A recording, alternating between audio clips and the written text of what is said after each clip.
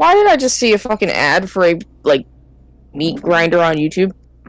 I just started recording. The first sentence in your stream. The first sentence of the recording. Why do I see a meat... Okay, I told you I was starting it. Hello, everybody, and welcome back to the Temptations of ait'seh, where apparently we're starting it with that. We're rolling with it, apparently. I regret nothing. I am your DM, the Uncommon Guru. These are all of the wonderful people. Say hi, everybody. Hello. Hi, everybody. Madrino. Andrea's still a little bit quiet. He's still got some stuff going on in the background. Doesn't want all that being picked up on the mic. No worries there, friend. And we're going to do a quick recap and then dive straight back in.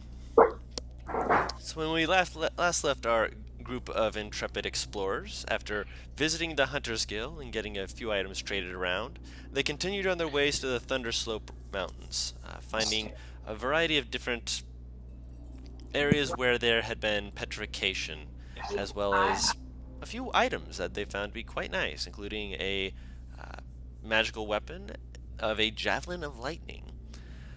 Eventually they stumble across the creature causing the petrification. A large, almost iron-hide bull creature called a gorgon. This monstrosity was unable to get a good foothold against them, as the group found out that they could quite easily snipe and have a grand old time, making it unable to get a hold of them, as they took it down and prevented it from taking them out. Slaying the beast and looking to collect some goodies, they've had a nice little rest, and we'll be getting ready to begin our day. So, first and foremost, I believe I said I would let you know how much of this you'd be able to get. Is that correct? Mm-hmm. So, beginning with that, the horns are about 10 pounds apiece. Most of the damage from it comes from the weight of the creature put behind them to slam into things, but they're quite hardened. I'm not sure exactly of what the material would be off the top of my head. The composition appears iron-like, but it is a natural material. As for the hide, if you spent another day here, you might be able to get some of the hide and actually get a size that would be usable. Right now you're still trying to get it off the creature, and it's tough. This is a hide that is definitely not meant to just be ripped off and dragged about. It's also quite heavy. If you're wanting to get a certain square area of it, you could, but it would be, as I said before, quite heavy. Honestly, this is not some haul that we're going to come across every single day, and I'm sure this will give us something a lot more worthy of a price. So should we try and spend another day and get it? I think so. Alright. I'm fine with that. So it's survival to get it, right? I'll give her Or to- guidance. Yes, it would be survival. Okay. If you're taking your time with it, of course, I imagine Zadim has mentioned before he wants that hide. He really wants to make some armor out of that, or he wants to get something for his troubles. So roll with advantage and guidance. Yes. I need to pick 2 new spells. I forgot. Wonderful. 19. Okay. Yep. And just for everyone in the chat, as well as for everyone in the future who's watching this from us in the past, I did some miscalculations on the EXP levels, and I said they could level up, and I'm rolling with it because no takebacks. So they're now. I still haven't picked a feat, and I hate myself for it. Take your time. Depending on how this session goes, you might not run into any encounters, maybe, but we'll see. For a 19, it's going to take probably the better part of let's say 2 short rests before you're able to get something sizable.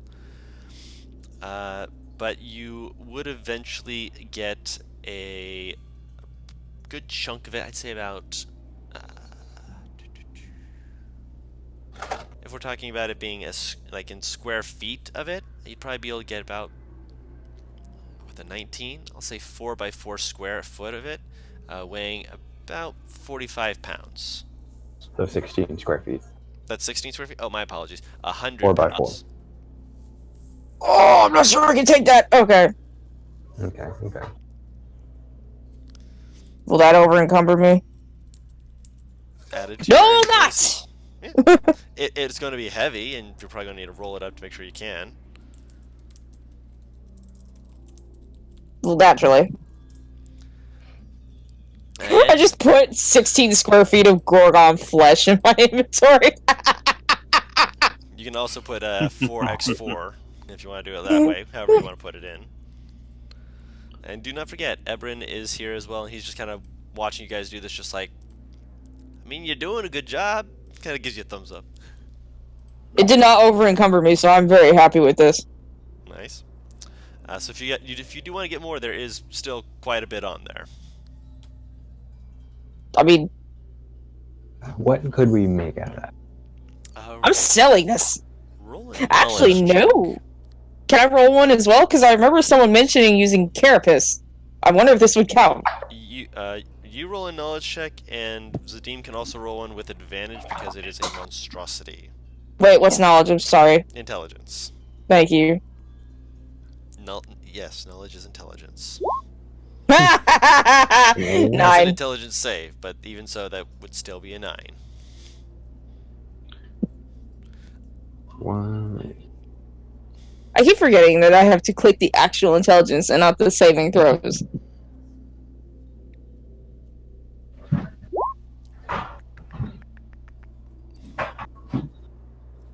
$17. 17. Are you using guidance? You would only be able to cast guidance on one of them, and you can't do it. No, I was doing it for their survival. Yeah, you did. They did. The Oh, okay, survival then- gave them a 19 with the guidance. Yeah, I haven't cast it since. Yep, no worries. So I took enhanceability and invisibility. Nice. Excuse me. You're fine. Alright, so with the 17, this is definitely not a carapace. It's advanced hide armor. Advanced. Yeah, advanced hide armor. Thing is, the composition of it can actually be worked out into other forms rather than just hide armor. If you wanted to just throw it on your shoulders and wear it, it obviously would require you to actually, form it to an actual hide armor that you can wear. But you could just throw it on and have a +1 hide armor. Non-magical, as it is not a magical creature in that sense. But if you had someone to actually work it out, you could make better armor with it. It would just, of course, take the time and effort to actually get it to be usable in that sense. I'm gonna just sell it. Need to make armor from out of this. How much would what? How much, like, square footage? Depends on the person you're making it for. Obviously, the more material you have, the more chances you can have in case something went wrong. But if you're giving it to a professional, about the amount that you've got before would be about right. I have a question. Mm-hmm. And this is a basic question, so if you but I'm going to assume that my carrying weight is based upon my strength. Yes. I have no idea how much I can carry. How do I check that? It is based off of multipliers and stuff like that. If you want to just keep adding 1 pound to one of the items until it says you're over encumbered, that would give you a rough idea of how to do it. That's what I've done. Thank you. Okay, so apparently 180 doesn't over encumber me. Hold up. You're a strong girl. 190 does. I'm going to bet that I can carry 200 pounds. I think it's like 10 times your modifier. 200 does not encumber me. Girl. 221 doesn't over encumber me. You know what? There we go. 250 will over encumber me. What's your strength modifier? 3. Wow. So you have a 16 strength? Yeah. You are not weak. No, she's not. There's a reason every time I've drawn her with muscles.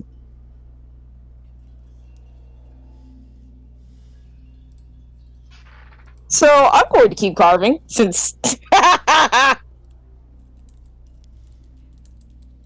Okay. Roll in another survival check. Can I use it with advantage since I have my prism wing? Will you allow that? If not, I'll give her the help action. It would probably be better with him. The prism Okay. wing's kind of watching over your shoulder, just looking at you, just like, I have no idea what you're doing, but you're doing your best. You're doing great, sweetheart.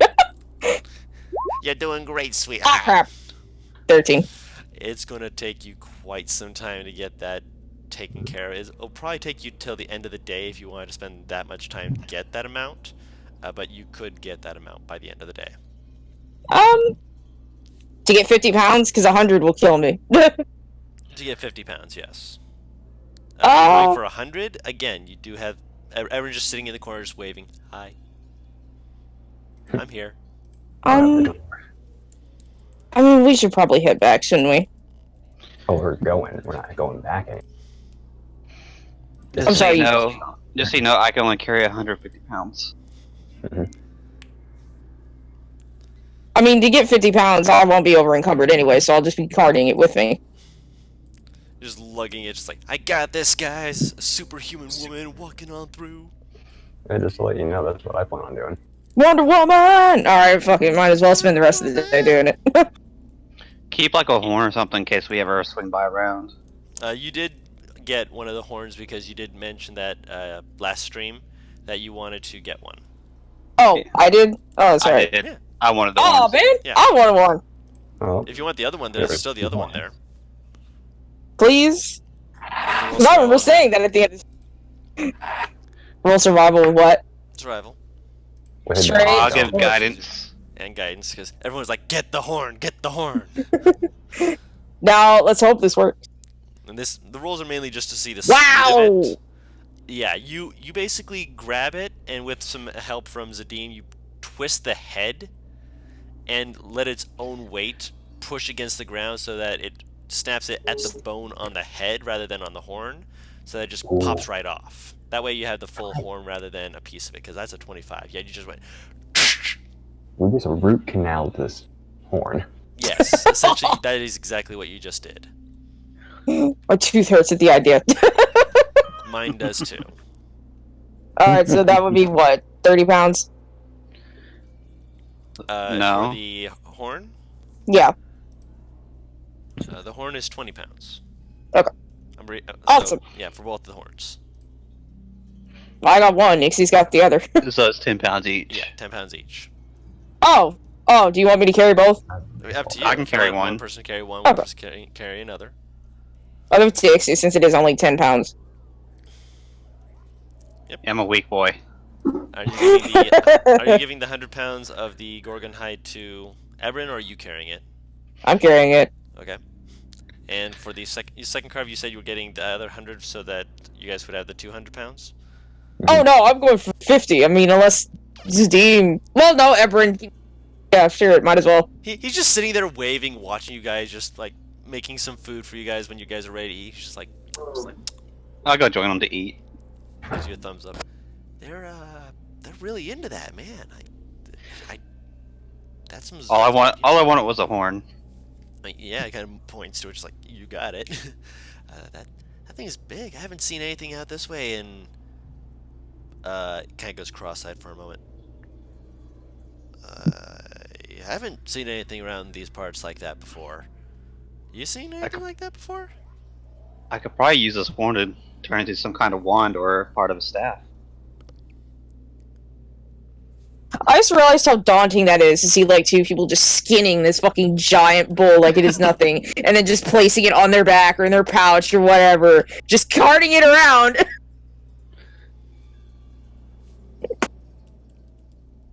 So does anyone have like a message bird or anything to tell the person that we took care of it? A message bird? Or something. You can send your little dragon with a note. Fair enough. Would he be able to go that far, though? I don't know how far they can go. They can go as far as they want. Everyone kind of holds up a finger. He's like, if you need, there's a couple other hunter stops along the way. If we let one of them know they have faster creatures than most people have, they might be able to get something for you. So I can just write a note with with Arcus and send him to one of those little pit stops. Yeah. Oh. Do you have any paper? He like pats In himself fact, down. I do. No, I do not. Oh, you do. Excuse is like here. He's like, haha, this is what I was made for. Pulls out paper. Voila. I'm an awful person because I immediately just thought that she just dipped it in blood and just wrote with that.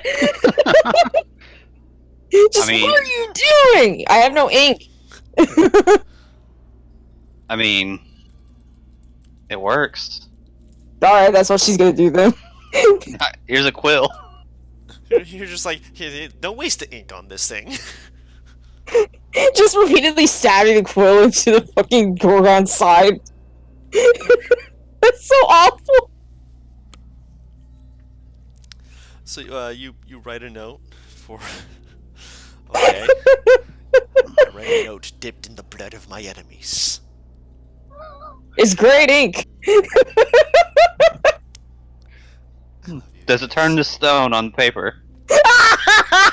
It is not the blood that causes it, so no.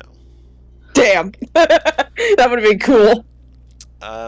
For that actually, while you've been carving Zadim, roll me an intelligence check with advantage. Again, because favorite enemy. That would have been great.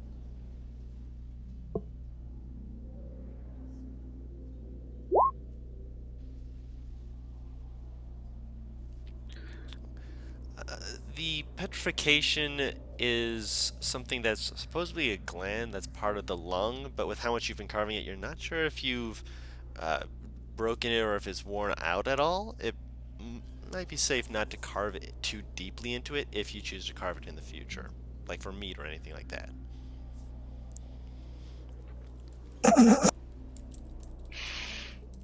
I'm sorry, this is awful, because all I could imagine, like, punctured the lung. You're petrified.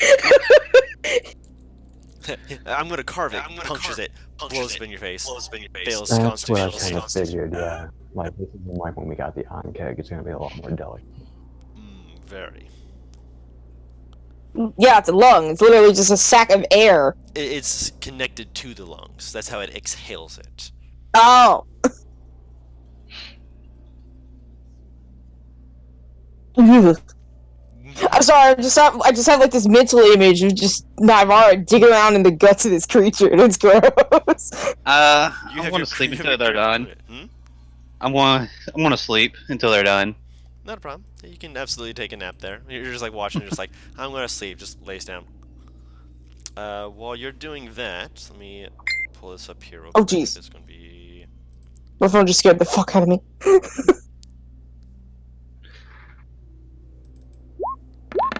I don't think Roll20 likes my 3D dice yet. Oh yeah. Fuck you! Yep. Yeah, Ebron's just gonna be off to the side. He pulls out a box he has, which basically it's a forge. It's a little portable forge, which he starts working some of the iron and materials he has, and starts working around forming some kind of item. You're not sure exactly what it is because you're focused primarily on getting this hide off, but he looks like he's having a good time. What you working on? Eh? Pauses as he's finishing up part of it. Oh, I'm trying to see if I can make a thing.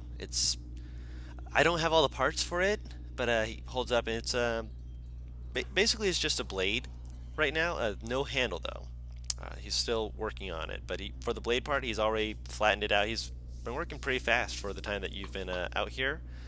He kind of looks down at it, looks up, he kind of shrugs. I don't have a grindstone for it though, so I can't clean it up in the edges and whatnot. That's some of the more of the in-city type thing. And I don't think I got the know-how to make this actually, like, holds it up, turns it over in his hands. Work with what the idea I've got is. No, not with that attitude, you don't. He stares at you. What? I'm aware that I'm not the brightest. No. But you seem like a pretty smart guy when it comes down to this. He holds up a hand, slowly drops it, holds up a hand again.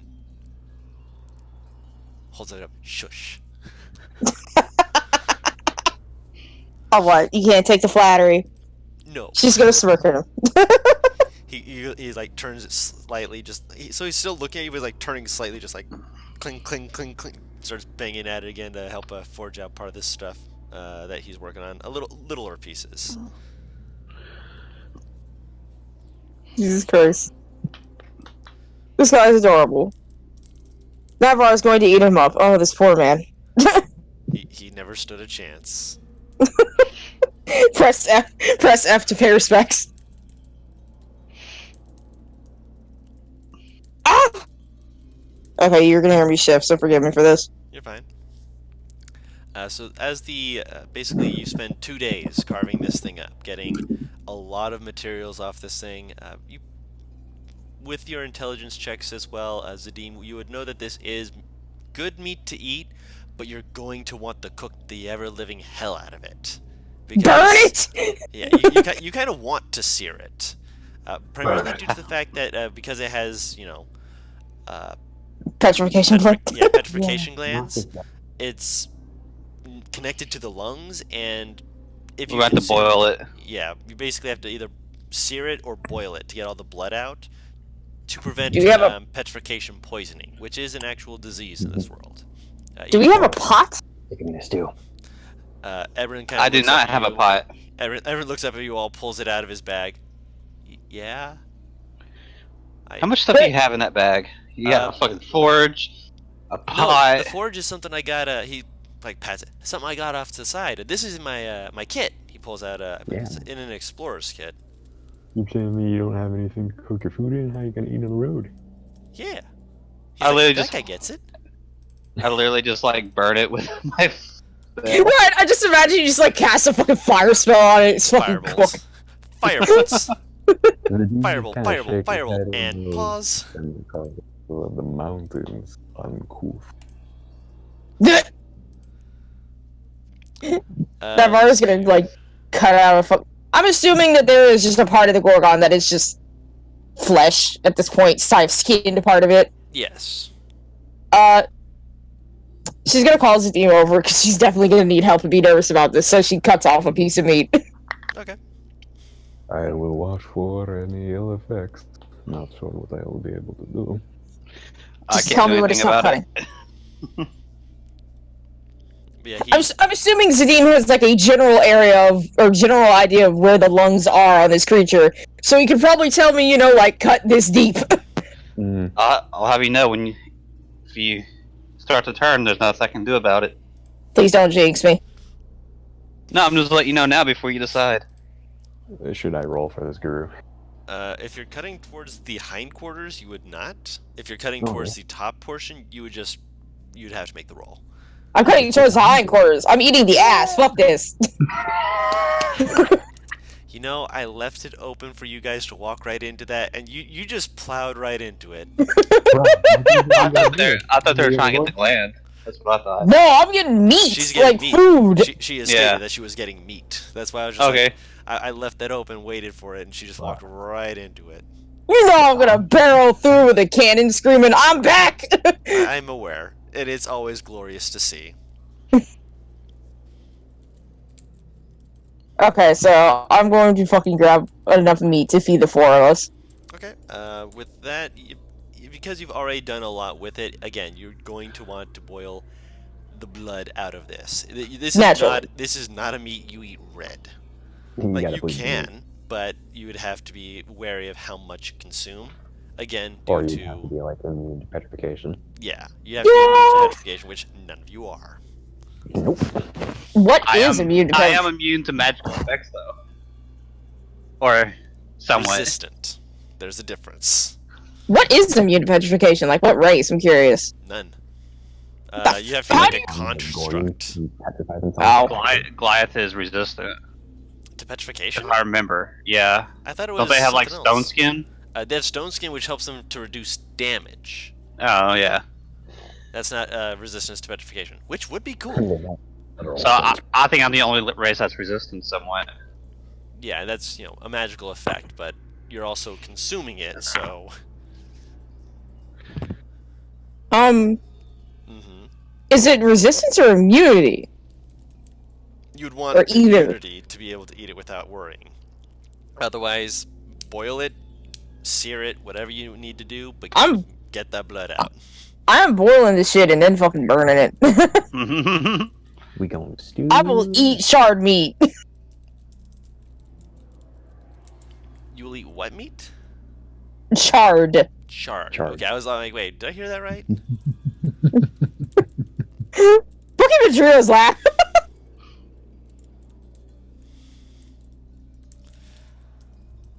Alright, so I guess we eat our fill.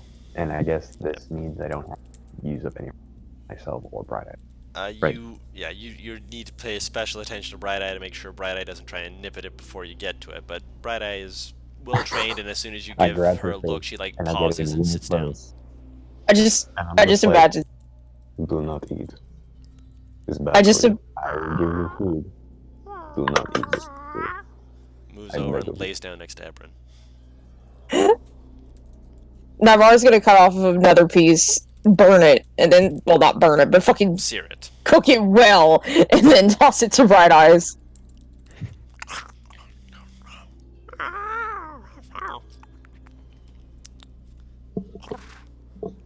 Starts purring as it lays down. I know it's not enough, but it's something. Rolls onto his back and starts kicking the air.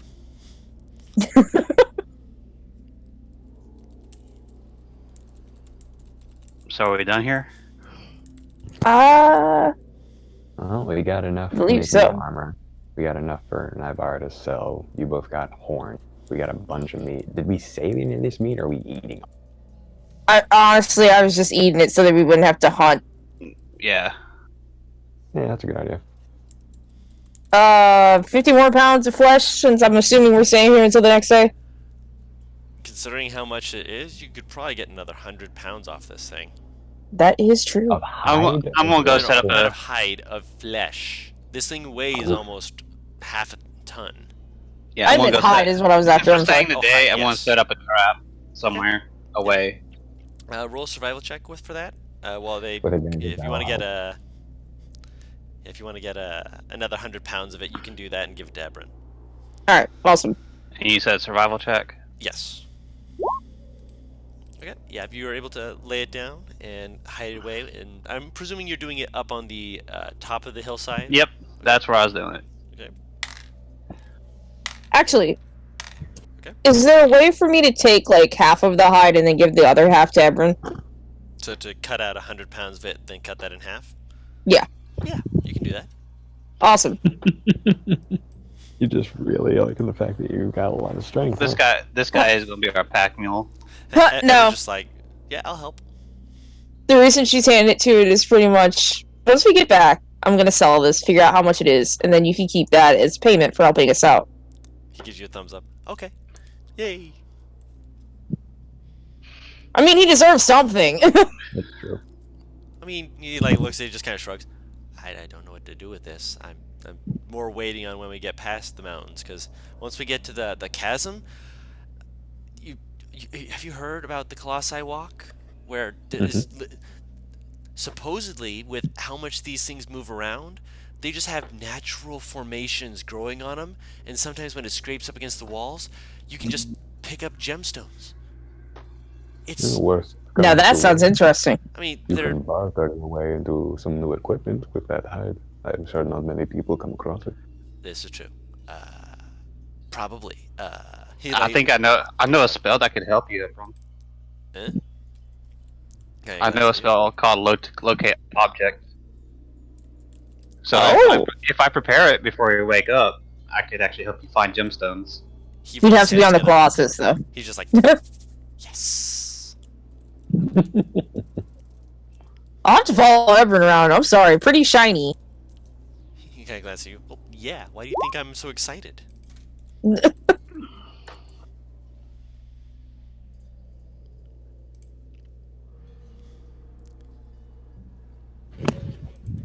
So I could actually help you find gemstones up to 1,000 feet away. He like How long slowly does wipes his mouth, just like, yeah, that sounds good. Meg? Alright. He really likes shiny gemstones. So I'm actually going to prepare that for today.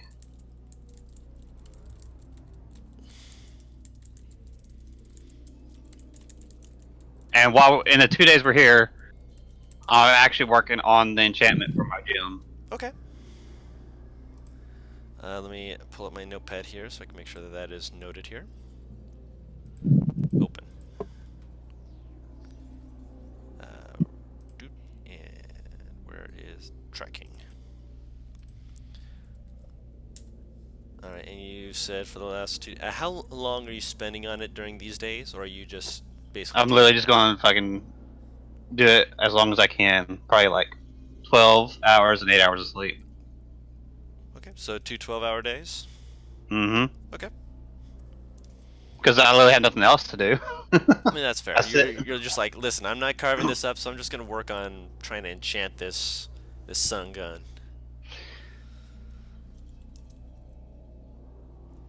Alright, so that's where you're at currently. Good.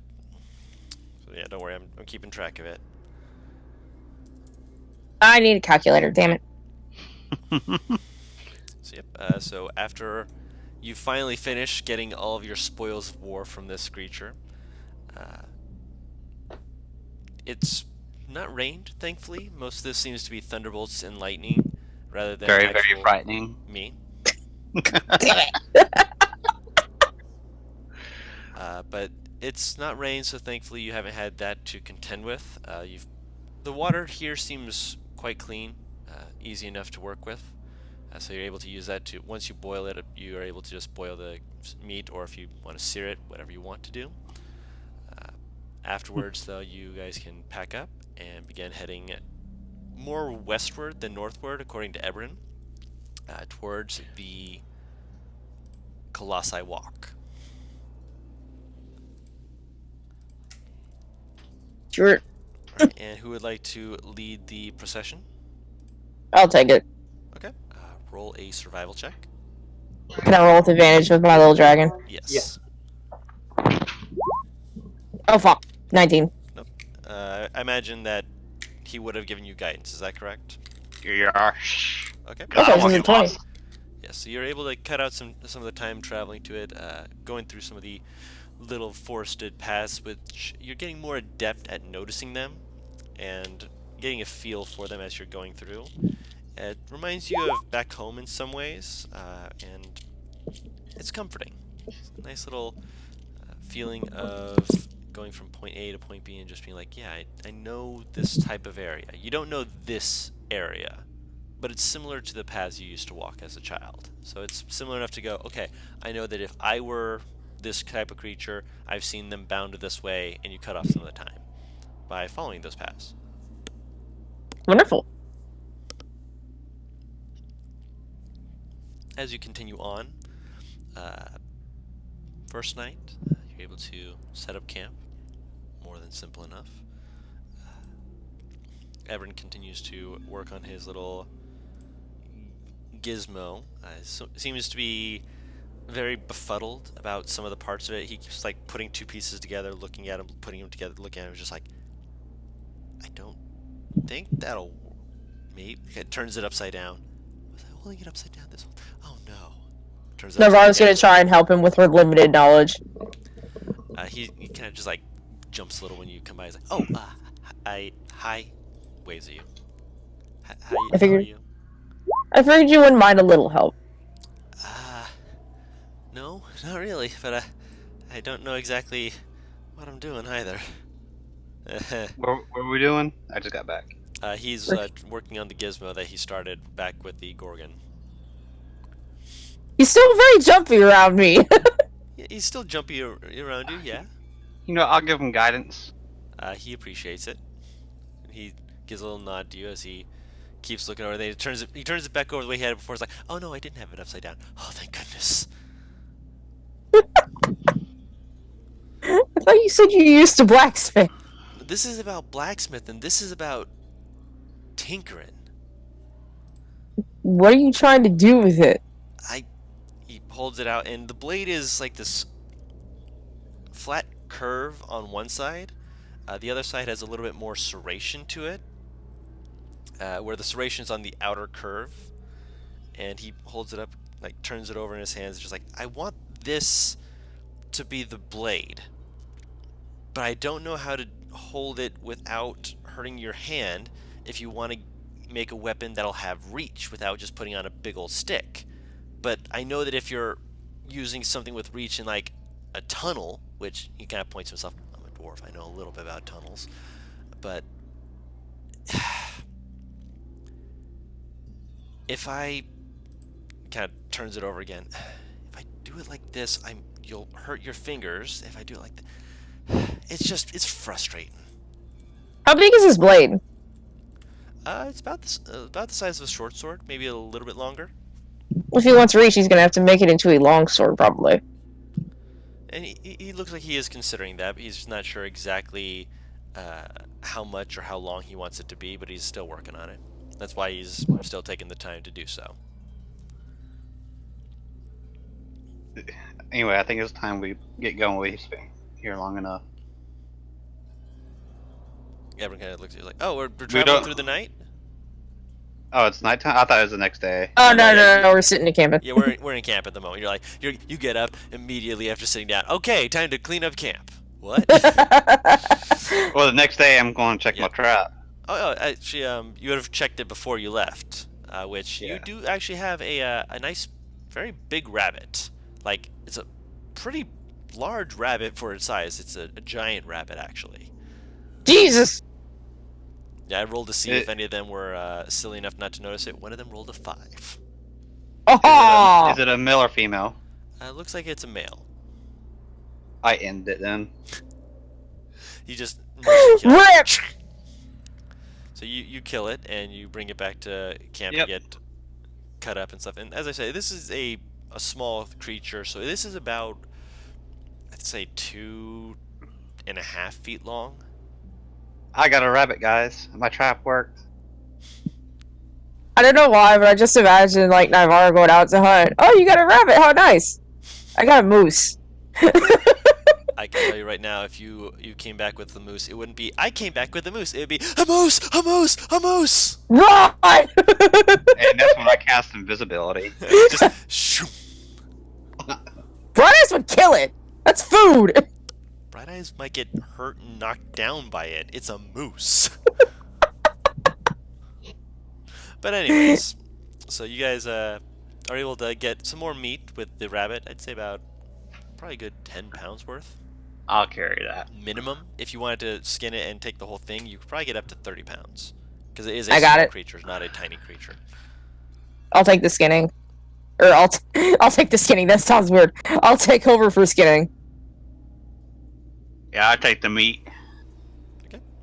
So you get rabbit hide and you get meat. Not a problem at all. So I'm going to assume rabbit hide weighs, like, what, 5 pounds? Yeah. Well, actually, no. With rabbit hide, probably closer to 3 pounds. It's very light and fluffy. I think this meat is safer to eat. Oh yeah, yeah, it's a rabbit. Yeah. Yeah, I literally just take like a chunk of it and eat it. I forgot about that. Everyone just stares at it, just like, he likes it bloody. I was the one who lives in the forest, and even she's just kind of like, ew. I mean, it's meat. I guess. I have like a bloody chin now. She's just gonna, like, give you, like, a napkin. What? You never seen a man eat before? I've never seen a man with blood dripping from his mouth before, no. You haven't been down to the south then. There's some weird people down there. I'll just wash my face with the water. She's gonna look at him with, like, both her eyebrows raised, like, what? Yeah. Yeah, he looks down, just like, yeah. That's like the face of a man who's seen some shit. He nods. Anyway, let's get some sleep and leave in the morning. I'll take first watch. Yep, not a problem. Roll a perception check. Can I use Arcus to get advantage? You can. Thank you. I'll give her guidance before I go to bed. Awesome. I need to check mark it again. Just keep it check marked. I don't want to, because it's going to be the case of where it's like, I don't have it, and then I'll have to uncheck it anyway. Okay. 22, yeah. The place, at first it's, again, thunder, lightning, very loud. There are more noises that start Stop. picking up. I know, you want to meme, I know. I'm reaching through the computer screen to pat your head. Down, boy. There's more noises that are starting to pick up. You see a few other errant forms, large creatures that are, none of them are flying creatures, but there are some that are moving from treetop to treetop that you can see from your vantage point. Again, larger creatures, but not anything flying. Beyond that, it's unintruded upon. The lightning continues to flash and light up various parts of it, giving you brief glimpses of the world around you, and for what it's worth, the Thunderslope Mountains are a very nice place. If you like loud noises crackling every 15 seconds to minute.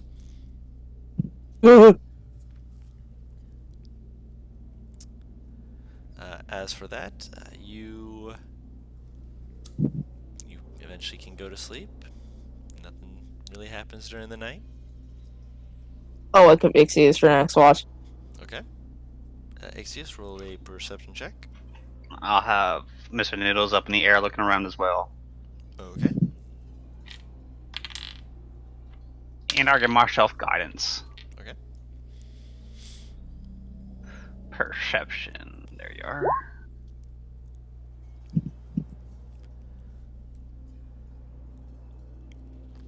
As the night progresses, you very faintly notice a few things moving from tree to tree when the lightning flashes.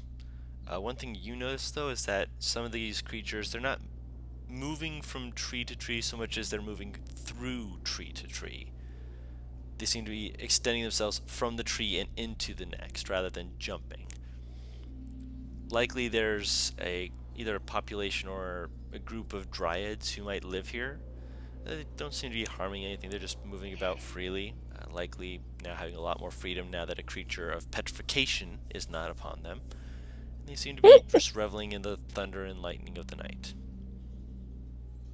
They are quite a distance away, so it's not that you can just walk up and say hi to them, but it is a interesting sight, to say the least. Interesting is a word. Interesting is certainly a word.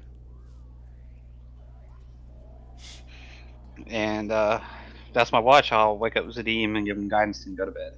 Alright. Zadim, perception check.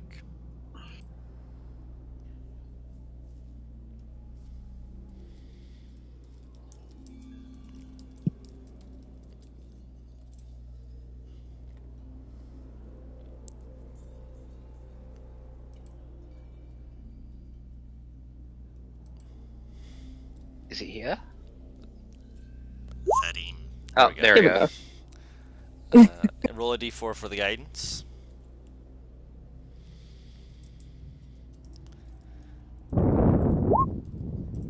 Yep, so 22.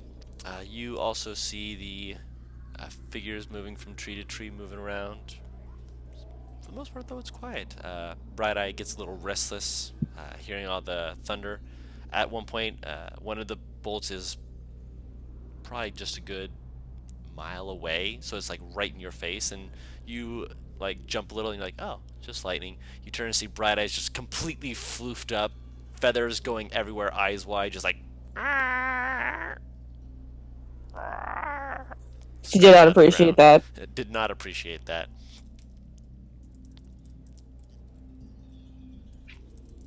Poor baby. I'll calm her. And she slowly calms down, just kind of like shakes her feathers a little bit, just like lays down, just trying not to do the cat arching their back thing, but they're like motioning for it for a moment, then slowly just kind of relaxing down, watching it with a very wary eye, just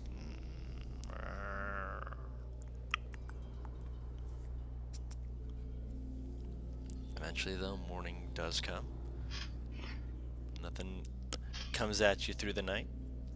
You guys are able to pack up your supplies and make your way westward towards the Colossi Walk.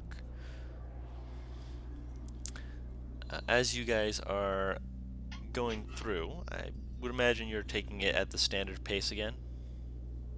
Yeah. Yeah. Mm-hmm. Okay. Are you going to be taking it through the Thunderpass Mountains predominantly, or are you going to do around them? Which is faster?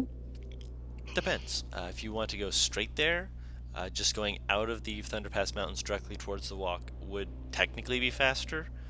With Zadim's help, you might be able to go a little bit more northward and then go towards the mountains, which may not be faster, but would get you further up along the path, especially since he's more skilled with traveling with people through the mountains. It's up to you guys. I'm ready for whatever. Everyone, we're going more north to be faster for your gyms. Yeah, Everin just kind of like looks between you all, just like, I mean, I'm good either way, as long as we get to the Colossi Walk. Gives the thumbs up. I'm good. Also, we just avoid the lightning altogether. Yeah. I don't feel like being electrocuted today. That's fair.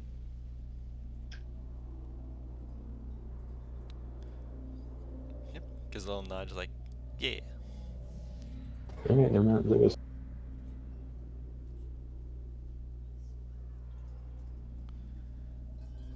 And then we'll start heading westward, I guess. Okay. I will.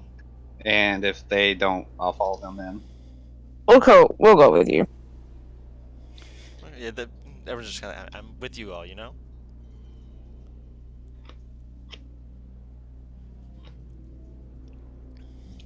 So yeah, I guess westward is the choice. Yep.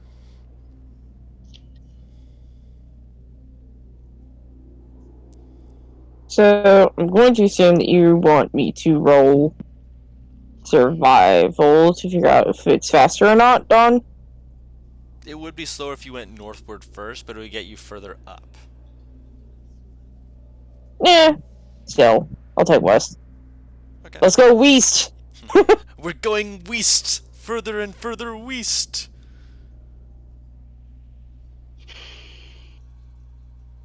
I hate that meme so much, but I fucking love Patrick Star. There are just That's some memes West I don't do. Patrick. Alright, so you guys are heading straight west? Yep. Alright, so you guys begin heading westward. Having a grand old time. Predominantly because you're starting to come out of the thunderbolts and lightnings, and you can stop hearing that ringing in your ears from when you have lightning hit too close. Making your way over, I'd say, takes you about 3 days to get fully out of the Thunderslope Mountains for heading straight west. And by that time, you're hearing it only in the distance. It's far more of something that's more of just something that you can kind of nod at and wave at and go, please never again. The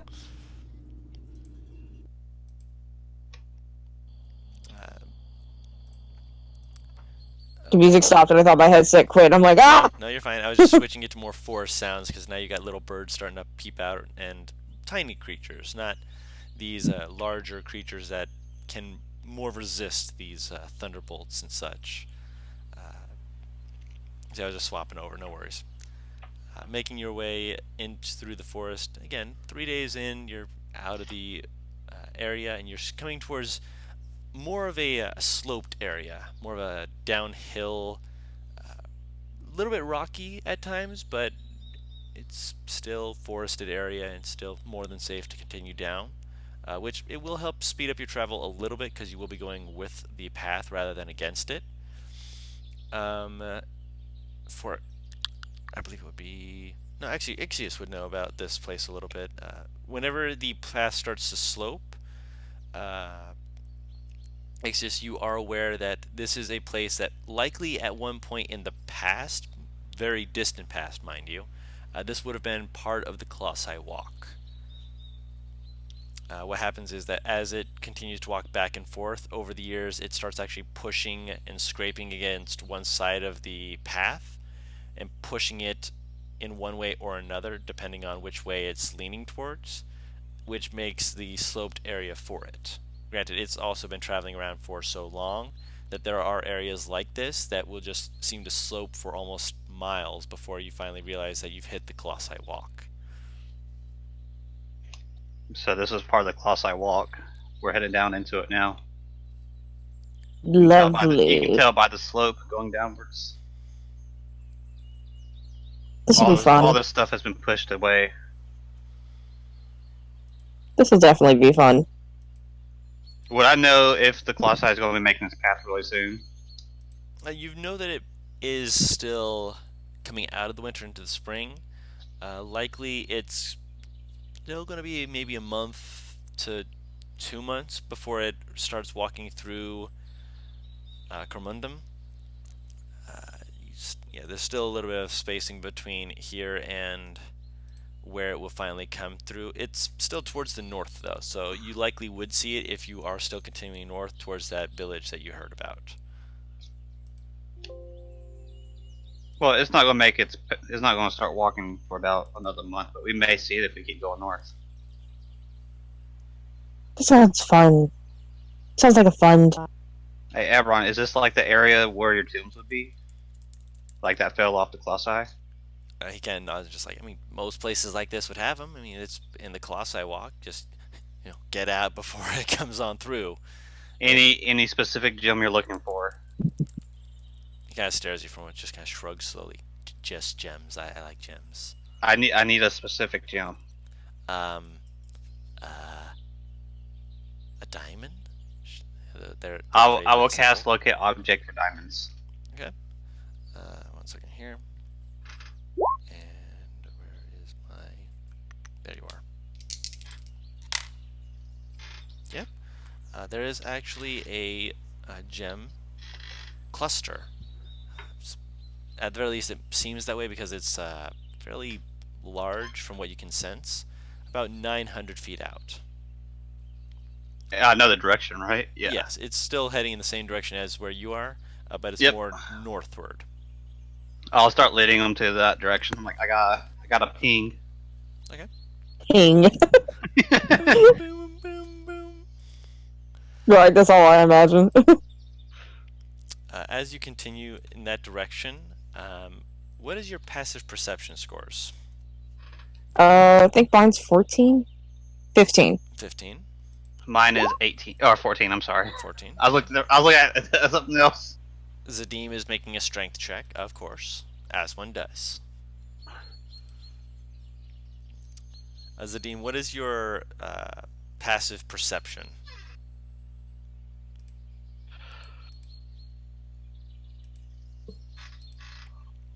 If you need to type it out, you can. I understand you're like 15? Okay, so you all would notice then as you're traveling around, if you guys had lower than a 13, you guys wouldn't have noticed, which I think even Ebron will actually notice this. Let me double check his perception passive. Yeah, even he notices. Voices up ahead. Immediately you can hear cursing in very crass words. Sounds like someone is doing something, but whatever they're doing, they're either having a hell of a time of it or they're just being complete dicks to each other. Fun. Are they like where the cluster is? In that direction, yes. But they're not on it. You can't tell specifically because you haven't seen them yet. It's possible that they're not directly on it, but you'd have to get closer to see. But they're near it? They are near it, yes. They're in probably the direction of it. Cluster. They're probably looking for the cluster as well, because they're pretty close to it. Might as well go and check it out. Everyone shrugs, just like, if they're looking for it, they can get what they want, but, I like to have mine, Just saying. Can we just, look at them real quick? Not engage and see if they're... You can stealth.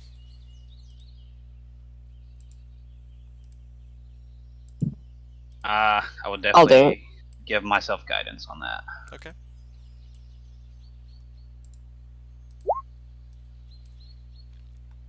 Okay, 14. Do you want me to do it as well, or is Ixie's going alone? Are you going with him? If he's going alone, he's going alone. I'm asking, does he want to go alone? I mean, I don't mind y'all coming along. I just want to see how close they are to it. Yeah. See if we can just go around them. Whoops. So 10. Or, no, an 8, because he can't give you guidance. Yeah. It's an 8. Naivara's just kind of walking, just crack behind you. Right, that hurts me so much. Player in other games. All of your stealth-based characters would be proud. You, Meg, fucking coming out of the fucking bed and choking me. Just comes out of the darkness, smacks you. How dare you? Walks back into the shadows. Alright, and Zadim, are you following as well, or are you just... You just I'll having follow to further back. Further back? Okay, roll a stealth check.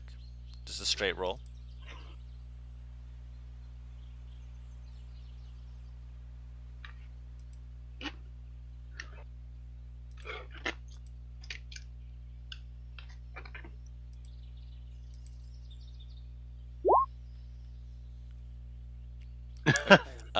Luckily for you, Naivara, Zadim is also bumping into pretty much everything.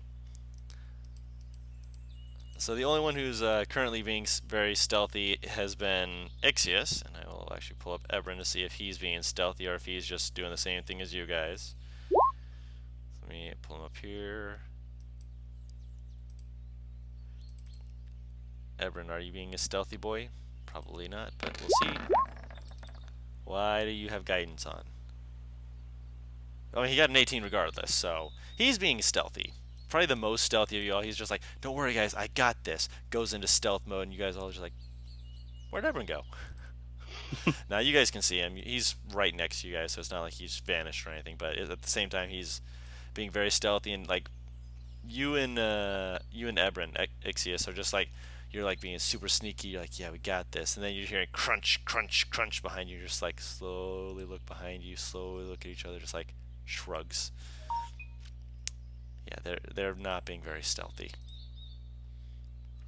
but you can't exactly blame them. These people are, you know, yelling around, and they don't seem to be paying attention, so far as you can tell. Getting closer to them, you can make a perception check to see if you can hear what they're saying.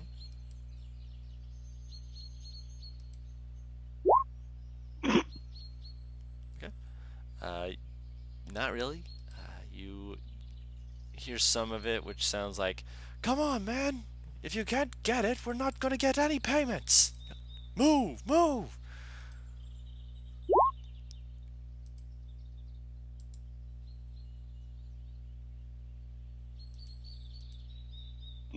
Can Ebron listen?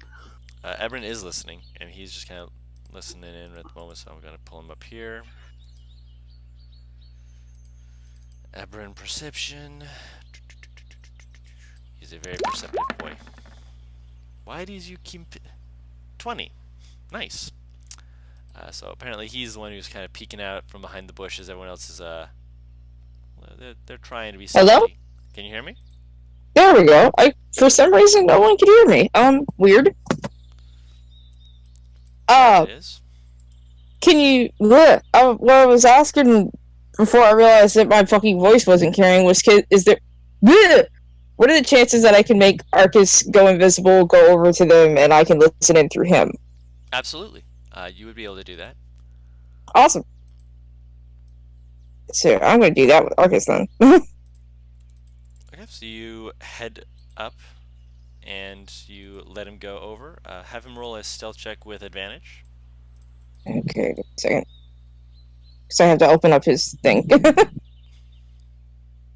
Oh,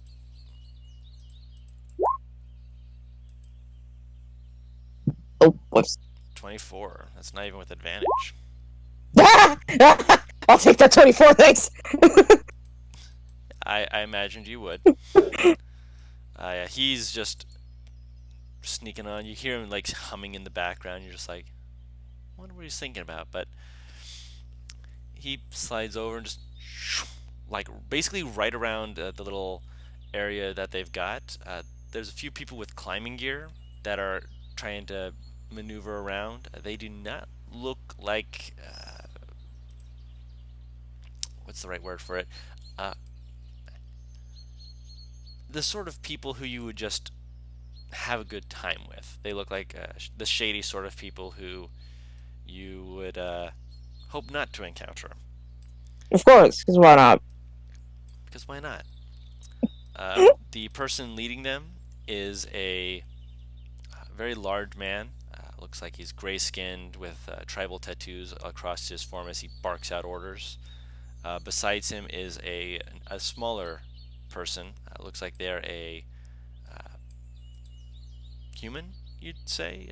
With your stealth check, you can kind of peek up under the hood that they're wearing, and they're just kind of leaning back watching as at least 3 or 4 other people are waiting and helping this other person to get up as they're climbing up the side of the Colossi path, as you actually now see into the chasm, which as you're approaching it, by the way, the chasm is probably a good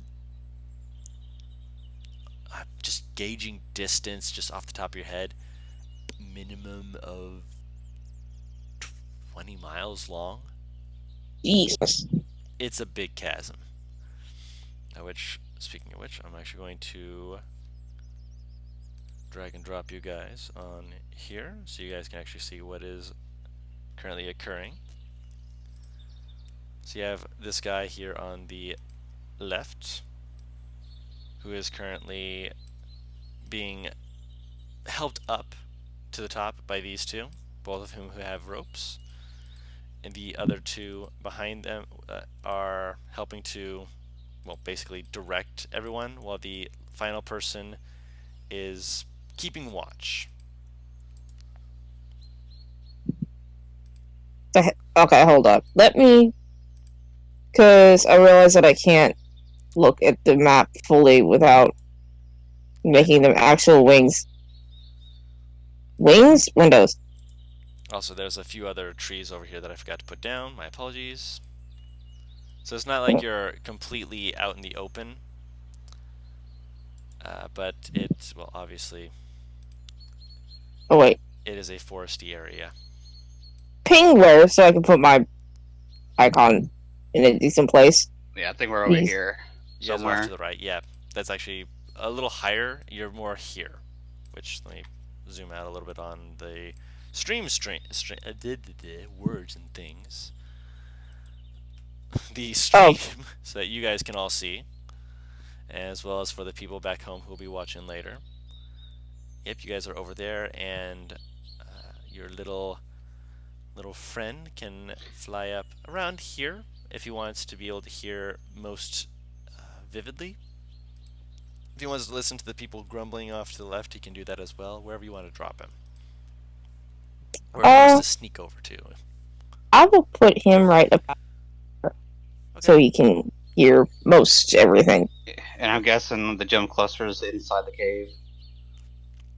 You feel it getting a little bit closer to you, meaning that probably one of the people is trying to pull it up the side of the cliff. Also, they have it. At the very least, part of it, you do feel that there's more underneath where they were before.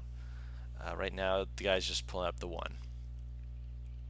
I'll tell you, Ron, like, the gem cluster's inside the cave, and that's what they're looking for, because some of it's moving. Everyone just kind of, like, rubs his hands together slowly, just like, I kind of imagine, yeah.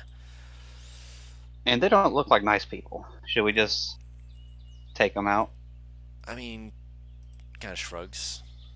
Are you guys more, you know, They look like bandits, and they probably rob people. That's all I'm saying. They haven't done anything to us. Here. I mean, yeah, I mean, is he on the map player? Better not be. No, he's not. Good. I mean, they're just looking for gems too. I mean, I can respect that, but you know, I also want to get gems. You know, it's just A little bit. How about if you want, we can wait till they leave, but they might get everything. Hopefully not. I mean, well, if they go back down, maybe we can, just talk to them. Maybe they'll be friendly. Just maybe. You're a very hopeful guy, aren't you? Yes, I am. I am not I, smart. I commend you for that. He gives a thumbs up and a big grin.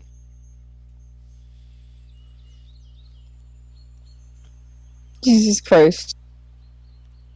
While they're talking, this guy is moving this way. Look around kind of slowly. The other two are like watching him as he looks around. Here's something. He's got a very odd-looking spear in his hand. Looks like a normal spear, but on part of the back end of it, there looks like there's like a tube of some sort along the length of it, with a little ceramic mount of some sort. He kind of peeks up, looks over. Just a general perception check. It was just the wind. You might want to hurry up, boss. I think someone might be here. She turns around and hops over to him. They move over to help these guys out. They seem a bit paranoid. He's going to keep an eye out, both hands on the... Actually, only has one hand on it. Picks up a shield with his other hand as he watches, and they try and hoist the guy up. He hands it over, just like, should we go back for the rest? We might have already been found out. Go. Pull him up. Yeah, they're taking all of it. We gotta go now if we want to get some. Yep. They pull this guy up onto the chasm. Like, all right, let's go, and they start. Looks like they're starting to head northward. Time to follow. Is there any left in the cave? Yep, there's some left in the cave. Oh, okay. Like how much? Like probably based off the locate object. Does the locate object tell you exactly how much of it there is? No, it just gives me like a general direction and if there's like multiple pings of it, it'll pick up as well. There's multiple pings of it. They're smaller, but there are multiples of them. I mean, there's multiple locations in there, but they got the majority. They got a big chunk. Yeah, Can I send Prison Wing in to see exactly how much? Arcus? Yeah. Yes. Arcus can fly in. Arcus. Are they like on a cart? Hmm? Are they like on a cart? They're moving on foot, no cart.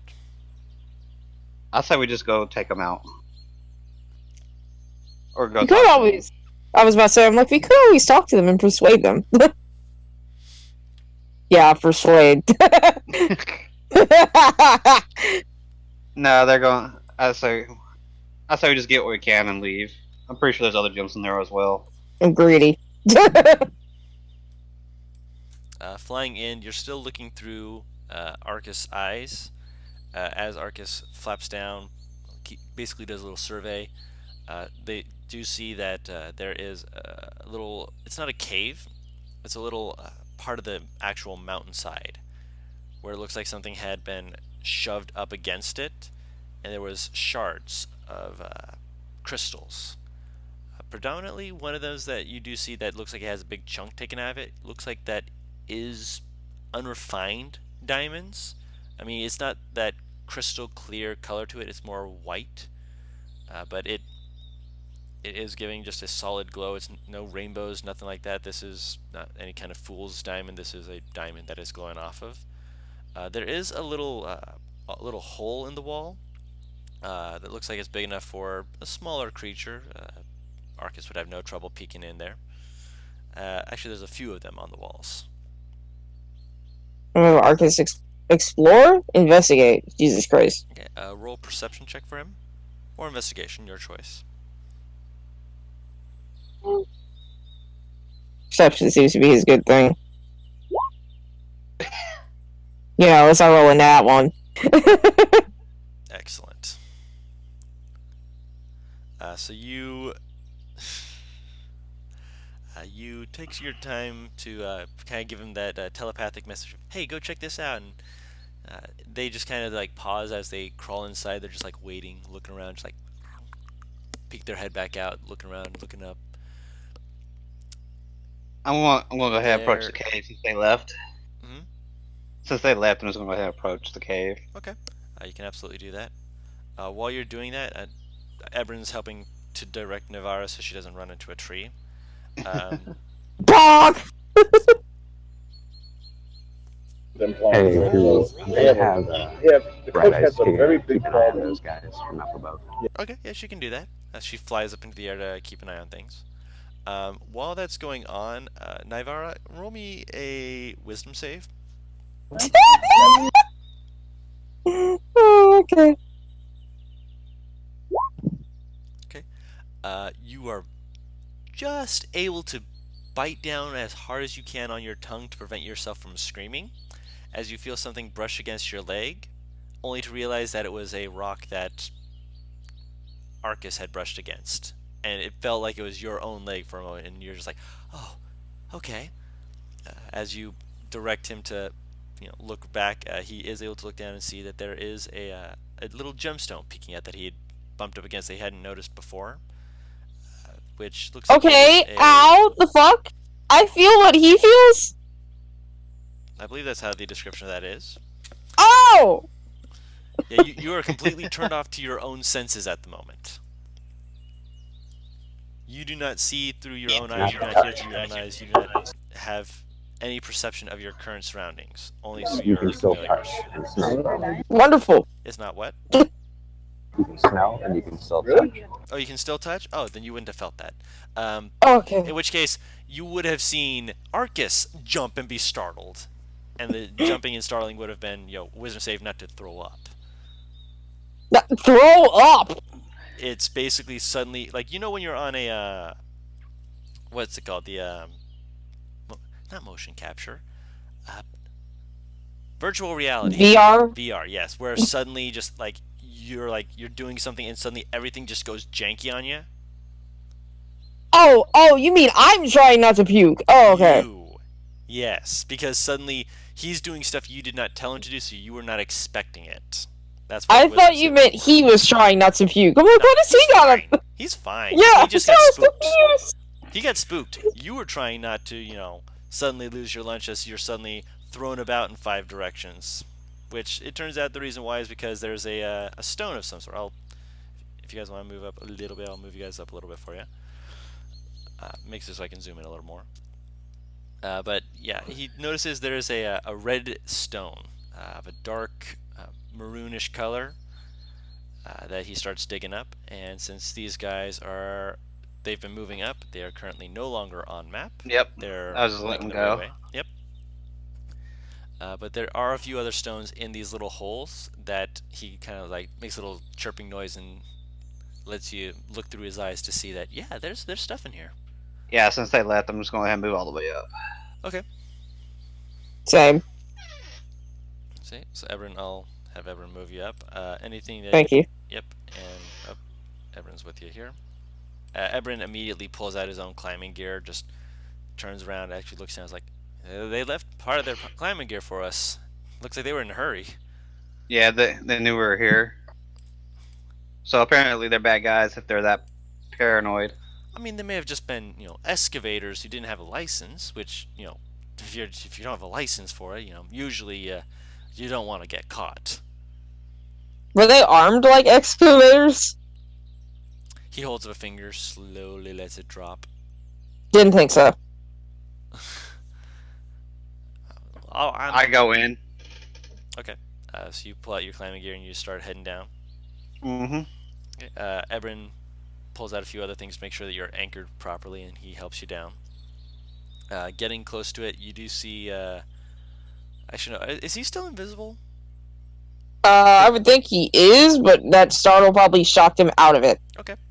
As you move down, after you pass a little hole in the wall that doesn't look like too much at first, you see this little orange head just Up at his head. nuzzles into your hand, pops back in, and is like, you hear a little...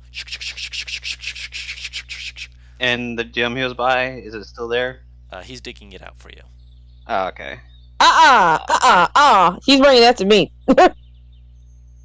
Is there any other gems near? this area Uh, as I'm climbing down? make a perception check, and then a knowledge nature check. Why not investigation? Sure, investigation. I'll give Because myself you're guidance. looking around for it. I'll But give I'll say myself investigation. guidance, and I'll have Mr. Noodles help me look. Okay.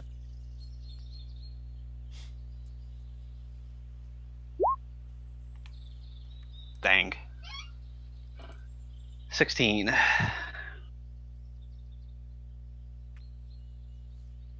With a 16. 16's still not bad. Oh yeah, you see where they had been digging up before. There's certainly a chunk of it that's been removed. You can't see exactly how. Actually, roll a knowledge nature check for that as well. So just roll just a knowledge nature just to see what kind it is, as well as if you notice anything else. 22, yeah. No, 21. 20, I will 21, yeah. cast guidance for that. Yep, a 21 still more than good enough. Whatever they were using to get this out, it looks like they had used some kind of acid to melt the rock around it to get it free, because it's still got a little bit of that hissing, bubbling texture to it. You're not sure what kind it is, but whatever it was effective enough that it was able to get that big chunk without breaking anything from it. It did also loosen up about 5 other smaller diamonds, probably worth about a good 50 gold apiece. It's not what I need, but I will take them. You need something worth a little bit more? I need something that's worth 300. For which one? Huh? Oh, for the, is that a 3rd level spell, I think? Yeah, for a 3rd level spell I'm going to be getting. I think I know which one you mean. But yeah, I'm aware.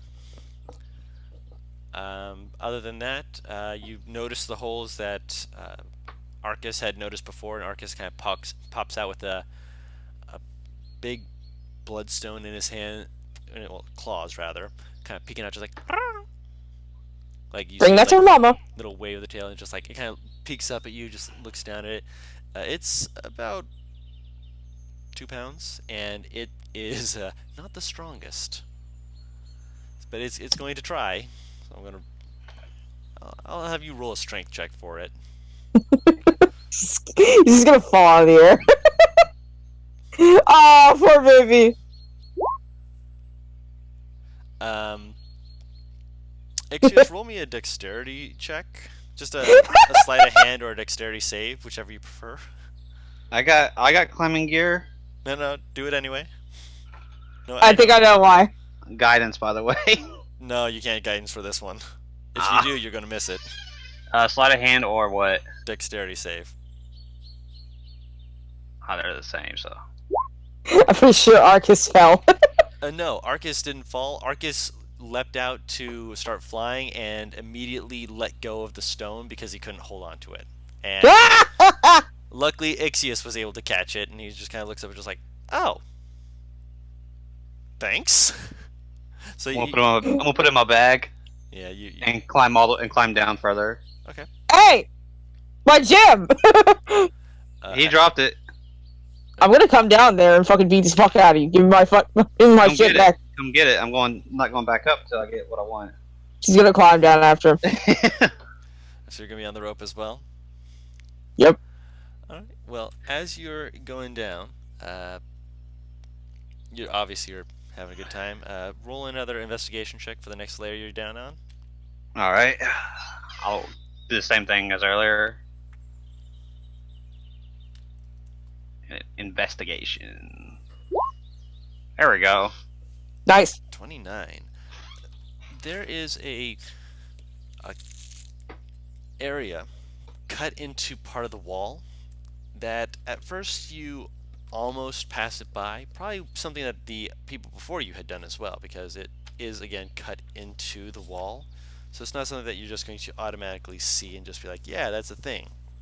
But looking at it, you are able to notice that there is a little cavern that's kind of curled into it, and a few of the stones as part of it there's gemstones in there, but there's a certain stone structure that looks a little off. It's off colored, not quite what the rest of the structure is. Can Mr. Noodles fit in there? Easily. Yeah, I'll send him in to look around. Okay. He starts looking around. I have a question. Make a perception check for Mr. Noodles and ask away. How far down is this? Like, how far until the ground, or until I can touch the ground? I'd say Yeah, it's wisdom for perception, right? 2,000 feet. Jesus Christ, this place is deep. The creature that's walking through here is monstrous. Okay, Mr. Noodles doesn't seem to notice really anything as he's just kind of peeking around. Just kind of curls up on one of the rocks. Are you looking through Fuck its you, I eyes? want to rest. Yeah, I'm gonna look through its eyes. Okay. As it's kind of looking around, you notice. You roll a perception check for yourself as well. Ixis is just gonna take all the loot. No, I'm going to share it. Yeah. As you're watching it, he lands on it, kind of peeking around. There's plenty of precious gemstones scattered about here. One thing that catches your attention shortly after, like you're about to call him back, when you notice that there's something that kind of catches your eye for a moment. It takes you a moment before you register that Mr. Noodles is kind of going up and down. What? At first you're like, he's moving, but not moving. yes, he is holding still, and he's still breathing, of course, but normally when you're looking through Mr. Noodle's eyes, there's no movement. So he's like on something alive. Yes, but from what it looked through and saw before, you don't see anything, and neither does it. Great. Fun. So am I able to like reach in this hole and grab the gemstones though? You'd have to go down a little bit further to be able to get there. Probably only take you maybe another moment to get down there. Navar, you said you were going down there as well, correct? Yeah. Okay. Is Nadim coming down here? Zadim? Zadim, what are you doing? Actually, is everyone coming down here? Because I think he'll come for sure. Oh yeah, Ebron is as soon as Navarro is like, yeah, I'm coming down too. He's kind of looking at you just like, well, who's gonna just someone's got to make sure you get up. Yeah, that's me. Oh, that's you. Oh, he's like, oh, gives you a thumbs up. I'll go down then. I'm just sitting here like pointing like all the gems I see to everyone. You're pointing him out. As you're pointing, are you looking through Mr. Noodle's eyes while you're pointing, or are you coming back to point him out? I'm coming back to point them out. Okay. As you come back to point them out, as you're pointing down at where Mr. Noodles is, you see a shifting from underneath Mr. Noodles as a creature slowly lifts a head to peek out from under it, and the stone that you thought was off-colored shifts and flares out into a set of wings. Oh! I call back Mr. Noodles like into the pocket dimension. Okay, so you quickly put him into the. And I tell everyone better go straight up, go right now, as fast as you can. Yep. As you're saying that, it leaps out and falls down towards the area below, and does a swoop to come back up. Those who can see it, which all of you can see it now, roll me a Arcana check.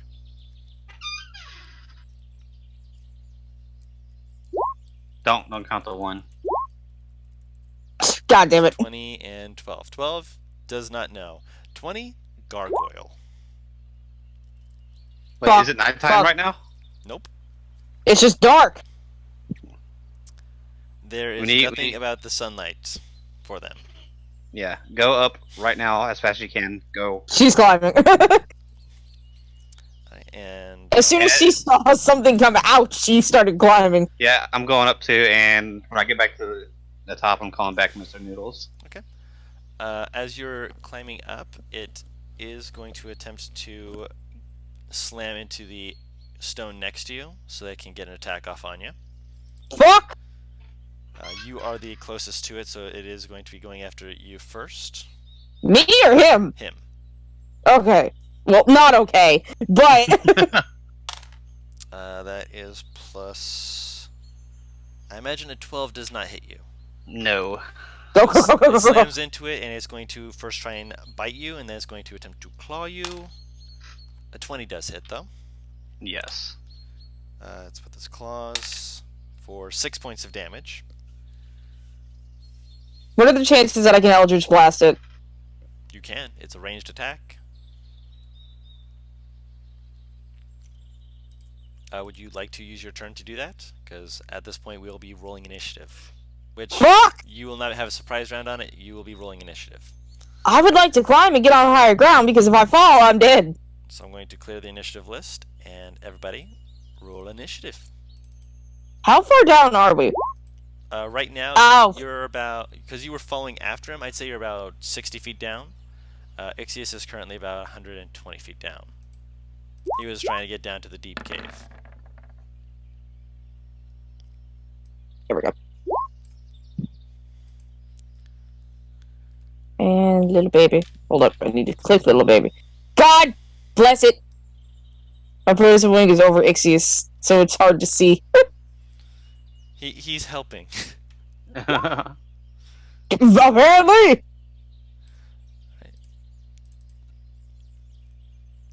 Yes, Ebron. Ebron's not doing too bad himself. And currently, yeah, our beloved little Bright Eyes is currently watching over the bandits, so she's not there to come down on them. So let's pull up the initiative order. And Zadim, you are actually first on the initiative list. Climb! He's not down there. He's at the top. Oh, awesome, he can shoot it. That's what I do. Fire away.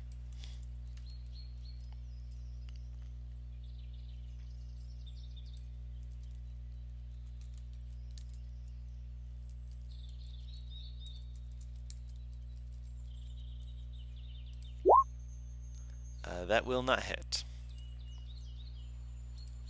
I was gonna ask if Arcus could give him help before he rolled, but it's too late. Arcus is not near him. Arcus was in a Damn. little hole, which is about 20 feet above yourself.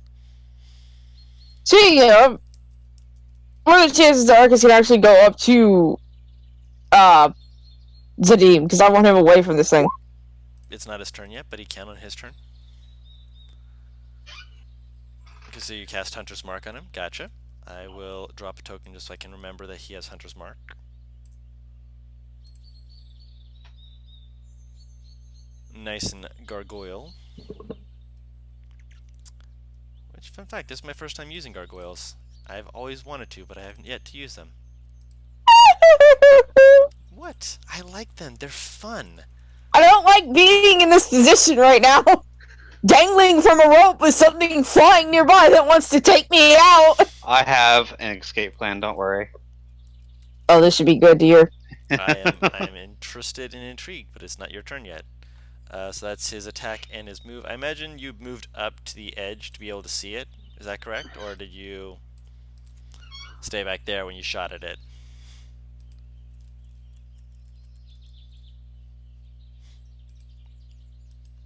Zadim. I don't know if he's there.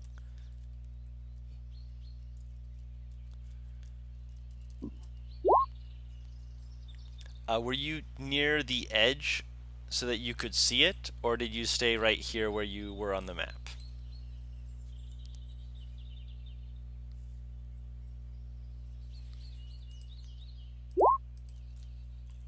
Okay, so I'll move you up there for you. No worries there. And Ebron and Naivar, I'll leave you two right here just because you guys are off the edge of the cliff. Most of this is going to be theater of the mind rather than, hey, here's exactly where you are in terms of moving yet.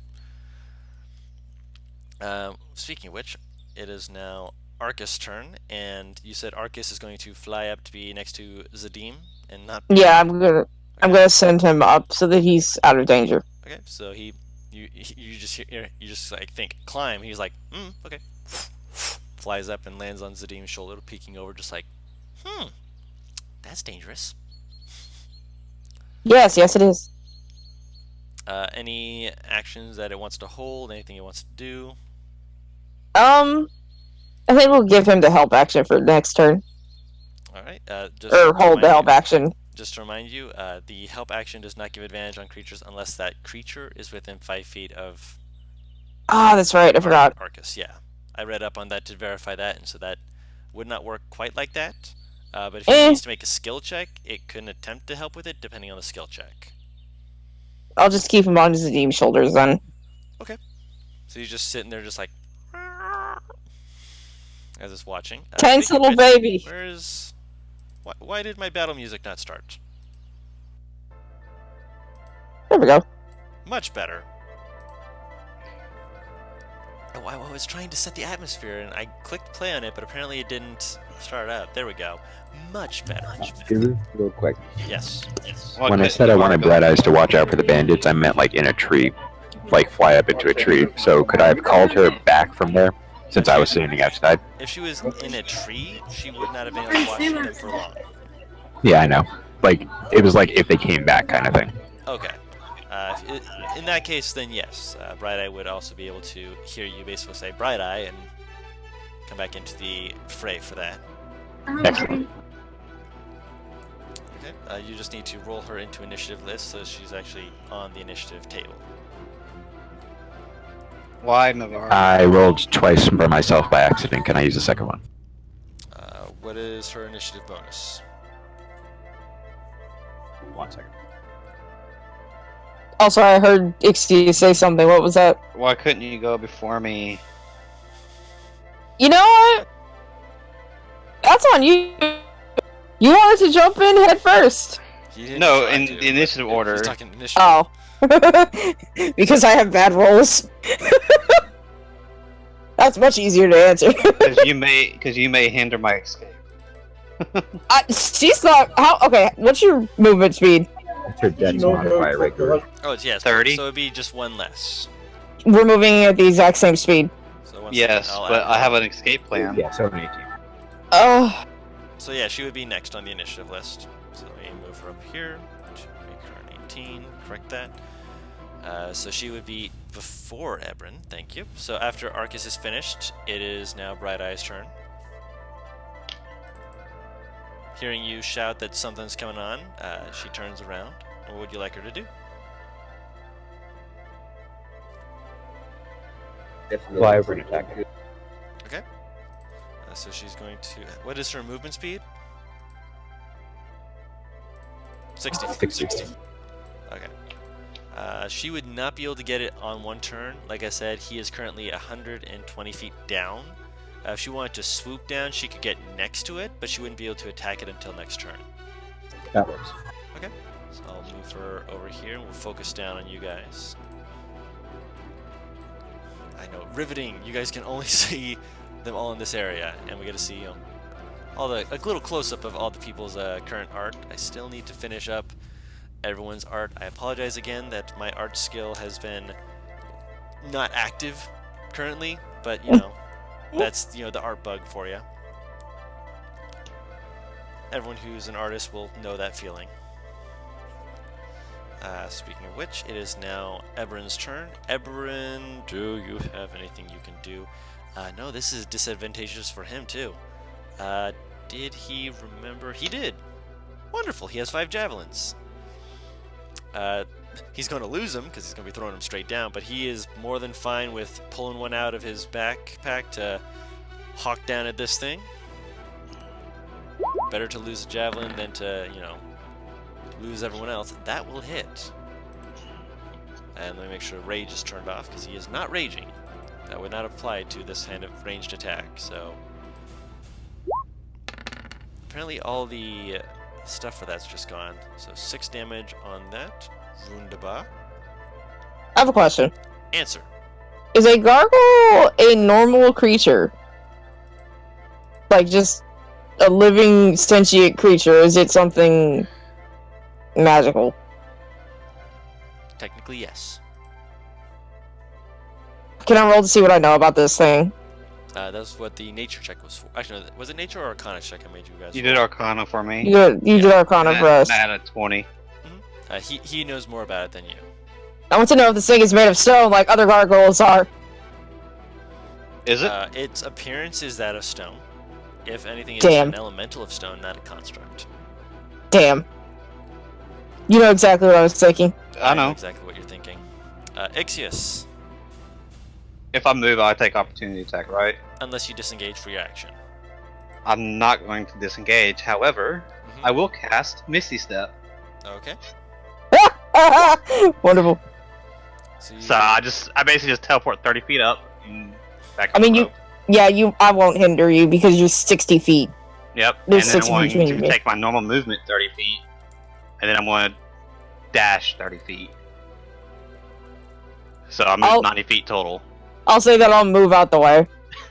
I still wouldn't make it to you. I'm 100 plus away. no, You're 120 feet down. I'm 60 feet down. There's 60 So- feet between us. You would be able to get up just under her. I mean, again, I could just move on the other side of the rope. Like you'd be at the same point anyways. Fair So enough. basically, we're hugging each other on the rope. Kind of. Hi. Fear! True terror! Fear.png engaged. Yep, and that's my turn because that's my movement bonus action.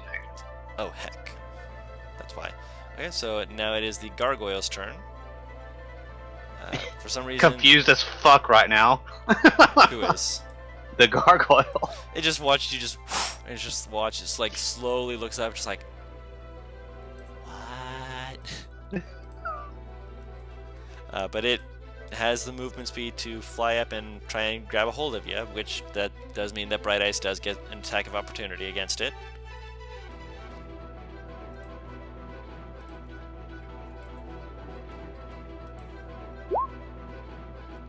Nope, that will miss. As it's going to try and claw one. Actually, no, try and bite Ixius and then claw at Naivara, because you both are nearby it. Dick! So, bite and claw. Ow! Hit. So, bite for Ixius, claw for Naivara. And that is its turn. Naivara, it is now your turn. Can I cast sleep on this fucker so it just falls? You can attempt to. What's the save for sleep? I don't remember. You click You on got- sleep and you- you roll it. Yeah, it Ah. depends on how much you roll and their health point total right now. Yes. Cast So it chances as... are it will not work. You are level 4, so that is considered a second level spell. So what can I cast it at? Second 2? level. Okay. I don't know if I should or not. Or if I should just Eldritch Blast it in the face. Can I roll to see how hard... See if I can tell how hardy this thing is? If you do, that would be your action. Okay, then no. I'm not going to chance it. I'm just going to hit Eldritch Blast. Hit the And then Eldritch Blast climb through. Whoops! button. 14 misses. would miss, yes. Damn it. And I'll climb the 30 feet that I have. It will make an attack of opportunity against you. Of course it fucking will, because why wouldn't it? Fuck off! It hits. For 6 slashing damage as you're climbing. Ah! I don't know if I can understand English, but, bitch! It Yeah. tilts its head and snarls at you. Doesn't seem to really care. Hey, I gotta be right back. Okay. Okay. If it gets my turn, just do the same thing. Okay. Zadim, it is your turn. Shoot it! Shoot her! Shoot her!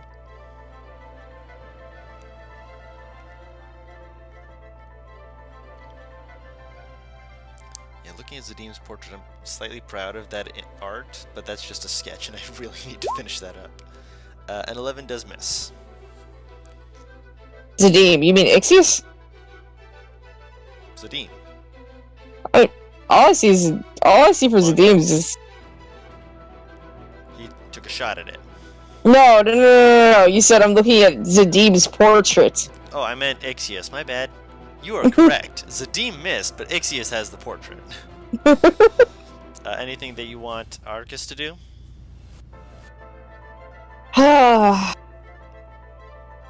I can't think of anything that he could do. I mean, he's 30 feet away from me, so he could fly down to me, but what the fuck could he even do with me? You are right next to the creature, and if he uses the help action, he can then use his bonus action to go invisible. What are the chances that I can use Euphoria Breath on this thing and then go invisible? You can still do that. It's an action and then a bonus action. It would be using your attack action, just so you're aware. Ah, damn it, I keep forgetting that. I think I'll do the help action then, and then invisibility. Alright, so it's going to fly down. Comes back down, kind of looks at you just like up, down, and looks over and does the little bird of paradise, flares its wings and screams at it, and then just vanishes. So actually I'm going to put a marker on him so I remember he's invisible. Look, I'm currently bleeding from my back here. I don't know if he's a little defensive. He is. There we go. Ninja stealth. Takes up most of his icon. Jesus Christ. Ebrin has climbed up to the top. He pulls out another javelin and he's going to throw away. I thought Bright Eyes went next. No, Bright Eyes is 15? Where is Bright Eyes? Oh, I did skip Bright Eyes. My apologies. Bright Eyes would be next. Ebrin still misses with the javelin regardless. I mean, So Bright Eyes, what will Bright Eyes be doing?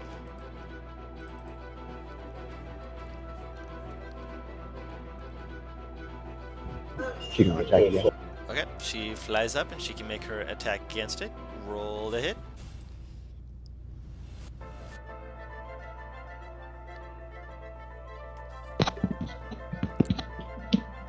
I'm back. Welcome back. welcome back. 14 does miss. Actually, no, roll it with advantage. My apologies. That's supposed to be with advantage. So just roll it again. Because Arcus did give the help action. So a 16 does hit. Nice slashing damage. As she rakes it across his back, it just kind of hisses and growls at her. Is kind of made of a stone, so it doesn't look like it does a huge amount of damage, but it's damage all the same, and it's helping you guys out. Ebrin threw his javelin and missed, trying not to hit Bright Eyes because he's trying to be helpful.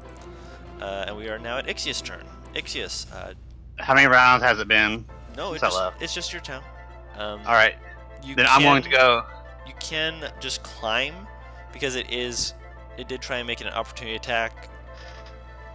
Before. Yeah, that's what I was going to do. So yeah, you can just climb. Yeah, I'm just going to climb up 30 feet Okay. and then shoot it with guiding bolt. Fire away. Guiding bolt. Alright, you kidding me? That does miss. I know. And then my bonus action, I'm going to Misty Step onto the surface. You can't cast two spells in the same turn. Oh yeah, that's right. Well then, bonus action. What can I do for a bonus action? Nothing. I'm done. The gargoyle now has a giant bird in its face and is going to try and bite and claw it. I imagine the bite hits, but the claw does not. So the bite hits for 7 piercing. But yes? I want to bring Mr. Noodles back. Okay, Mr. Noodles can come back. Is it On an top- action or on- a bonus It's action? a bonus action. Bring them back. Okay, Whenever I actually cast it, it's an action, but to bring them back and forth, it's a bonus action. okay. Where are you dropping him at? Right on top of Bright Eyes. Okay. Move him over there. Does he have his initiative? He does not. So if you want to roll his initiative, you can.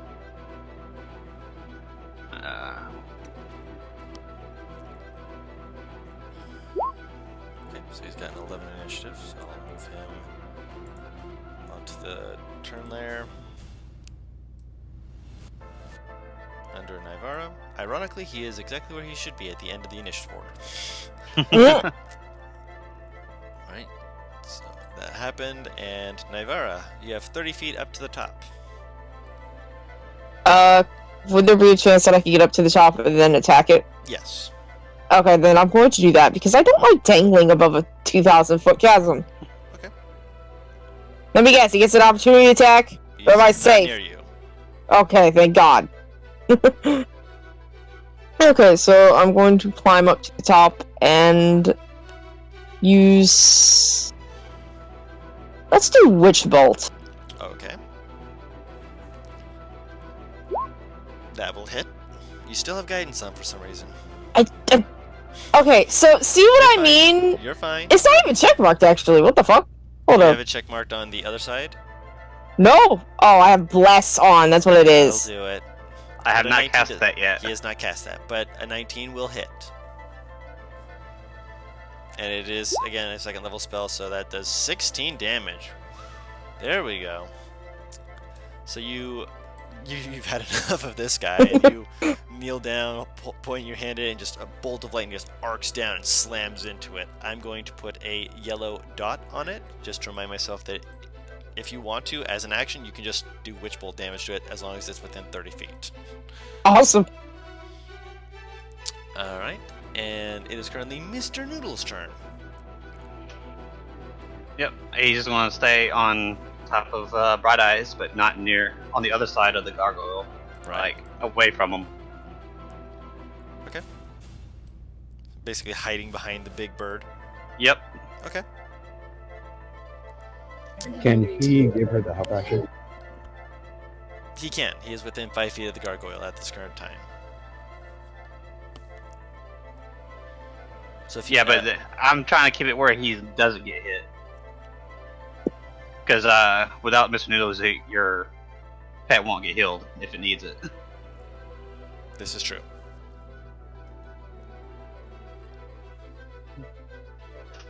So you could just like distract her from the outside.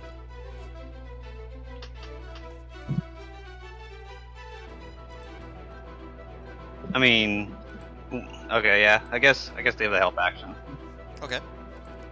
So it gives the help action starting to distract it, which means that Zadim, you would have advantage on this shot.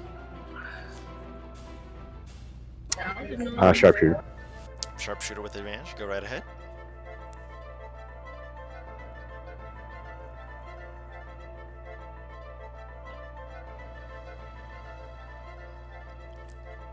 Fire away. That will hit.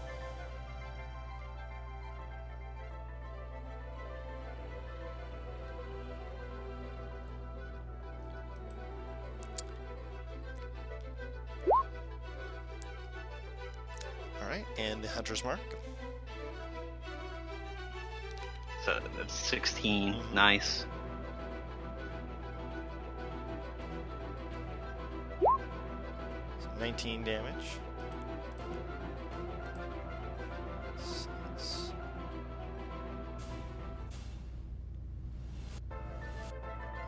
Okay.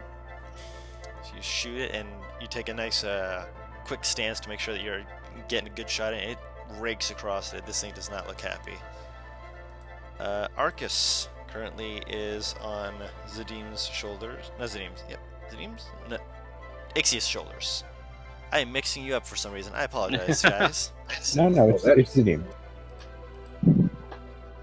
Yeah, it's supposed to be Zazim, not me. I had him over there. You poor thing. I am getting all kinds of befuddled and such. So many pets to keep track of. I know. But you guys, let's see here. From here. Oh, not there. Hebron just falls off the edge. He just tossed himself off. He can't take it anymore. What would Arcus like to do? No, wait, no. You said that he had flown down to Zadim's shoulders, Yeah. given the help action, so he was on That- Zadim's shoulders. Not down to Zadim's shoulders, down to mine. Your shoulders. Okay, that makes a lot more sense. Which, I mean, if he was for the ride, he's still up top, so... Still up top and still visible. Invisible. I think I'll give the help action to Ebron. Okay, so he will have to fly down next to the gargoyle. That's right. Yeah. Yep. I'm gonna do that and then cast invisibility. It can go Or invisible. have it cast invisibility. Use whatever. So it flies down, it gives the help action, it glances over, snarls, and then goes shoop, and the gargoyle is just like, what? Just very confused. He's like, this thing is screaming at him and then just disappearing. Why does it keep doing that? Whatever works, man. And with advantage, Everin hawks back his arm and is going to javelin away. That You will skip hit. Bright Eyes again. I skip Bright Eyes. I apologize. Bright Eyes, you have the advantage. My apologies. Actually, I mean, she's advantage with Mr. Doodles in the first place. yeah, So the next advantage would go to Ebron. right. So Bright Eyes, make the attack first. I don't know why I skipped Bright Eyes. I apologize. She wasn't in the initial order. Okay, that is a 21 to hit. Roll the damage. That's a crit. That is not a crit. Wrong game. Ah. Oh, that's right. You took it out of this. Yes, I'd seen it do that too often for me to go, yeah. He's like, no. And then the javelin also hits it. It's looking a bit rough. It's snarling and glancing around. Ixius, what do you wish to do? Let's see. I'm gonna climb up 30 feet. I think I'm out now. You're out now. Yep. And I'm gonna shoot a guiding bolt at it. Fire Again. away.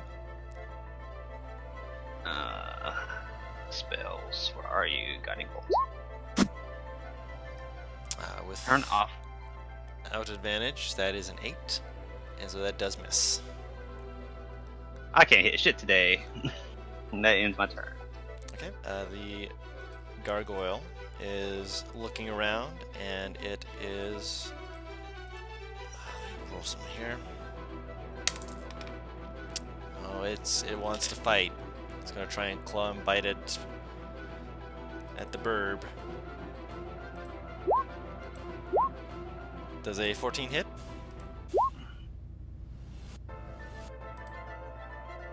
I don't think it does, but I'm not sure. I believe it does, but I'm asking just to make sure. Does a 14 hit? I believe so, yeah. I think so, yes. Okay. So, Bright Eyes takes 13 damage.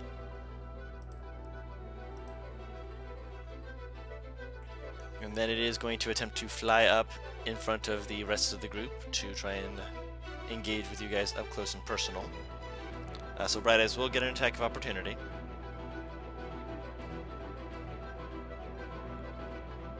As it's going to fly up and land on the ground in front of you all. That will hit.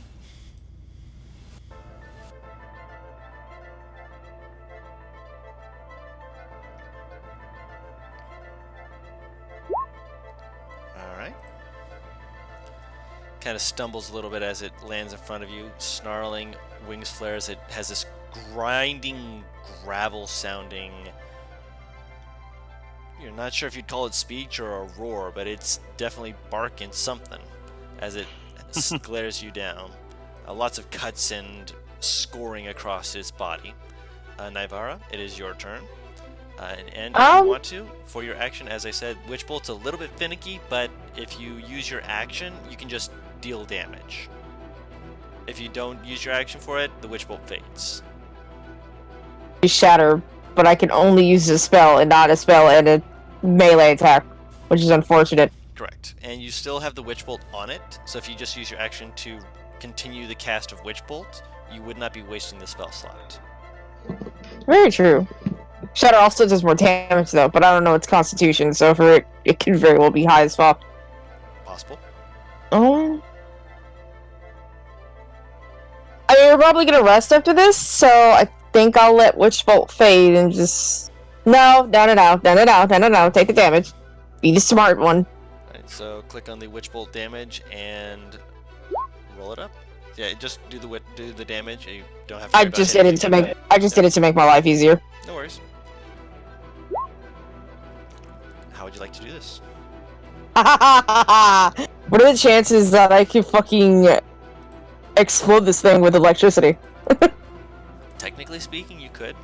So with the Witch Bolt, as it lands in front of you, I've been playing way too much Bloodborne apparently, because the way I imagined it was you basically, as it lands, it kind of it staggers for just a moment. You just kind of step up, push your hand up against its chest, and just let the electricity already in it arc between your hand and his body. It looks up at you and just you pull back and just electricity just pulls against his body, arcing across his wings. It just rips it apart. Basically just shattering his top torso off of its body as it stares up at you with this confused expression as its arms just slough off and then it's right in front of you. Weirdo. Bye bye. And that will end the combat. As you guys take a moment, I imagine Bright Eyes is going to fly back up the top.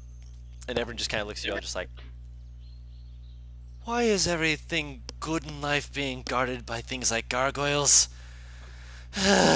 Like, puts his head on the ground. Because life is rough. I'll cast Cure Wounds on Bright Eyes, by the way. Thank you. Okay. So you go ahead and cast that.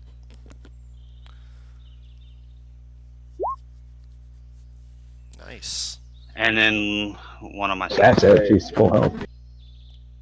Nice. And 10 for myself. Gotcha. Alright. And so if you guys want to take a rest, we can... Please, I'll take a short break. rest. We'll also take a short break, about just 5-minute break. Just everyone who needs to get water, go ahead. Bathroom break if you need it. Just so we can resituate ourselves. And if you need to, roll hit dice. Otherwise, as I said before... Ah, fuck. Ignore that last one. Sorry. No worries. I didn't lose any health, so... Yep. Yeah, you were on the top just like, heh.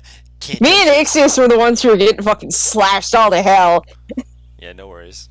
But yeah, like I said, everyone who needs to get water, bathroom break, I need to get some water for my throat because it's starting to dry out. I'm I'll go back and using get a gain drink. recovery, by the way, for a second level spell slot. Gotcha. Alright, and go do what you need to do. I will be right back. And like I said, 5 minutes.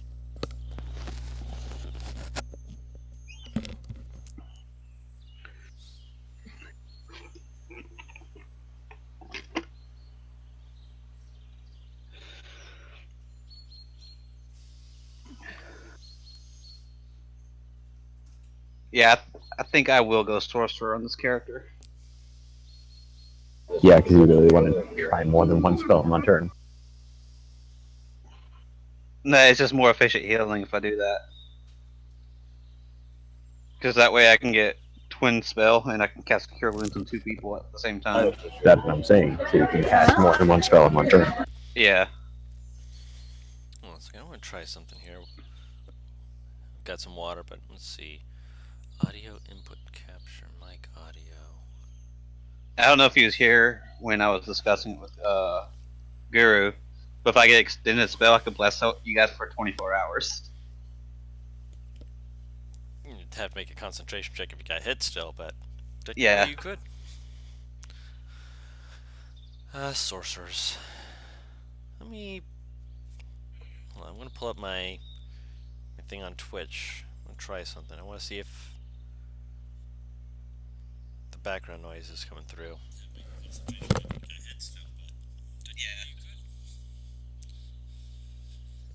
Sorcerers.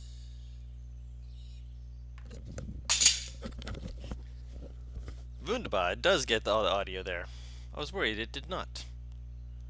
I did not touch that app. Why is that app opening? Stop that.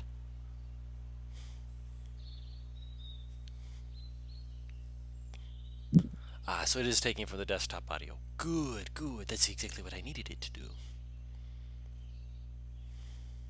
I was just Murder checking the, Hobo Who? You? in the chat. Your Oh. Twitch chat. Murder Hobo.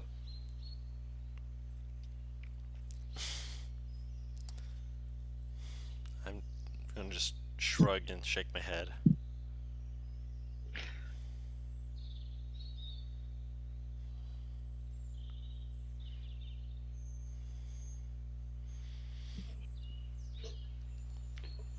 I also love that it was just like, we should murder them.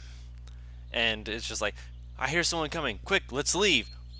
Oh man, they're gonna stick around and keep all the stuff. We should kill. I'm like, let me to be fair, you didn't hear that, so it would make sense. But Naivara, please speak up. No, when they started leaving, I'm like, oh, I don't care. There's probably like a lot of other gyms in there. I thought they were just going to stay there and mine everything. Nope, they heard someone coming in. They booked it out. Which actually, during the rest, who would likely notice it? What is your? I'm going to ask a very weird question, but I've always seen this for one of the feats, and I want to try and use that. What is your passive investigation stat? So that would It's be just 10 your plus modifier, your, right? Yeah, 10 plus your investigation modifier. Let's see. Core. Mine would be 15. 15. All right. And what about yours, Zadim?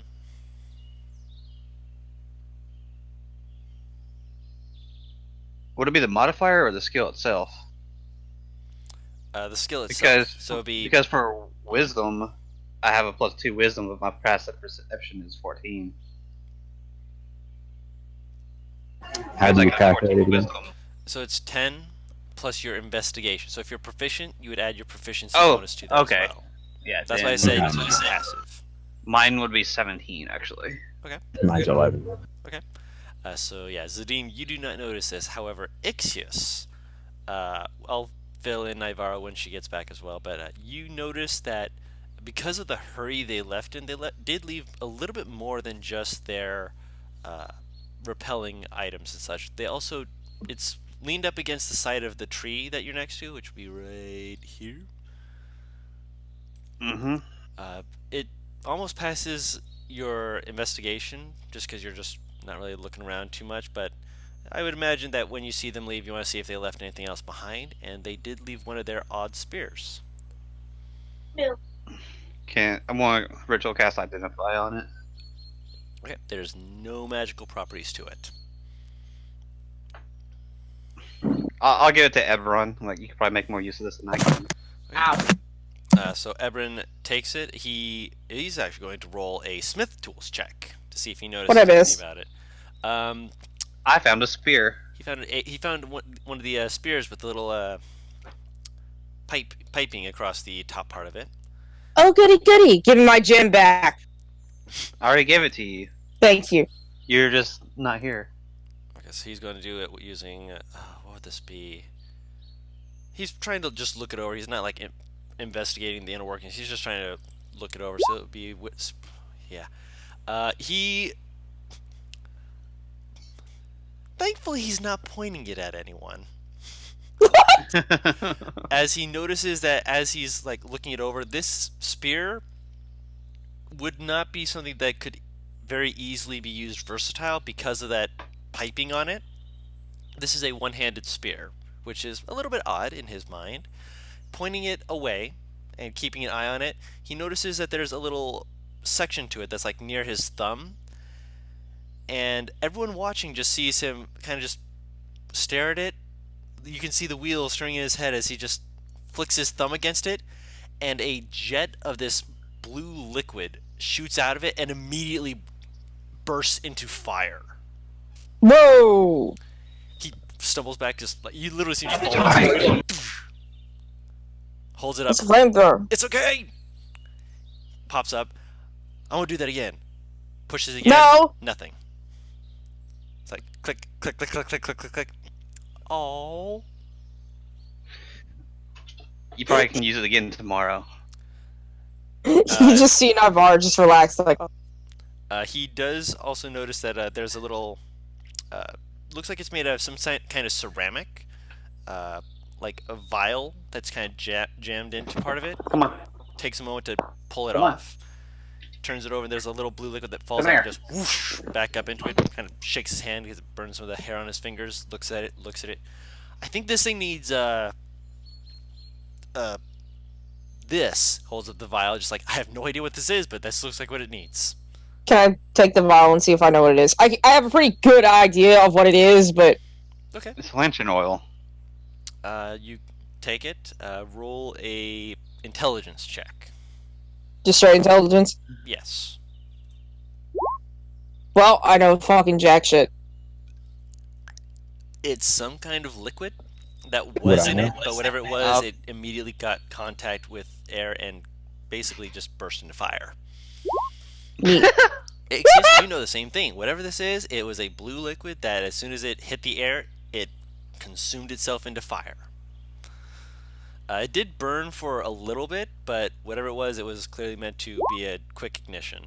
Zadim, pretty much the same thing. Uh, let's let the -2 intelligence person roll. Let's just see if he's got this. I'm going to. He is convinced that this is a magic weapon. I'm crying! Wonderful. When you roll a nat 1 and it's a -1, it's beautiful. Sad, but beautiful. But yeah, he takes the vial back, just plugs it into it, just kind of looks it over, just like, if we could get more of whatever this is, that'd be really cool. Boo, I think that might be fuel. What? Nah, it's magic. It's got to refuel. He said it was only once per day, right? I just used the once per day. She's just gonna fucking kiss his I'll forehead just- and take the lance. just let them figure it out tomorrow. It's a spear, and he's like, no, he gave it to me. Lance spear, whatever. He gave it Can to she persuade him? Can she persuade him to let him see it? with advantage. Well, I'm going back down. Really? Hey, I need a diamond, okay? He huffs, but he lets you look over the spear. As you're going down, he's like, "Oh, wait, hold on." Puts a hand on your chest. I'll go first, and he starts climbing down first. He's just like, I thought you meant mine for 2 seconds, and I'm just sitting here like, not yours, his. Zadim's like, wait, I'll go first. Not Zadim's, ait'seh. I've got so. You're all beautiful people, but gosh dang it, there's so many names. I'm actually going to cast locate object, looking for the biggest diamond cluster as I go down. It would be in the area where the gargoyle came out of. Navarro's gonna fall after them. Yep. She wants more gems. She's a fucking gem hoe. I'm guessing. By the way, what was the Zadim is gem that I got? You got a bloodstone. Yeah, that thing. Which And everyone would've been also, able to I'm going to keep identify looking for like smaller gems I can just easily grab on the way down. that. Can In I terms have of- Arcus? In terms Oh yeah, Oh. I also got those 3 diamonds that were 50, right? yes. Alright, let me put that in my notes.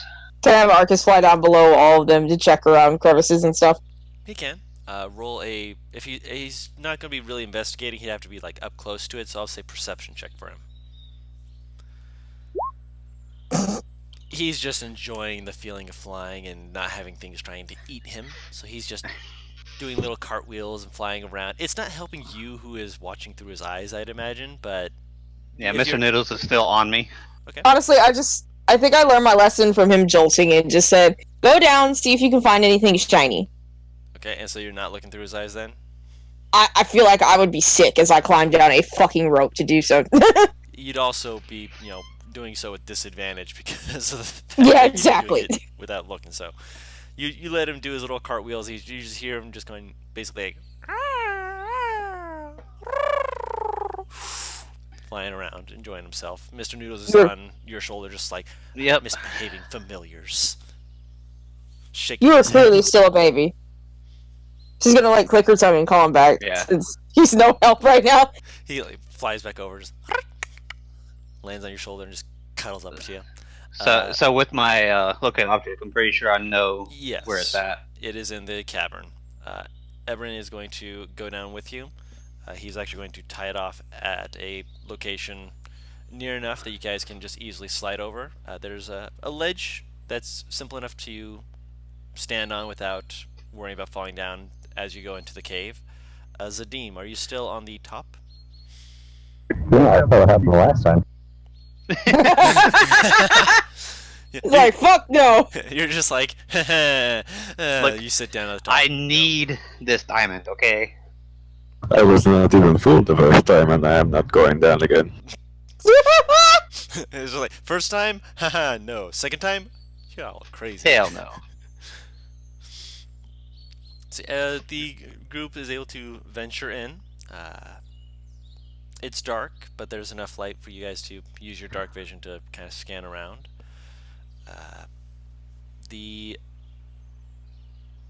area does have a few other stones in it. Predominantly, they look like there are a few like sort of ruby, about the could fit in Naivara's palm. Yoink! Make a strength check. This is gonna fail. She gonna fall off the rope. Right. No, you're not on the rope. You're in the cave. It is. What is stuck with my in there. rolls? It is stuck in there. You What are cannot the pull it chances? What are the chances I can have Arcus dig? out. Even with him, like he jumps off to scratch at it. It is solid stone. It's gonna take something a little bit more hefty to get that out. Ebrin! Hold up. 1 second. I need you to dig something. Is this spell concentration? I'm gonna wait for him to check his concentration on that. It is, so I'm not going to cast it. Okay. So I'm going to try and get the ruby though. Okay. How are you gonna try and get it? Strength. Can I get my dagger and like wedge it between the stone and the ruby and kind of pry it? Okay. Roll strength check with advantage. Aw. Ixis is just taking all my stuff. I'm going back down the road before you can get I'm here. going to give you stuff. I don't worry. believe you. See? It didn't even matter. Ebrin just watches you all, just like, oh, okay. I'll wait. Ebrin, I need your help. 1 second. He moves over and he pulls out a pick that he has, and he's going to use that to give himself advantage because he's had this war pick the whole time. It's not exactly a mining pick, but it's good enough. Good enough for him. Okay.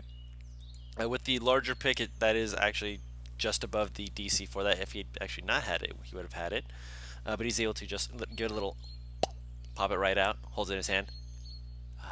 It's beaut. Holds up his jewelry tool, starts looking over, just like unrefined, but it's you're so beautiful. I want to make my way to the You wanna diamond keep before it? my spell ends. What? Oh, he pulls out to you. Sorry, got a little caught up in the moment there. Well, I asked you want to keep it. No, you were asking me to get it for you. You didn't ask me to keep it. You asked me to help you. So yeah, no worries. I'd like to inspect it later. Just check its value and all that fun stuff. She's gonna just like close his hand around it. Keep it. Oh, okay. Kind of just puts it in his pocket. Then she's gonna head back down after Ixius because Ixius likes to hoard stuff. Just like He I do. likes things. It doesn't mean that he's hoarding it. That you're aware of. I'm Exactly, literally yeah. trying to get an item that will help us. Okay. Yeah, you're taking everything along the way. Looking around, you do find where one of the diamond clusters is. It's fairly sizable. You're not sure of the exact value of it, but you can yoink that if you'd like. Just roll a strength check to get it out of there. Hey, Ebron, come get this. Yep. Walks over. And I'll give him guidance by touching his shoulder. Alright. Guidance and advantage because he's using the pick again. That did not add that to that, so I will roll that manually.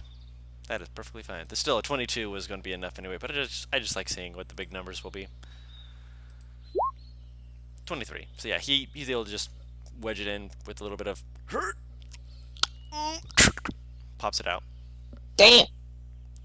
Broke some of the stone around it to get it there, but he nods. Just like, I can see why this would be hard to do. Ah, jeez. What's the value of this chunk, do you think? 100 something, probably a little more than that actually. Holds it up and kind of tossing in his hand. It's about the size of his palm, a little bit bigger. Turns it over in his hand slowly, just like, give me some time to work with it. I can check and see what the value of it might run around. Well, if it's about 300-ish, I could actually use it for a spell I've been working on. I can take a look into that. But if it's anything less than that, you can keep it. You sure? People just Yeah. give me gemstones left and right. This is my best. This is the best day. Puts it in And his then, back. I'm just going to look around, take a quick investigation for anything else. Okay. Roll. I'll do it as well. And we'll have Miss Noodles help me and get myself guidance.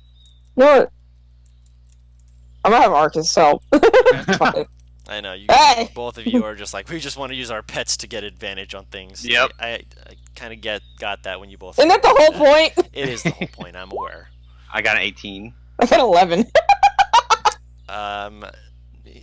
Arcus is being a little bit Arcus. handsy with looking at over a rock, and it's just a rock. He is very convinced of this is a very pretty rock, and so it kind of distracts you a little bit. But he's helping. He found a very pretty rock. Navarre's gonna pick up the rock. Is a very Consider it a fetch toy. okay. With an 18, you do notice that under some of the stone, there's a very faint gleam of what looks to be another red stone. Other than that, there's not a whole lot of other stones that looks like they're immediately in this area. Yeah. I'm I'll gonna take head the back down the redstone. road. I heard two people talking at the same time. There I'll it take is. the redstone.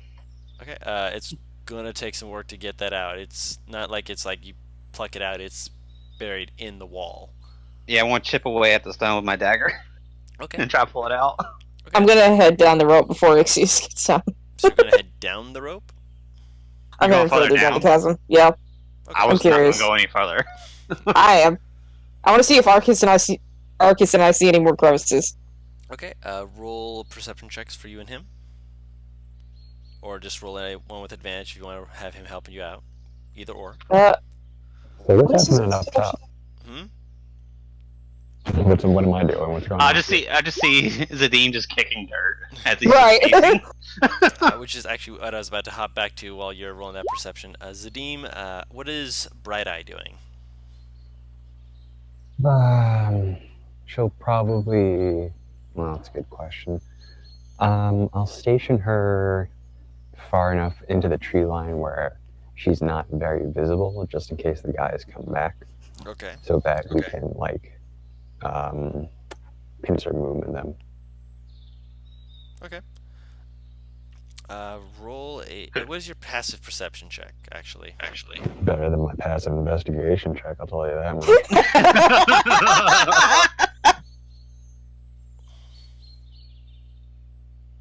Yeah, it's 15.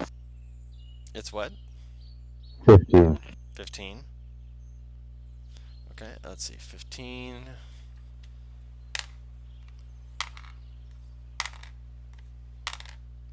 Okay.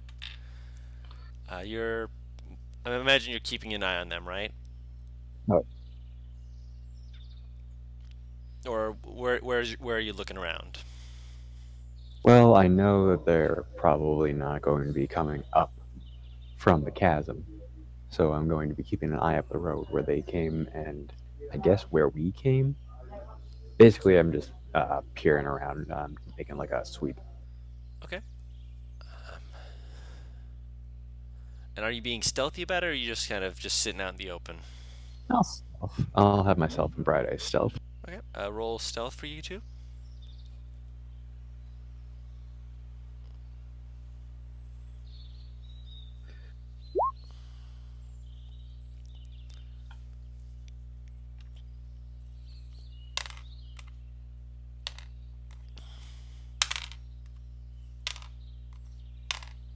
Okay. And Bright Eye.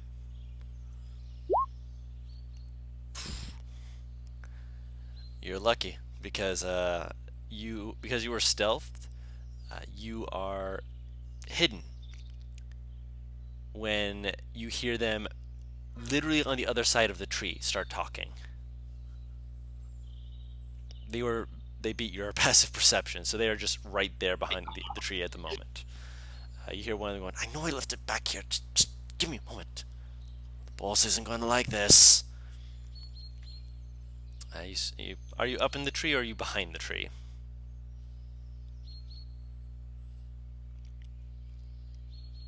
Zadim.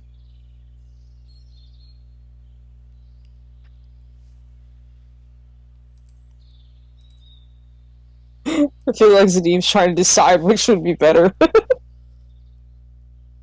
What are my options here? Are you up in the tree or behind it? Behind the tree or are you up in the tree?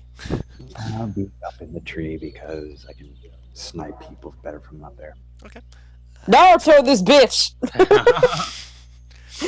So with that, you are able to see that it's two of the guys. They one of them is looking around like rather frantically, like where is it? And he's looking near the tree, where Ixius found the spear from earlier.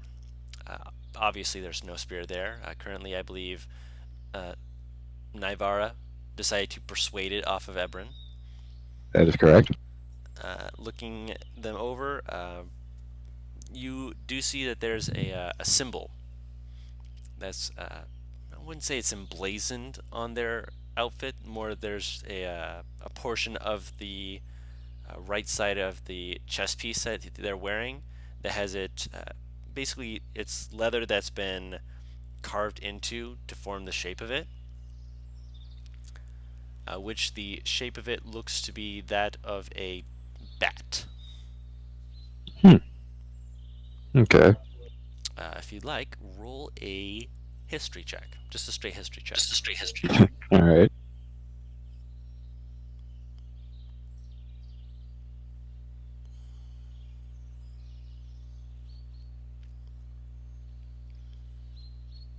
Because you might have, yeah, you've heard of them.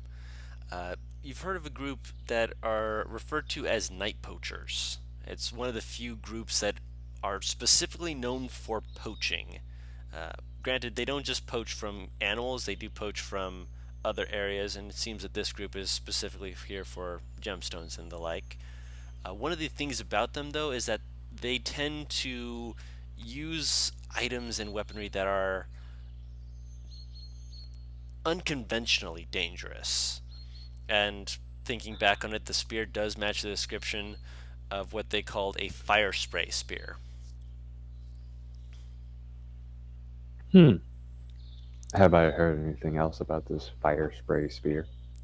From what anyone's been able to tell, it's a fuel weapon. It's not a magic weapon that requires a vial of alchemist fire. Oh, so it's technically magical. It's technically what?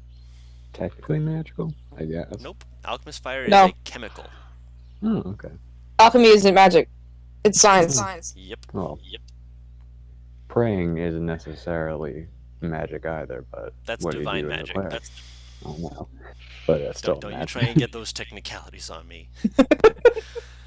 But they're poachers. Yeah, they are poachers. They are poachers. I heard an They echo. represent an organization that poaches animals. Animals, gems, various other things. Depends on what they're hired for. Zadim doesn't appreciate that. I would. Where's oh dear. Where's the echo coming from? I think it's from Zadim. Possibly me. Acoustics are a little weird here. Yeah. No, you're fine. I'm just trying to make sure I'm not going nuts. No, it's usually when Zadim's about to talk and I'm talking at the same time. So he's going to knock an arrow, and he's not going to do anything yet, specifically, other than can Bright Eyes see him? Bright Eyes can see them as well. No. Can she see him? Him? Can she see Zadim? I would say that you probably positioned her where she could make motions and you would be able to see her, so she'd be able to see you too. Good. I will,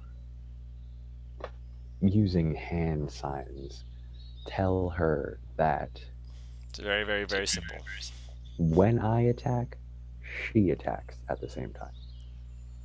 So you're basically making a jump on them motion. Yes. Yeah, because she's a griffin. She's not super smart. Smart. Not yet. Not yet, no. You can boost it up if you want, but at the moment she's still a griffin, so it's training and such. So okay, I'll work on it eventually. But I am going to call down to them while I have them dead to rights.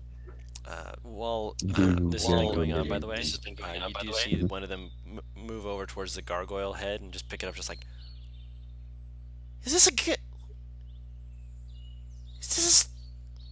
what the hell is this doing out here? Kind of toss it up, like, just like, look at this thing. It's So an he'll ugly call brother. at this point.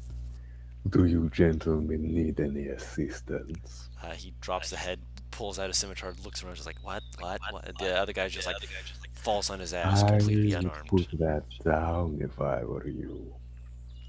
Who said that? Show yourself! He did drop the gargoyle's head as soon as he heard your voice.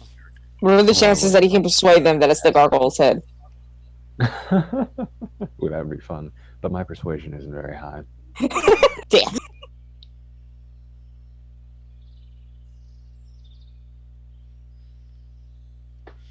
Yeah, but he's looking right. He actually is, let me see. Roll. No, they aren't sure exactly where it's coming from. They currently think that it's near or around the tree, so they think you're hiding behind it, but they can't quite find you. They're not rolling. Yeah, they're rolling fairly low. Can I hear them Okay. talking like through the echo and stuff? Nope. We're like 120 plus feet down. Hey, echoes can go for a very long Echoes way. can go for a very long way. That's true, but Yeah, but they're not. at this current there time, is- you are also looking for gems. It's also the fact that they're not that close to the cavern. They're Yes. near it, but they're not like screaming down at the bottom. Yeah, they're Hey, more. hey, like everyone! I this found area. another diamond. Oh no, this is. What? What? Oh.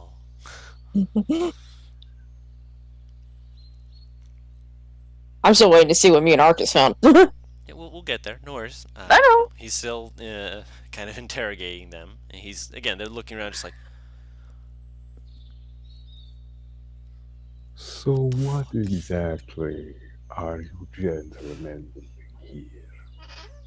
here? fuck you. That's what we're supposed I to say, listen right? there. He looks to the other guy, just like, Very close to his head, but not actually into his head. And then I knock another one. he jumps, looks back at it, and then looks up into the trees, and he like peeks over, like, oh, it's just a person. I thought it was like a ghost or something. Oh man, yeah, fuck you. That almost hit Would me. you like Almost to hit say me. that? Oh, well. Yes, that was a conscious choice. The next one will hit you if I so choose. What? What?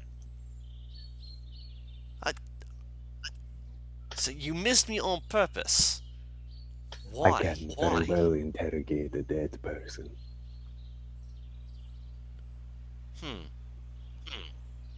You know, you're not quite as scary as some of the other blokes I've seen, so I'm gonna go with no. I'm not quite as what? As intimidating as some of the other blokes he's seen. I might not be, perhaps. But I'm not the only person here. And who's your friend? A nice little pixie. My friend. I wish I could have sent Arcus up. It would have been great. At this point, Bright Eyes will drop down and pounce on him. On the guy speaking? Yeah. He's And gonna then I roll will attack knock at her. He's another gonna roll arrow. attack at her if she jumps at him. I mean, this would be a surprise attack, so this would be more of a grapple, I guess. I'll say it's a shove attack to try and knock him prone. Okay. So That works. contesting strength. Mhm.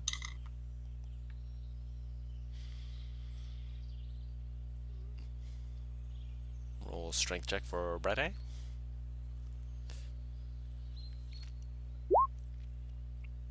She jumps down and tries to push against him. He pushes her back, and he's like, "Hey, go get off me, stupid bird!" Oh, that's a big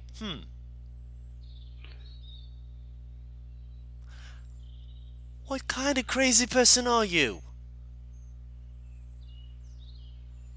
You don't get out much, do you? Neither do you. Oh, I get out significantly more than you do. I mean, these ain't coming around these parts. So, what the fuck is this? Like, Let's looks stay at on Bright, the like he's topic, clearly shall holding his blade out defensively, Mhm. but he's also Would you say we are flanking him right now? no. Damn, shame. Yeah, like the guy who is unarmed is. See right about. Oh, let me ping it on here. Around here, Bright Eye would essentially be not Mr. Noodle, Bright Eye. So let me put this here just so you guys can see. Go away. Uno momento, por favors. I'm doing this so that you can have the visuals. There we go. So this guy's right here, and the other guy is right here, and you are up here.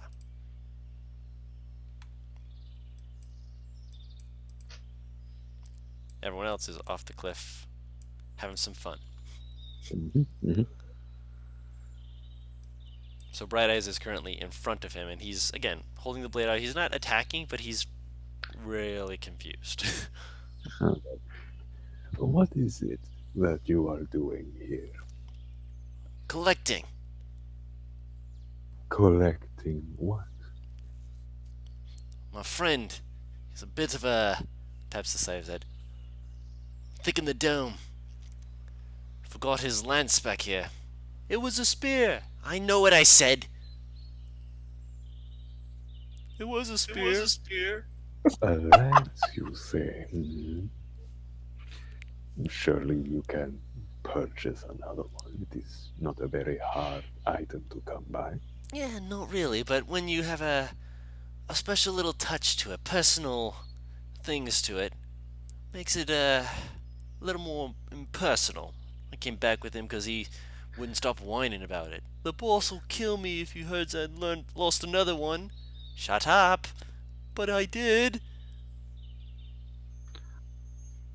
These are not the most competent gentlemen, are they?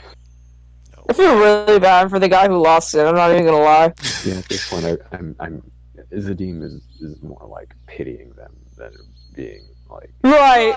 like quietly angry. It's like, yeah, these guys probably couldn't poach an animal if they wanted to. Probably couldn't even poach an egg. Ouch. Harsh truths. So at this point, he'll just shoulder his bow, put the arrow back in his quiver, jump down, grab the other arrow, put that back in his quiver. That's behind this guy. Yeah, Which I imagine you walk. You basically are just doing the action hero. Just walk past a guy who's clearly armed. He's like, watches you pick up your thing. He's just like, Yeah, pretty much. Yeah, he lets you because he's just very. He's like, you still haven't told me what this thing is. Ah, yes, a griffin, half eagle, half lion, all dangerous. He slowly looks at it. Slowly looks back.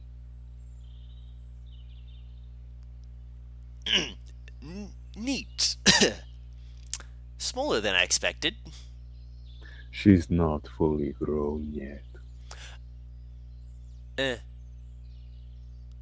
She gets bigger than me when she is. Is she teething? Out of character, would I know this? It's Right. You would know this. It's a beak. Birds have teeth? Have you not seen a duck? No, they got syringes on their beak. That's not teeth. That's teeth. She currently teething. She's a fledgling, so she's considered more a young teen. She's not quite an adult, but she's past that phase. She's a rebellious teenager, it's fine. No, but she does like to bite things nonetheless. Oh, okay. Good bird, eagle, lion, griffin.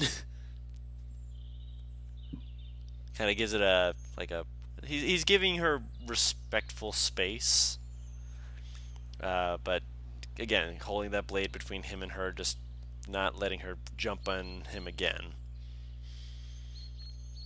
And the other guy is still just like looking around, just like, I can't find my spear. I really feel bad for him. Do you think that it fell off the side of the cliff? I really hope it didn't. I almost want to give it back to him. He like scrambles over it. He's like looks over the edge. Spear, are you there? Would I hear that? Yeah, I was about to say. Yeah. Roll a perception check. Like he's not like yelling like that is like kind of a stage whisper for that, but you hear someone yelling up at the top. Both of you do. Let me see if Ebron So notices, because I'm going to have disadvantage for him because he is currently gems ahoy. Navarro is stupid. She's gonna yell back. Oh yeah, he doesn't notice. What do you yell back? uh, it's not a spear down here, but hi. He like shakes his head, peeks down again. Okay, can I climb Hi? back up? You can. Who are you? Uh, uh, I'm Reggie. Is that my spirit? Is my spirit talking to me? No, Oh. you're not. I'm How gonna about- climb back up. How about you come down here and we'll talk? No, coming up. Ait'seh, No, stay come down down here. Let him come down here, so we can keep looking while he talks to us. And if he I'll takes wait us- up here, thank you. I did enough climbing down there for a while. What are you scared? Navarro's already making her way up, just No, ignoring she's- Ait'seh entirely. Oh, there's Gerald. There's a woman coming up. I I'll told pull you this Ebron, cavern had like- treasures. I'll put Ebron. Let's go, Ebron. Yeah. Wait. What's going on? Apparently, there's people up there. Did he just call me a treasure? Naivara just like ascends like truth coming out of the well to smite mankind. Oh, Slay, girl. she's gonna look at him when he says treasure. Like what? And whenever she I'm gonna have like pimples all over her face and ugly looking, and have him look at her with minor illusion. She can't see it. It's on her face. What's the range of that? Is there I'm like right behind her. a You're chance ahead that of I can fucking roll Arcana to figure out what he did to me? Oh, I'm ahead of her. I thought she went yeah, up first. she went down. She Dude, I Yeah, went down a long way, so you're always gonna be ahead of me if you Okay, just so decide yeah, to. I'll go up first, Also, and then do it when she appears. Can you stop casting that on me? It's starting to get annoying. Also, as you're about to climb up, you do notice that Arcus is sitting on top of another red gem. It's a smaller one, but he's looking very proud of himself as he kind of shuffles like, I found it, yeah. I'm gonna grab it. Okay, this one is a little bit easier. You just need a dagger, just pop it out. So you pop that out. Reggie is watching you guys climb up, just like, what are you people doing here? No, that's Gerald. Gerald is just asking that. Reggie's just like, I think they're here to just look around, you know? Yeah, that's all we're doing. He looks directly at Zadim as he said, like, just to look around, right? Is this awkward grin, just like, yeah, just So- roll with it. Why were you screaming for a spear, expecting it to respond back? You never know.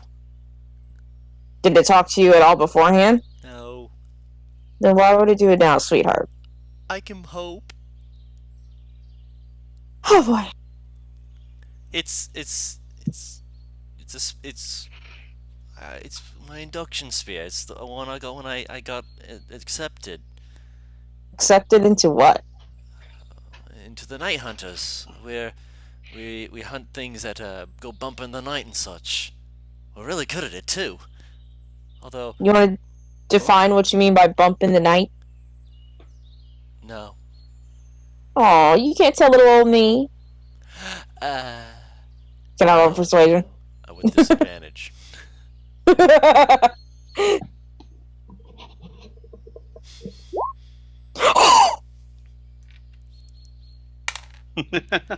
He's keeping his mouth shut. Damn! Hey, What did he roll? Nat 20. Oh my god! The one time! It was the only thing he could roll to beat that. The one time I get good on disadvantage. Are you sitting me? No, Ass! I'm Guru, not an ass. Yeah, he's like, shakes his head repeatedly, and his friend just kind of looks at him, just like, someone's got his wits. At least you got your wits about that. Couldn't remember your spear or anything. No, I was gonna pull out the spear and twirl it. What do you Trade. want for it? Trade what?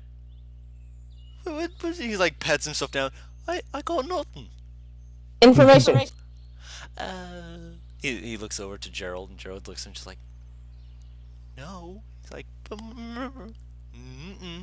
I guess we're keeping the spear then. I almost feel bad for him. It's so cute how worried he is for the spears. He's gonna like, you know that fucking grandma thing where they like grab their chin and shake their head a little bit? Yeah, that's what she's doing. He smacks your hand. He's like, stop that. He is certainly weaker than you, as he's not being very effectual with it. But he's like, stop that, stop it. And cross his arms.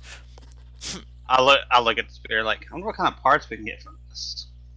I'm sure it could be something useful.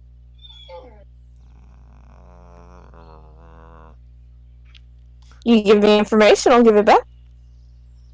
He looks over, and the guy just continues to shake his head. No, he's just like, can't even use it right anyway. I'm gonna look at the guy like telling him no, and like, I suggest you be more cooperative and tell us. Why? If you kill us, we ain't gonna tell you anything. I'm casting suggestion. Oh, you're casting suggestion. Oh, that's a wisdom save, ain't it? If you had mentioned that you're casting suggestion, there we go. I mean, I imagine, but that's what he says. But we'll see if he is going to whisper a different tune after this. What's your DC? It is 15. 15.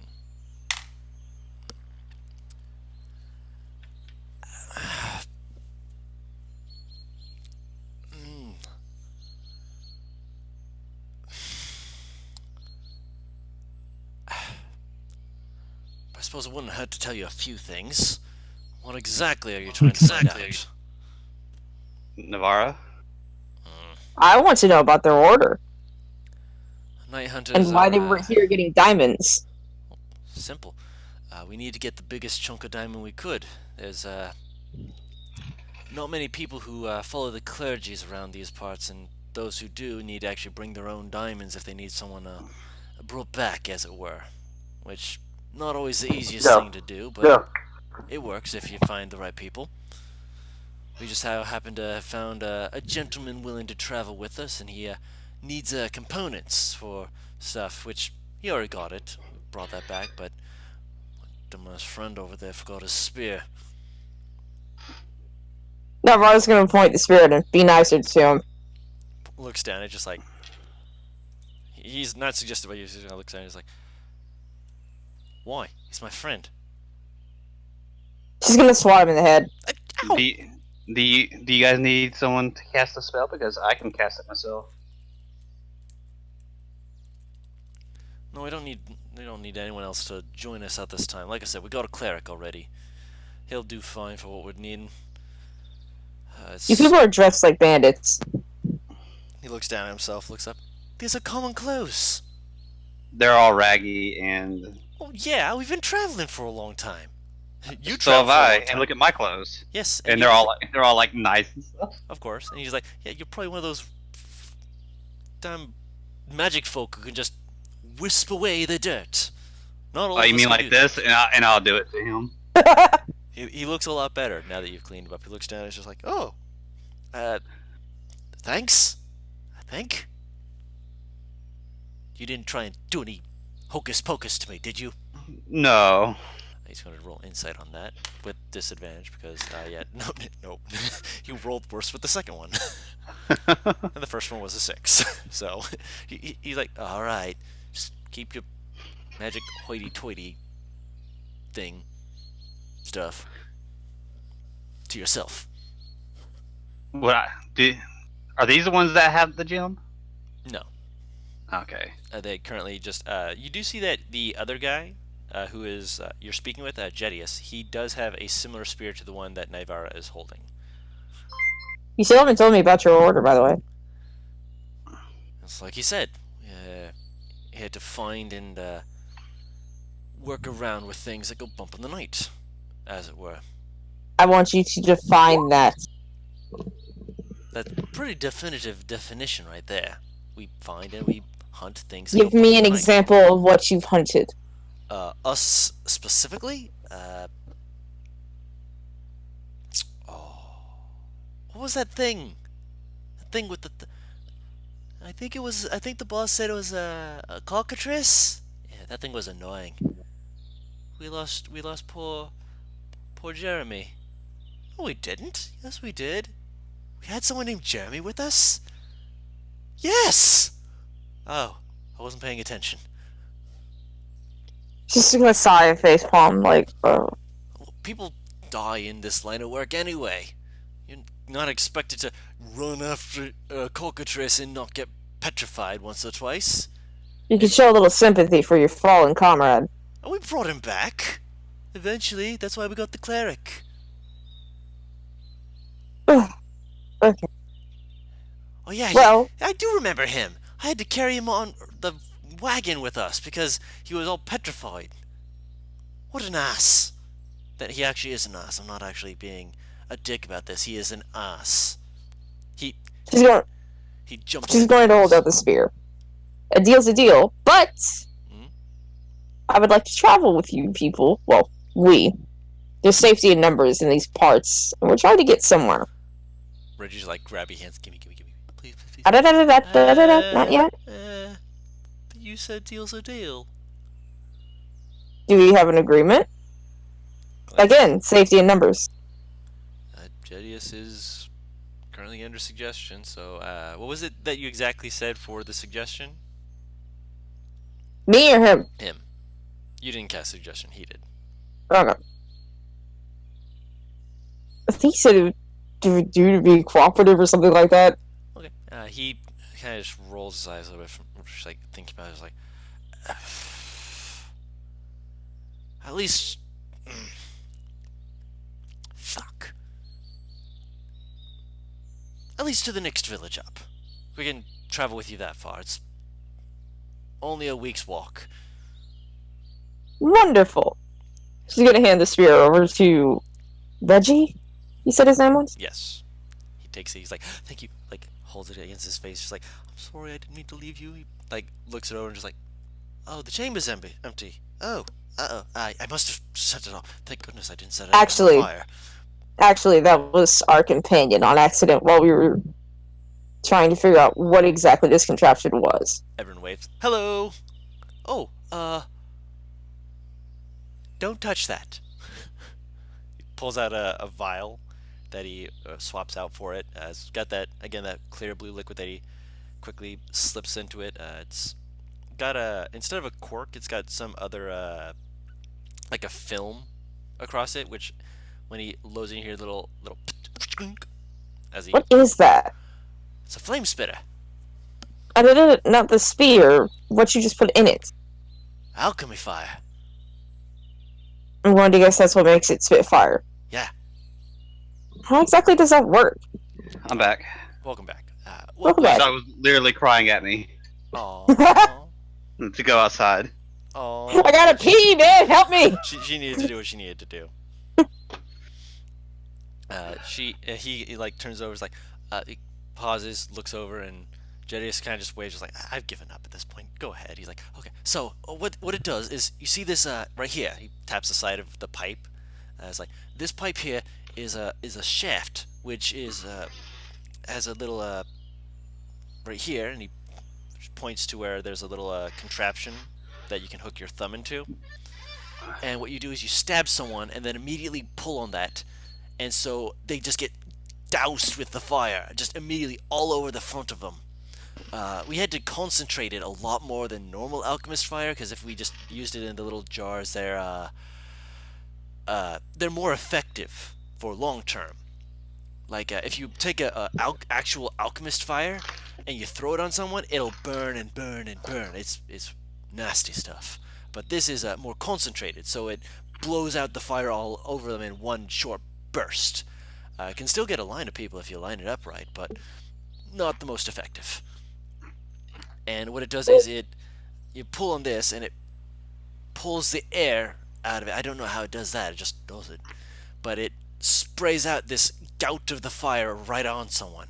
If you hit someone, it just whoosh, it's ha, and it's yeah. Very passionate about this weapon. I love my fire spitter. I got it when I got initiated. Kind of like pats the side, or just it's all reliable. How old is he?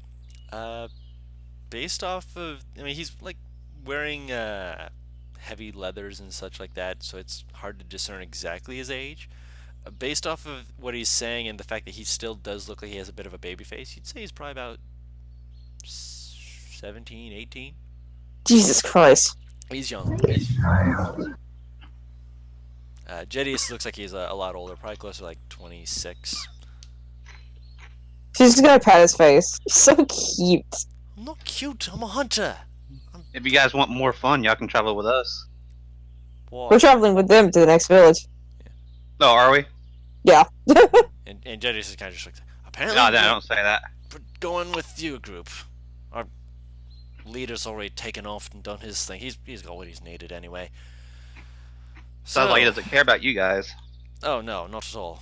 I mean, it's basically, if you go back for something, you're going to have to find your own way home. Which, we're all trained to be able to do that anyway, so gives a thumbs up, just, yeah. I mean, they might as well travel with us. As you said, safety in numbers. That, and maybe I might actually be able to find enough ingredients to restock. I've only got, maybe, kind of taps the side one, two. Restock what? Holds up his own spear. Oh. What do you need to make it? Looks you over for a moment.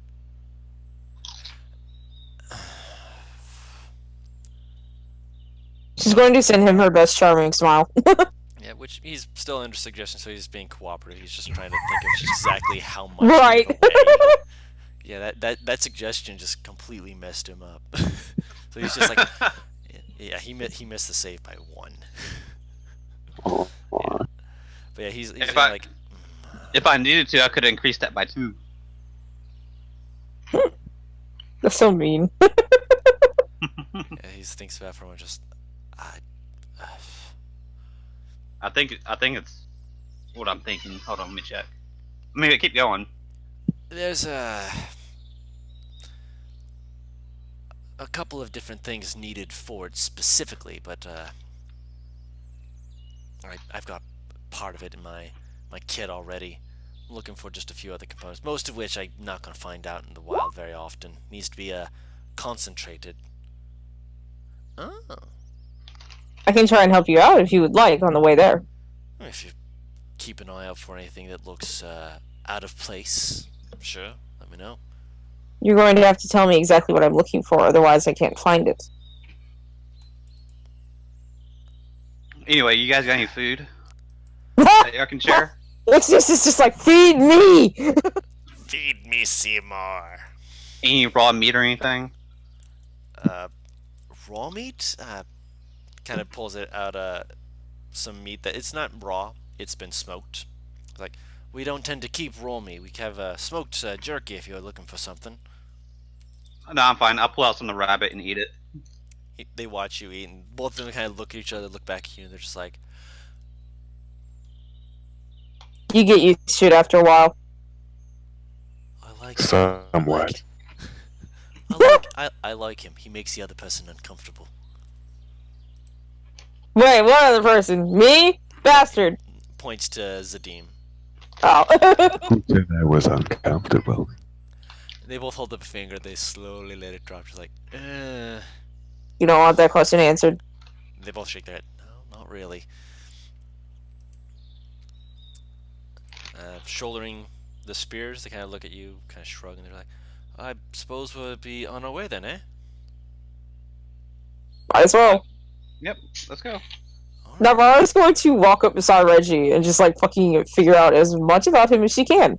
Okay. I'm gonna get also. Mhm. I'm giving Navarra, Zadim, and Ebron a diamond each. The 50 gold ones. Oh, how sweet. Thank you. Thank you. Yeah, they watch the exchange. They kind of look at each other, just like, and Reggie's like, kind of makes a move. She's like, "Do we care about this?" And Jedius is just kind of looks at you, looks back, looks at the diamonds, and just like, nah. If you try and take it, I'll go from sweet and loving to spearing your face. mean, to be fair, we got spears too, so I mean, it'd be spears in each other's face, and then it would just get really messy. But I'm keeping What the are the big, or everyone's going to keep the big chunk one hidden, right? Yes. What are the chances that I can grapple this guy to show him that I'm a threat? I just want to put him in a headlock. I start casting a spell at him, but I don't actually cast a spell. Just to prove I'm a magic caster. Like they watch it, like Reggie steps back, Jetty just watches like, oh. And then I stop. I'm like, Wait, gotcha. roll athletics. I'm going for the older one, just to fucking grapple. Jettius? Okay. Roll athletics. And I just point at the one that's not grappling. I'm like, gotcha. Yeah, you try and grapple him, he immediately just puts you basically into an armbar. He's just like, we know how to handle ourselves a little better than you might expect. And pushes you back, just like, come on. Let's go, Reggie. So, he's going to notice that I'm smirking. Why? Out of character. Done. Oh, no.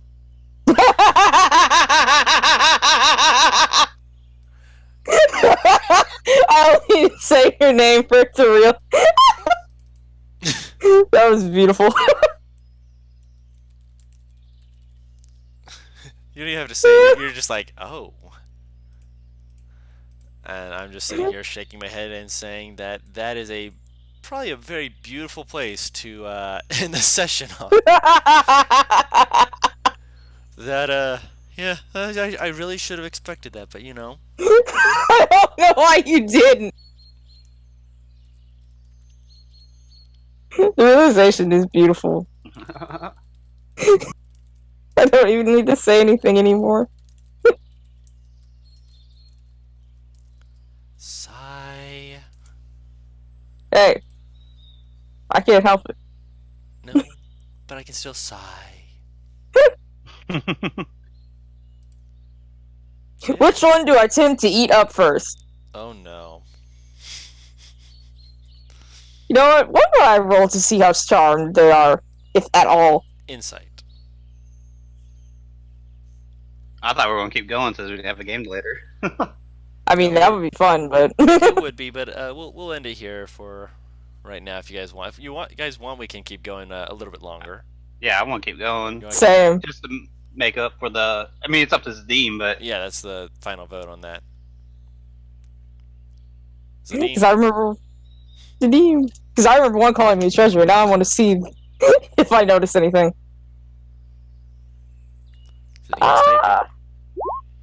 13. I noticed fucking jackal. Sure, we can keep going. Jettius doesn't seem really to care. He's just like, I'm just here to do what I need to do. Reggie is fidgety, tapping his fingers every now and then, just like he's like trying not to look at you. Okay, that's adorable. Yeah, he's and clearly, this poor boy is going to be a fucking snack. Oh no. and with that, just to keep the meme going, I'm going to cast Enhance ability and Charisma on Navara. Beautiful. Oh boy. So you basically lean over and give her a little quick pat. I just gave her a back tap, just a back pat. Just pats you on the back. Get in there.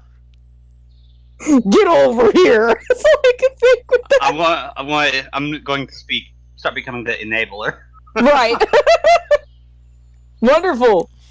Okay, so this is quickly becoming a role because let me do this for you. This is quickly becoming like his role because I remember he also enabled the giant bat. Yeah. John is slowly worried because he No, realizes I'm not this is turning. I'm just nodding and just going, yeah, that sounds about right. Eagle Splendor has advantage on charisma checks. This would be great. Okay. Can I point out how he's fidgety and how I've noticed him looking at me? You can. You know, you keep glancing at me, and I do see it. No, you don't. You don't notice anything, no. Again, very cute. How old are you? You seem very young. I'm 19. It's older than I thought. So what is a 19-year-old doing with a bunch of hunters? I'm keeping the peace. Helping protect people. You're not Guru, real scared? quick. Yes. Out of character, Paris, I missed what you said about what Guru didn't realize. Huh? I'll private Oh. message it to you. I Don't worry, I'll in make ca- sure you're in the know. I will ask. could just DM it to him real quick. Oh! In character what? I said I can just DM it to him real quick. I got it. Okay. 1 second.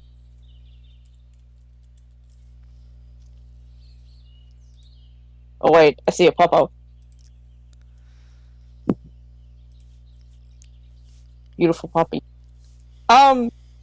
Navarre's gonna just tilt her head if she looks at again, Reggie, right? I'm trying to make sure Yes. that I'm keeping these names right. Okay. You sure you're not scared? You know, all the things that quote unquote, as you keep putting it, go bump in the night, the things that could tear you to pieces, like you were nothing. I mean, to be fair, my mum's scarier than most of them anyway, so I think I'll be fine. Like, she is! What makes your mother so scary? She's my mum. Fair enough. In character, Zadim will say, "You keep the peace." Does that mean you hunt beasts of the forest and the mountains to make sure that they do not do anything? I mean, if they're not doing anything untoward towards the people, we don't have to hurt them or anything like that. I mean, our division is we're not we don't tangle with stuff like that. So it's probably why Jedius didn't know what your griffin was. You are lucky in that respect. Why? Don't kill him until I've had a taste. What? Fair enough. I'm sorry. What? A taste of what? What? She's just going to smirk at him. Take a wild guess. My cookie? I am. He's got a fucking cookie. Zadim will just shortly say, "I'm a ranger. I don't take kindly to those who upset the natural balance of nature." Fair enough. But still, I want to at least get my rocks off before you kill him. What? She's like, wait, huh? What? What? What? She's just going to lean forward and fucking whisper what she means in his ear and see how he reacts.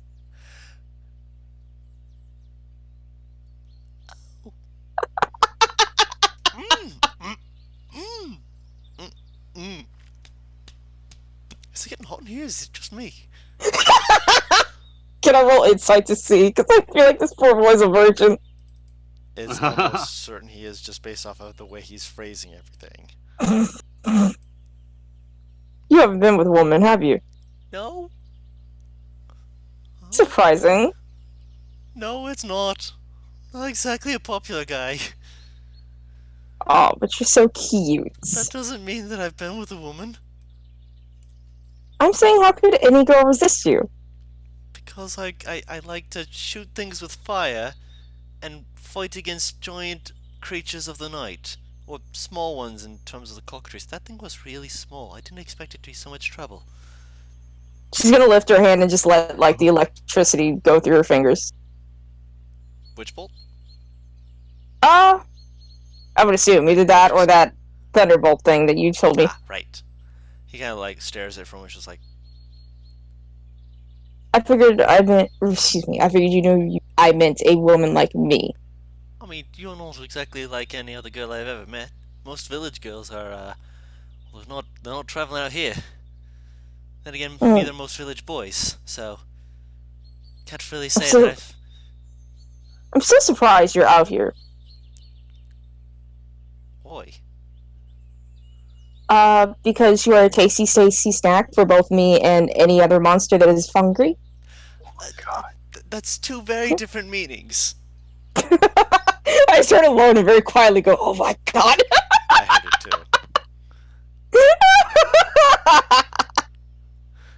too. You should expect this by now. Yeah, he's just like, yeah, there's two very different meanings, ma'am. Was that Jedius? Do you need me? No, I don't. Yeah, I'm coming. Oh. He skips up to the front where he's like he like hunches down, just like probably to hide any blush he has on his face. I'm going to assume he fails. Fails what? To hide the blush? Hiding. Absolutely. Yeah. His entire face is beat red. Like if it were dark out, he would be glowing almost a neon red. Fucking Zim's just gonna see Naivar trying not to cackle. She's getting sadistic pleasure out of this. Traveling along, you eventually would be able to make camp. These two have bedrolls. They don't have tents. They seem completely fine with that.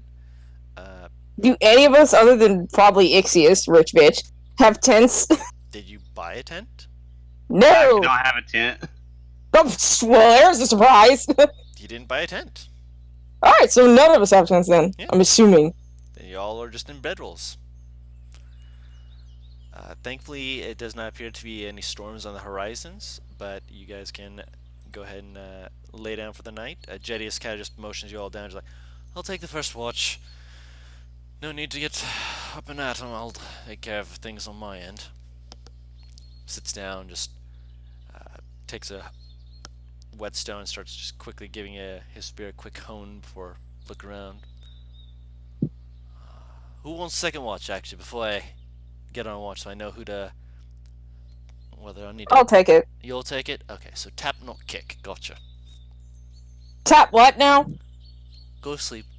Starts No, wait, what did he just... Legitimately, out of character, what did he say? He said tap, not a kick, and if he tries kicking me, he's going to get much more than he bargained for. Fucking Steve just stabs him in the ankle. Oh, I don't even have to do anything. Oh, right, fucking Griffin, I forgot. That's Mauling. That's why he has a distinction that he can make. As you all go to sleep, he's going to keep an eye out real quick. I'll have Arcus help him. Oh, yeah, Arcus is helping. Okay. He's a little confused about the little dragonoid on his shoulder, and you hear him kind of mumbling to it after a little bit, but nothing bad happens. You know that your little prison wing is fine. When his shift ends, Naivara, you don't feel him tap you. You feel a rock bump off your sleeping bag. Vicious, you just throw a rock at me? I can't move. Why? It curled up in my lap. It's like he's just looking down and just like Arcus is just. He's like looks down and like, isn't it some kind of law that I can't just help?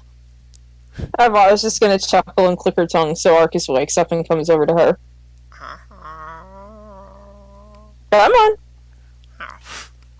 Kind of just stretches, digs its claws into his leg. He doesn't care. Like watch, just like, okay, just flies over onto your shoulder, curls up around your neck immediately. I'm sorry. He tends to do that. It's better that than an owlbear. Owlbear? I'm going to assume that you've heard that before. Oh She's yeah, gonna fight him. Owlbears are, imagine a bear with the face of an owl and feathering, usually a kind of a purplish gray tint. Mean and nasty as anything you ever did meet. I mean, Nice wolf placement. I just heard that. that was completely unintentional, but I'm I know. glad music was agreeing with me on that. If you think you could stay up a while, I wouldn't mind the company. I'll be tired, but kind of shrugs. Sure, I don't mind. Hones his spear a little bit more. Gets a little bit more of a comfortable position. So tell me about yourself. What do you want to know? Anything.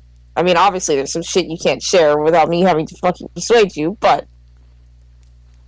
Persuade me. Right. He looks down the length of his spear, holds it up. No, seriously though, what do you want to know? I can't just spitball information. Otherwise, I'll just be Well, saying words you don't care about. who said I didn't care? You don't know what I will or not care about. Exactly. So spitball. Oh, tell me what you want to know. Ah, well, where are you from? Let's start with that. Hela. Sorry, Halo. It's I'm sorry, I'm going to. No, go on. it's the country up to the north. Commandum thinks that it commands so very much of this world that sometimes I think people forget that Halo even exists. Granted, it's doing better than poor Goraline. God, after the war, they got shafted so hard you'd imagine that a giant got to him. Well, I can't tell if he's Hmm? talking. I'm trying to figure out if he's talking about his home with contempt or happiness. based off his expression is like just kind of a passive calmness. You'd imagine that he's just more content than he is like proud. He's just like, it's where I'm from, but I'm gonna have my pride for it. But at the same time, it's where I'm from. Fair enough. It'd be like if someone was like, yeah, I'm from this particular state, but I'm not gonna tell you which particular city because you're not gonna know the name of it. I mean, to be fair, I come from a small village, so I'm not going to know the name of a lot of places. Kind of shrugs, just like, don't mind. Ambiguity is not exactly a bad thing, if you catch my drift. For you, no. What, you're saying ambiguity for you is better? I'm saying I was better off dead sometimes, but that's not going to happen anytime soon because I'm too stubborn to let it happen.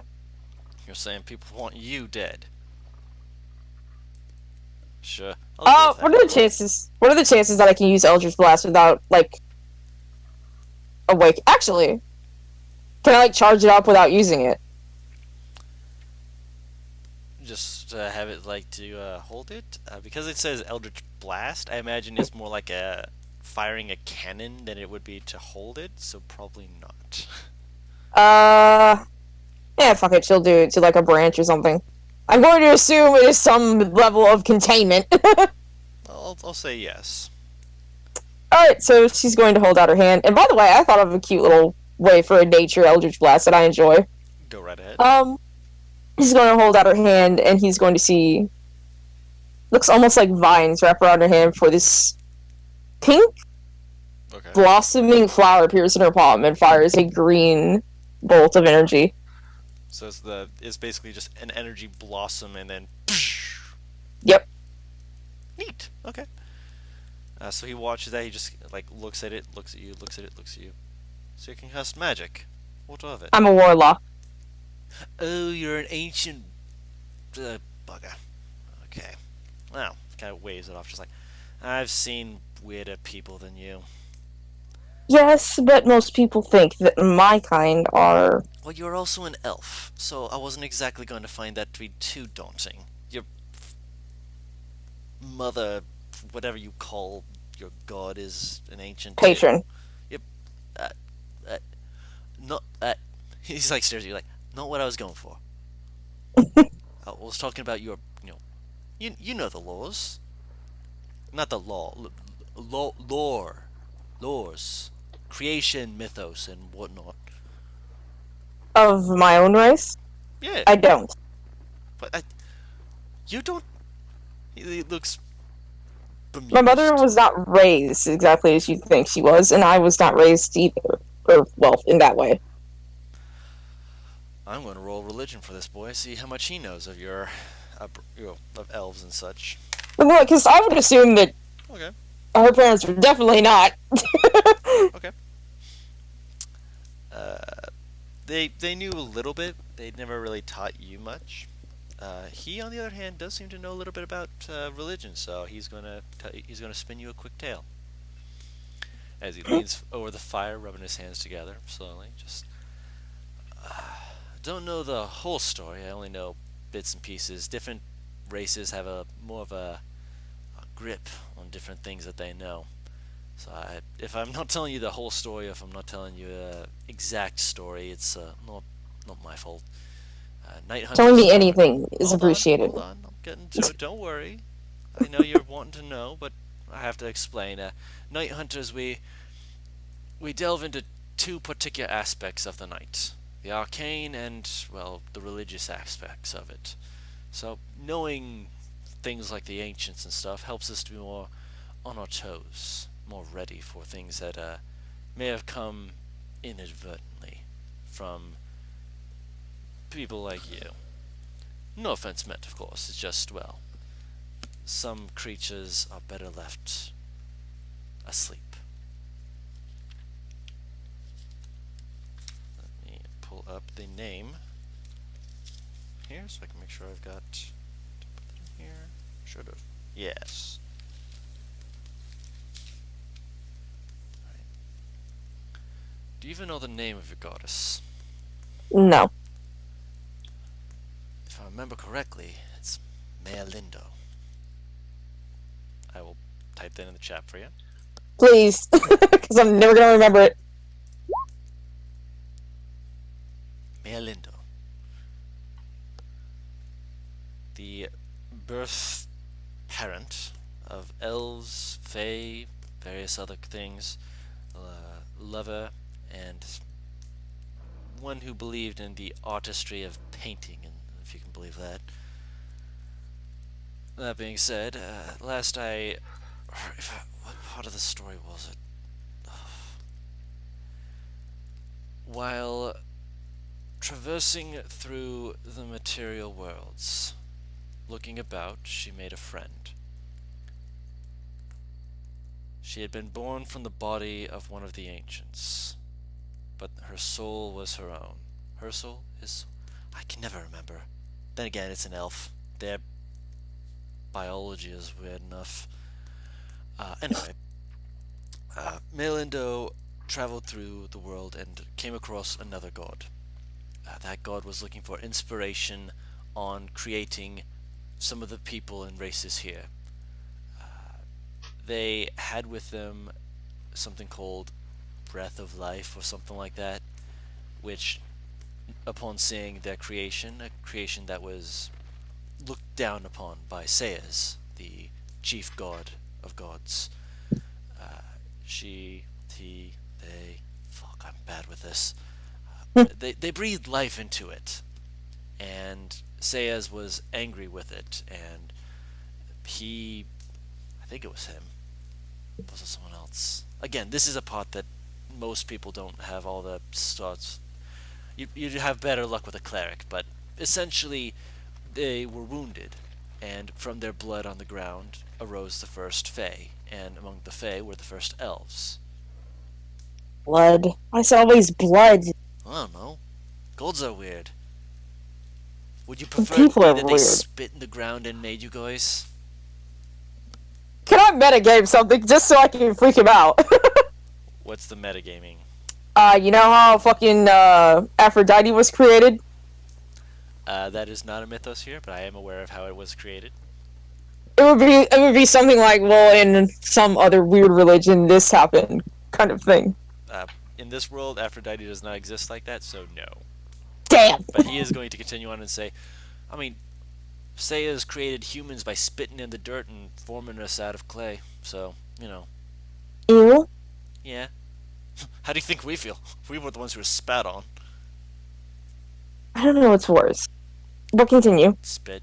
I mean, again, bodily fluids. Why do they do it? I don't care.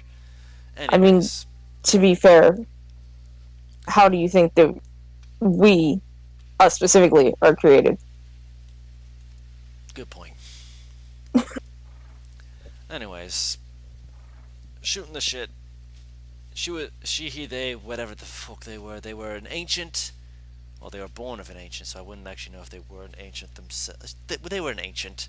They created you people, and, well, let's put it this way. You ain't trying to eat my innards yet, ain't ya?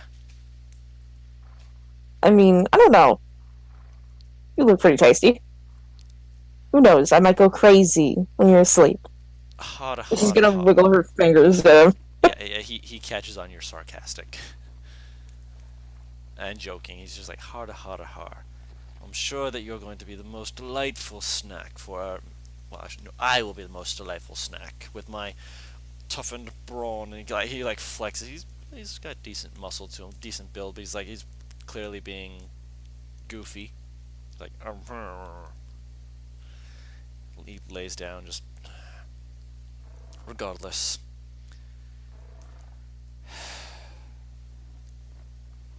Cleric I know might be of a different mindset, but if he is, I'll just smack him over the head.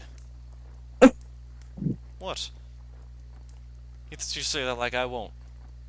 No, it's just not used to people being so open. Ah, you're thinking of the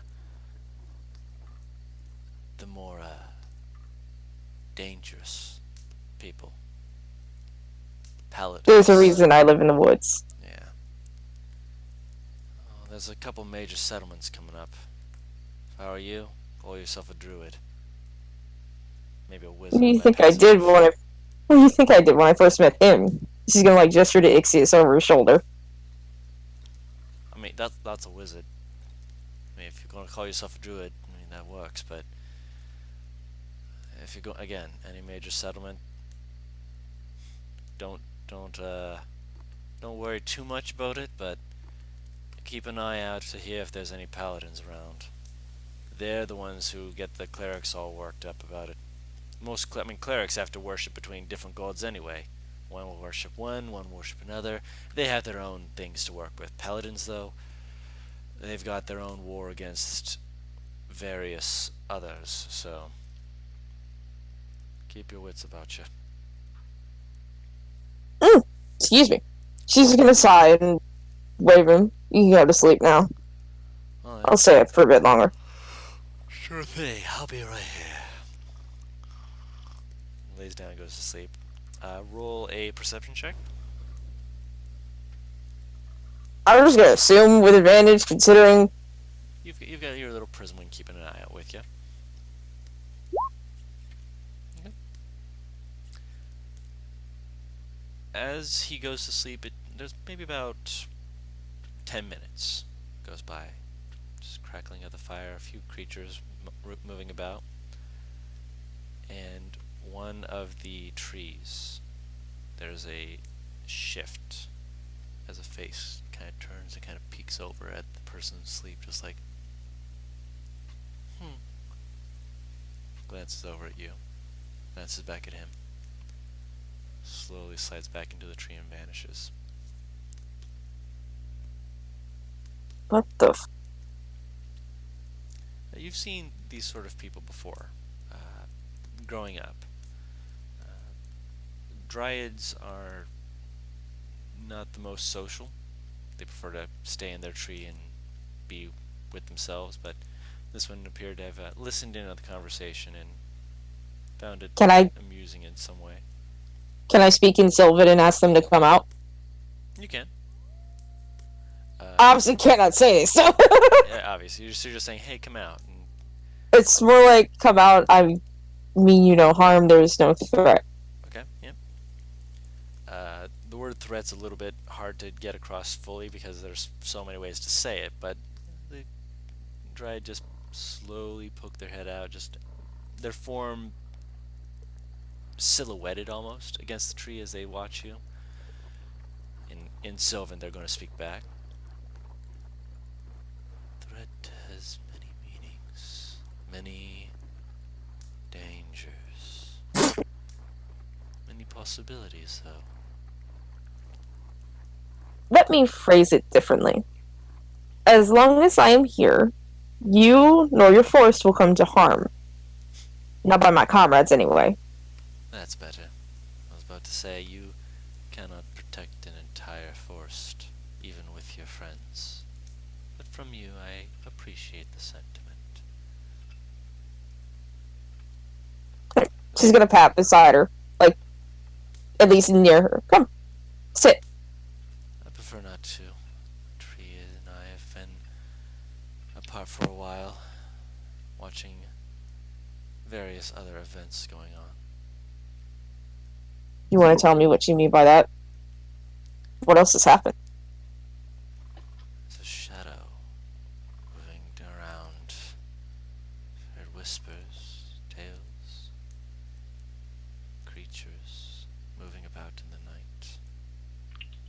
various sorts, using our forest for shade, and then moving about and striking in the night. Do you know what it looks like? Can you give me anything specific so that I can be a little bit more safe? They look human. I almost dare say they look like a man. Or was it a woman? Gender's hard to tell with you people. They were wearing too much cloth to be able to determine it just offhand. I do know that they were traveling with others, though, so perhaps I'm thinking of more than one. In a carriage, just wandering right on through. Did these people happen to have gems on them? Gems? No. Not that I could see. Not that I could care. I was more worried about what they did to my brother. What did they do to your brother? They changed him. Whatever they did, they changed him. And when the dawn came, he vanished. Like watching a tree burst into flames, but no other tree was harmed. I'm going to assume it takes a lot to change a dryad? Dryad? I'm not sure to say it. Dryad. But would I know this for facts? For changing them? Maybe I don't understand the concept of it. They're not sure of the concept of it either. All they know is that there was a change that occurred to them, that when the sunlight hit them, the tree they were living in spontaneously combusted. Oh! Jesus Christ.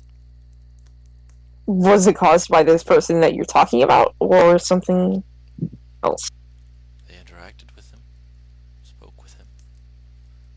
They were charming. Perhaps too charming. Do you know what they said specifically? No, I did not see what they did. All I know is that when they had finished, he returned to his tree, and then the dawn came. They rode off, and he makes a motion of just fire consuming it, something, just that opening the hand motion. Well, I can't promise anything. I don't exactly like people who do things like this. So if I ever encounter this person, I'll make sure to deal with them myself. I'd prefer you remain careful and vigilant than dead. It's nice to have you worry about me, but I couldn't care less about my own life. You should. You only get one, even for an elf. You slide back into the tree and Ah! Aurora's just gonna fall back with Arcus on her face. Arcus is very confused to be on your face, but Arcus is fine with this. As if he didn't go to sleep within the first 5 minutes. He did. Your shift ends. Who do you wake for the final watch? She'll poke Reggie. Picks up a spear. What? Easy, it's just me. Hi. Kind of slowly raises his hand. Waves shortly. Hello. I'll be on watch. Don't worry. I got this. Are you sure about that? Yes. She's gonna shake her head and go back to sleep. No worries. Okay. As the night begins to end, Reggie is he's like, oh, morning everyone. Sorry it was a late night. He's kind of poking the campfire, and there's a nice smell actually filling the area. It's looks like he's steamed some vegetables. There's some eggs of some sort. They're small eggs, looks like chicken eggs, and some strips of jerky that are being kind of cooked together into like this stir fry almost. Kind of looks up at everyone. Does anyone have a mess kit that they can use? And immediately, Everin just kind of gets up, pulls out his mess kit. What are we eating? eggs, vegetables, and jerky, it seems. Ah, food. Rubs his hands together. Actually, let me roll him for. Oh yeah, this is a specialty. Like it smells delicious. So you didn't tell me you could cook. I did When? yesterday. I said Realistically, did he actually say that, or am I? he did mention that he cooks, and Jedius kind of rolled his eyes at it, but it's really good smelling. Clearly, he's put some time and effort into this. Navarro's gonna dig in. She's starving. It's wonderful. Like it's an odd culmination of the taste, especially with the eggs added to it, but it adds flavor to it, a little bit of a zing to it that when you have it all together, it gives you a pretty good, decent morning wake-up call, boost of energy, feeling good. It's gonna fucking actively moan. Like, fuck. She's not had a decent cooked meal in forever. He's like, I'm glad you like it. He's eating his own. Everyone's just like, Everyone's just like fucking eating the plate, damn near. he's damn near, but he's also like, oh.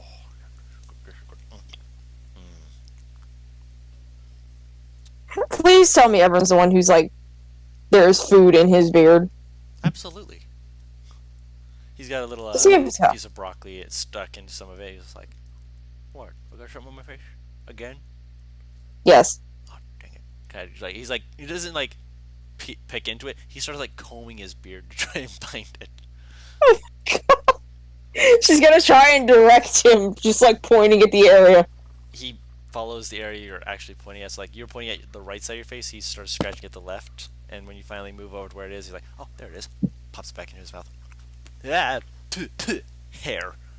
Ew! I thought there wouldn't be hair with it. Yeah. It was stuck in your beard! So it's usually still good. Should have untangled it first. Ugh. So everyone is now awake. Anything else you want to do before you guys head out? I'm still trying to get over the fact that I just watched him eat hair. I like how that's what you're focusing on. Like, okay, there's like a multitude of things that could be said here, and I was gonna originally, but I just watched Everin just take something out of his beard and stuff his face with what he just removed, so I'm a little bit Preoccupied disgusted. Abby, no. Doggo's attacking me! I can't help that. Ah! No. No. Quick, people in the future, send back good vibes to help her not get attacked by the doggo. People of the future, please! The future, we are calling all future people. Calling all future people. Jesus Christ. I'm always gonna stand up and fucking ruffle Reggie's hair. Thank you. Kind of, You are a man after my own heart by cooking. thanks. Finishes up his food. He checks his blade. Actually, no, he would not have it. When the other guy gets up, picks up his spear. Everyone actually notices it, and I'm actually gonna have him roll a check here real quick, because he would notice something different about Jedius's over Reggie's, if he notices it. We'll see. For wisdom, because he wouldn't be noticing it. And he'd probably be checking it out. He gets a gist that it's not made out of steel. And he will eventually bring this up to you later on the road, but he's not sure what metal it's made of. So you wouldn't be able to confront him about this in the campsite. This would be something that more later on the road he's just like, that's an interesting spear he's got there. It's definitely not steel, but don't know what it's made of. Jesus Christ. Yep. Yeah, it's just a kind of a passive, casual observation he makes. In the meantime, everyone can wakey eggs and bakey, or in this case, eggs and stir fry. Yep. And you guys. That actually sounds really good. I know it does. I'm really hungry. I shouldn't have started talking about all this stuff when I was this hungry, but that's completely on me. I'm the one who has not yet eaten, so that's on me. Anyways, so let's see here. Yes. So you guys continue making your ways northward. I want each of you to roll me a d20. Doesn't matter the order, just everyone roll a d20. Okay.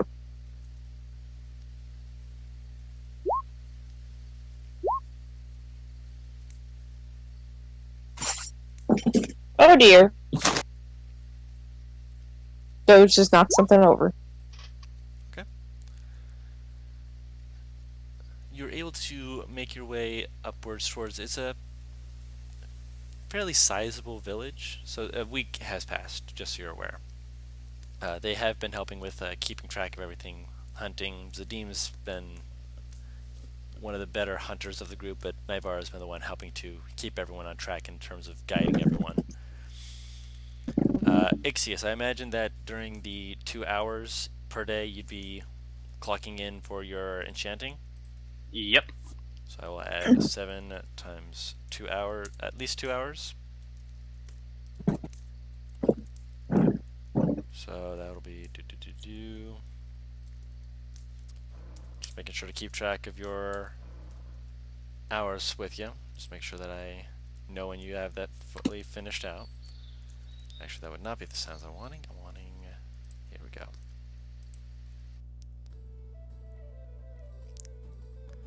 Okay, so I thought that was Zelda music for 2 immediate notes, and I'm like, what?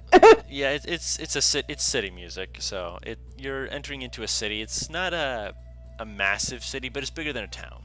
It's about as big as the city you came from initially. There's a lot of different areas to it. It's clear that this is not going to be just a small little town adventure, but at the same time, one of the big things about it is that it was an uphill battle just to get there, because it is a city that is on an overlook over the Colossi Path. Entering into it, you can see that there's a series of about a good dozen towers with bleachers in between them that are facing towards the Colossi Path. There's on the other side of the place, there's a kind of castle-like structure. It's not a castle per se, it's more of a keep, a stronghold. Likely someone here is one of a military background, as it looks like it would be sort of final stand stronghold, or at the very least a garrison of sorts. There are a variety of different people going around here. You are still in Cormundum, by the way. You've not yet left the city or anything like that. Sorry, not city, country. But the people here are wearing fashions you recognize, although a few of them are wearing more revealing outfits, the men predominantly. They wear more of a heavier clothing that leaves like the stomach bare, with tattoos that run across the sides of them. So they have tattoos that are on the sides of their hips, basically to accentuate where their abs would be. What the hell? Yeah. There is a multitude of little places you guys can check out. Reggie and Jedius kind of give you a little look, like they look around, they're like, we can part ways here, friends. We'll find a way back, but Jedius kind of he looks so a bit, soon. He kind of like rolls his eyes like, yes, so soon, but reaches into his bag and he pulls out a silver coin. It is of no nationality, but it has a wolf head engraven in profile on one side, and it has the symbol of the bat on the other side. And he hands it to, probably be to you, because you probably would have been talking, jabbing their ears off the whole way. It's like, if you ever need help from night hunters, or at the very least need an audience with someone in a city, don't ask for us specifically. Why not? Because most people don't like night hunters. Think that we're bad people. Kind of glanced at Zadim with a very pointed Well, Of course. But he motions to us like, most taverns, well, actually no, most taverns would only hear about it. They ask where you can find. Kind of looks at Reggie. Reggie kind of just like, go on. Ask where you can find people who dance specifically at night. I'll keep that in mind. It's one of the things that we tend to do is go from place to place, put on shows when we're not taking care of business. You dance. He shrugs. We're good at it.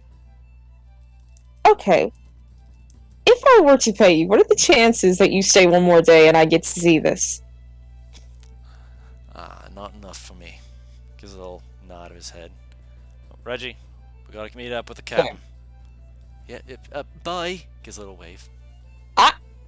She's going to fucking yank. How tall is Reggie? He's about 5'7". Yeah, okay. She's going to yank Reggie down to a kiss. Bye, Reggie. Bye. Reggie. Yeah, I'm coming. Like he takes like 5 steps, turns around, like waves at you, runs it like to full on sprint, just like. You see him. You see Jedius kind of look at him, smack him over the back of the head, and then ruffle his hair, like dumbass. It's like big brother, little sibling shit, and it's hilarious. Whoop. Fix that. Fix what? Not you. Talking to me. Okay. I'm trying to add something to note. Okay. And it's making it really difficult. You are aware of this city. It's one of the border cities between Kermundum and Helio. Or Halo, not Helio. Wrong place for the L. Which I'll put the name of Halo in the chat because that's so that you guys can have it in your notes if you want. It's called Halo. That's what I was trying to do. Yeah, I've spelled that before, but I wanted to make sure that you guys had that to make sure. Hello. Halo. No. It's a Mega Mind joke. Oro. That's a good movie. This particular city.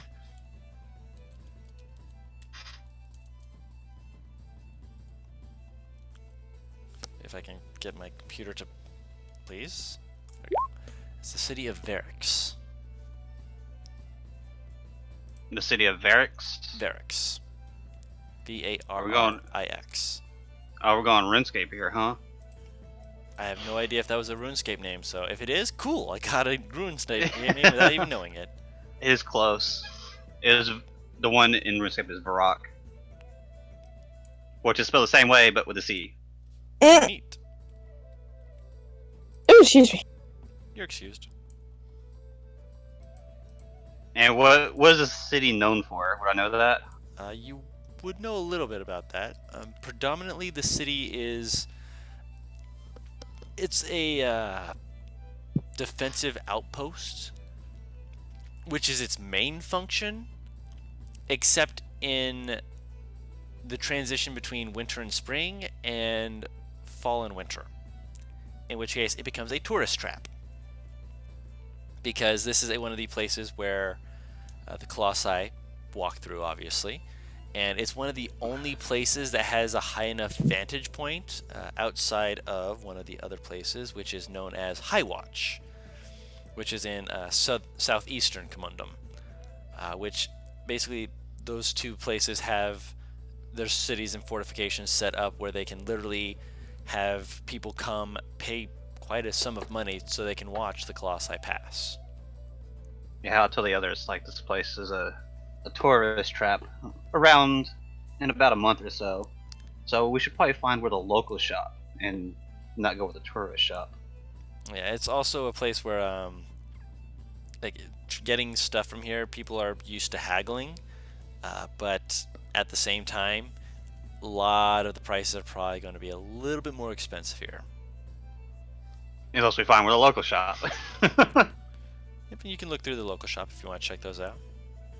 No, the locals, not the local shop. Oh, the locals, yes. The people that actually live there. Yeah. You'd want to look like the locals to, blend that in. But yeah, you'd be able to do that. you of all people know a variety of information about that to be able to blend in. All right. So So, would I know where the inn is? you would not, but you can ask around or you can look around. Which would you I prefer? want to ask around. Okay. Roll a persuasion check or just a charisma check. Actually, can I look around? Never mind. Investigation. Yeah. No worries. I was thinking the same thing, but for different. Yeah, no worries. You're like, I want, yeah, it would either be investigation with intelligence or I will charisma. guide So, myself.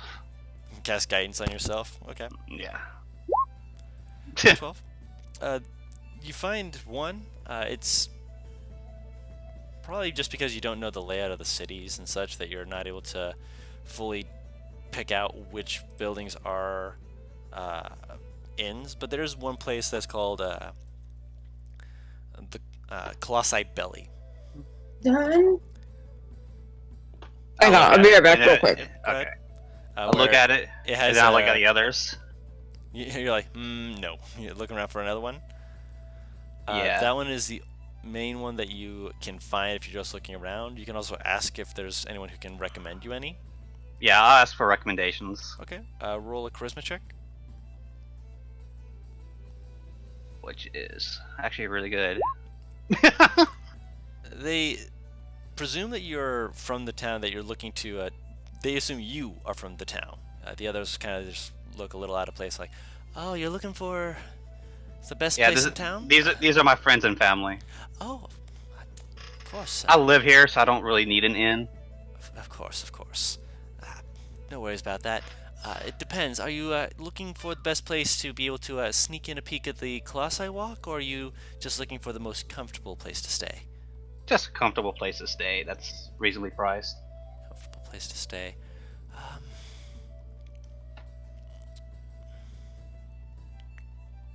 Reasonably priced.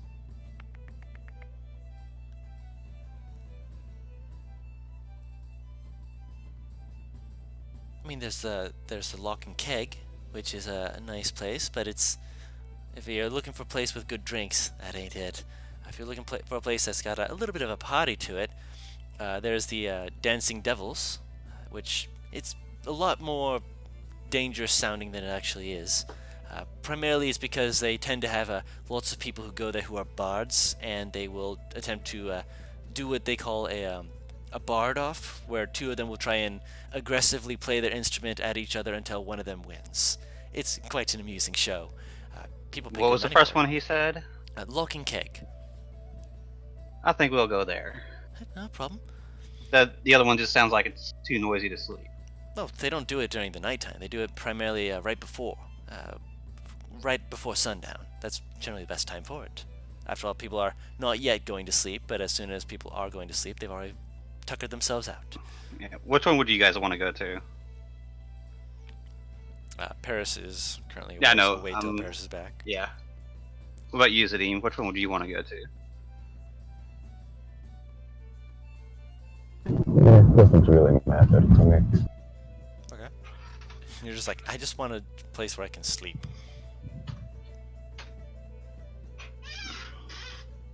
Also, since I have your ear, can you tell me a good place to shop that's not high prices like all the others? Or somewhere we could sell things. Yeah, or sell. That'll give us a good deal.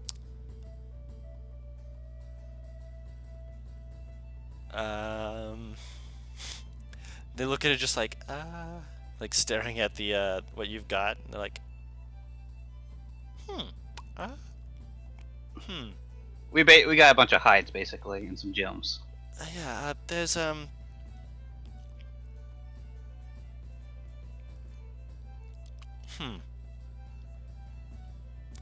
they kind of rub their chin thoughtfully, like,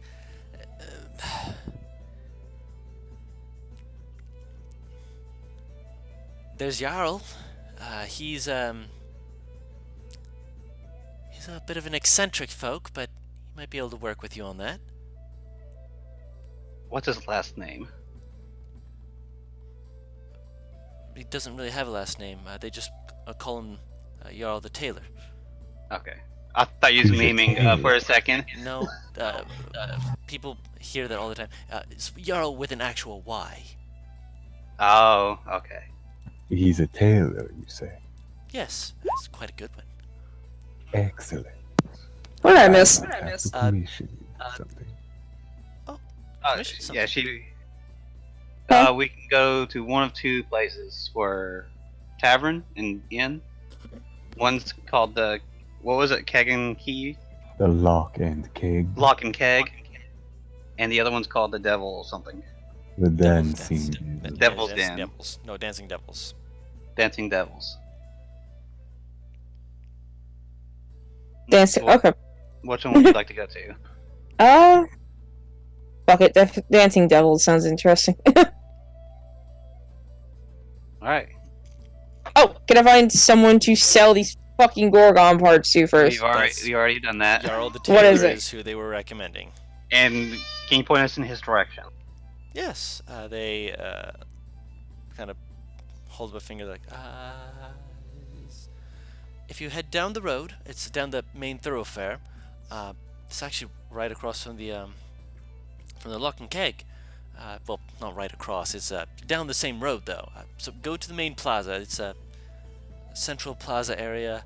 It has 1, 2, 3. The third one. So when you come out, there'll be one on the left, another one on the left, and then there'll be one on the right before another one on the right. Go to the one on the top right. So keep going straight and to the right. Head down that street. Once you get about, I'd say halfway down, you'll see about halfway down. No. You'll see a sign that says the Lock and Keg, and then further down you'll see a place that says Jarl's Tailory. Simple enough. Thank you for your time, sir. Ma'am, actually, but thank you. You never specified earlier. To be fair, I just started talking. Yeah. Thank you, miss. Thank you, ma'am. Don't worry, I get that a lot. Their hair is actually cut really short, and they don't have the most feminine features to them, so it's like, Wait, hold on. What's this person actually look like? Short, bob hair, kind of more sturdy, structured face, but they are a woman. Is she my type? Not particularly, they're more willowy. Okay. So shall we That's go all to I the wanted to tailor? know. She's already started walking towards Taylor. I'll go as well. Also, Guru, I forgot I had a +4 in charisma. I'm like, charisma check, I'm expecting you to use it. Yeah, I'm like, guess we'll find out.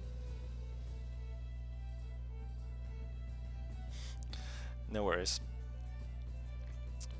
So you head down. You see the Lock and Keg. Are you gonna pop in for a moment, or are you gonna keep heading down to directly to the tailor? Now we're gonna go to the tailors. Oh wow, I was gonna pop in. Oh, we're going to the other one, aren't we? I'm kind of curious as to what it looks like. You want to look at it before you actually get a room? Yeah. Okay. So you want to head to the tailors and then to the Dancing Devils? Yeah. You're making me We're going there. mess up on that.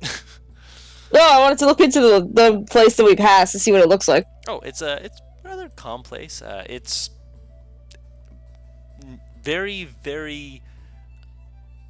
Oh, what's the right word for it? All of the kegs are actually under lock and key. So there's like a grate in front of it where it's just like, yeah, you can only get the alcohol when we say you can have the alcohol. So Oh my god. There's like the housewife behind the bar who's just very aggressively cleaning everything, kind of looking everyone over slowly, just like cleans it again, looks at you. Are you coming in or not? We'll see in a bit, ma'am. Sorry to disturb you. Not a problem. Just need to make sure I keep my eye on everything. Take care. There's a guard outside who's watching you. They don't seem to really care. They're just like, she's straight, but she's got very good houses, or housing rather, and good food if you like trout. I eat a piece of rabbit in front of them. Yeah. You'll do fine. Stop doing that. It'll probably be fresh caught rabbit. You guys would be able to do that on your way here. Heading down this road, you will eventually be able to see Jarl the Tailors. I'll just walk in. Okay. I'll follow Tracy's. You see in a corner, there's this old man in a, looks like it's a chair that has wheels that are kind of bolted onto it. He's just kind of sitting there, just like silently staring at a wall. Hello? I fell asleep again. Oh no. Slowly, just really seem like shaking hands. Turn. Like he's only doing it like by very small increments as he turns to look at you like, welcome to Jarl's. I'm here. I'm certain you're here for my grandson. I'm assuming so. I am the tailor, Jarl. sir? He holds out a shaking hand to you like, pleasure to meet you. Yeah. I'll shake his hand gently. She's gonna take his hand, grip it. I mean, if he's Zadim what? I'll also shake his hand. And he's what? if he's a craftsman type, I mean, shit, he might have a strong ass grip. So you grip it, he kind of looks at you, he's like, I ain't what I used to be, but I appreciate the thought. I am Jarl. I am the original progenitor of this fine establishment. Well, you're looking for my grandson. Hold on a second. Where's that blasted bell? The bell is on the back of his chair, which was ringing as soon as he started turning. Behind the bar, you see a door open, and a younger gentleman walks out. He's got a full-on facial beard, which probably is comparable to the picture that Ebron has, but it's in a dark ginger red that's just very, very, very curly. Oh, this guy's a dwarf? This guy is a dwarf, yes, as well as the guy in the chair, but he's so withered that it took you a moment to realize. Like, he is, like, frail and old. Like, when I say old, for a dwarf, that means he's probably 350, 400. Jesus, hey! Dwarves live to be old. This guy is much younger, thick, curly beard, bright red hair. And so we're just like, I see you met my grandpa. Grandpa, I'll take it from here. Okay, keep the shop open, Jarl. I'm gonna just.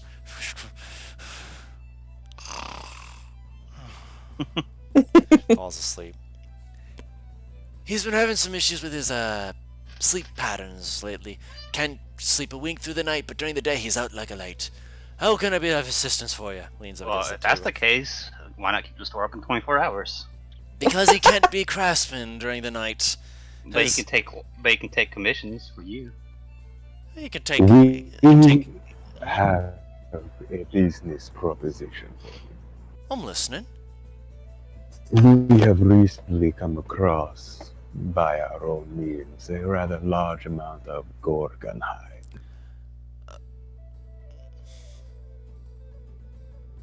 Keep talking.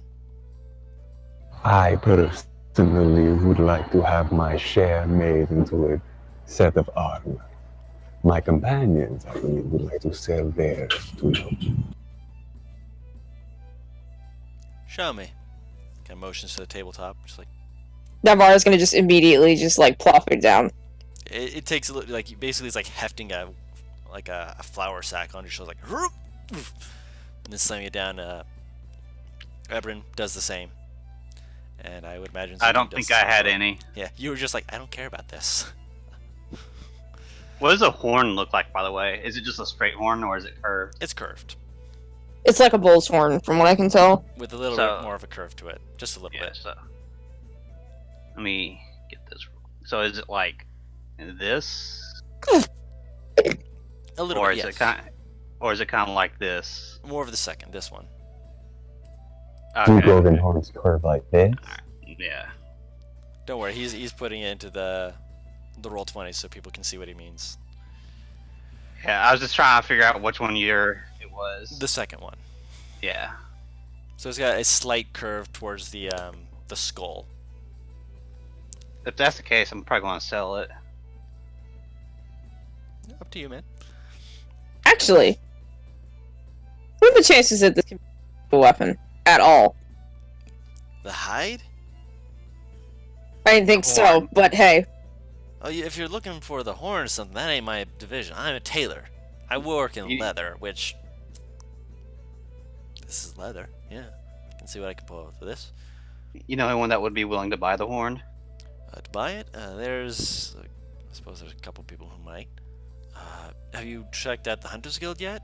That's Is more there? towards the We garrison, came though. into town recently, so It's more towards the garrison area. You can't miss it. The hunters love their trees and such, so it is literally a bunch of trees grown into a big old place.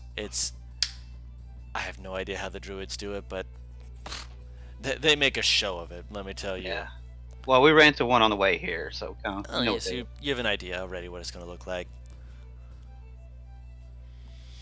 But yeah, for Gorgon, goodness gracious, God, kind of rolls it out. He checks it. It's had some time to dry, so it's a little bit raspier, kind of like kind of get that shrinkage to it slightly, but it's still Gorgonite. It's still thick and tough.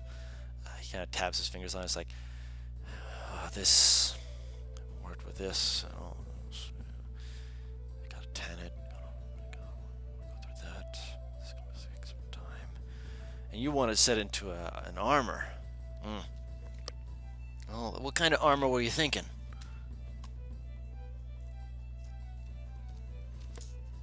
The stronger it is, the longer it'll take for me to make, but I'll make it worth your while. Out of character, what kind of armor can I make? Depends on how heavy you want it to be and what type you want it to be. Again, if you wanted it to just be a height armor, you would just cut a hole through it and throw it on your shoulders, which, not the most effective. If you wanted it specifically shaped, this is Gorgon armor, so it is, again, it's heavy, it's got this natural plated look to it. If you wanted to make it into like a plate mail, it could be made into a natural plate mail.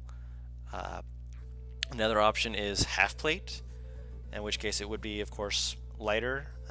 Either way, well, actually, no, not either way. With the full plate armor, it would just be considered plate armor, just made of a natural material. The half plate would be considered a +1 just due to the nature of the armor, but it would not be considered magical +1. So it couldn't be leather armor.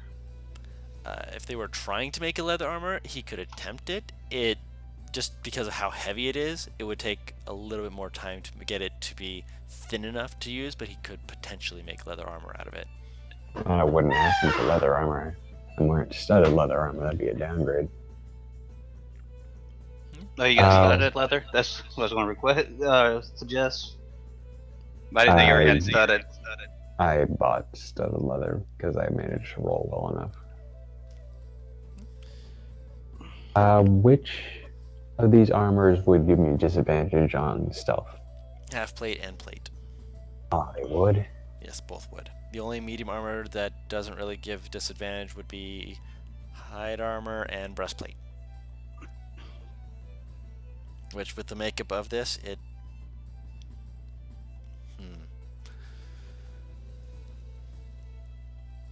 Yeah, because of how low the dexterity of the Gorgon is, it's the weight of it that is really gonna be what slows you down and causes the disadvantage.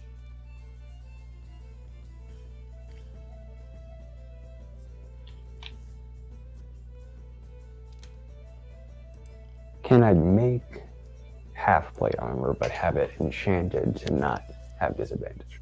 If you're looking for enchantments, that's out of my range, but I mean, if you want me to make half plate, I can see about that and call a friend and ask and see. I mean, I can try and see if there's anything I can naturally do to assist with that, but that would lower the composition a little bit. I'll lean over to Zadim like I can enchant it myself if I have the material. Well, it wouldn't be like an enchantment sort of thing, it's just how I form the material. If I just use the material and form it right, I can get it so it's stronger than your average half plate, but if I have to remove more to make it less disadvantageous, it would possibly remove some of the defense portion of it, if you catch my drift.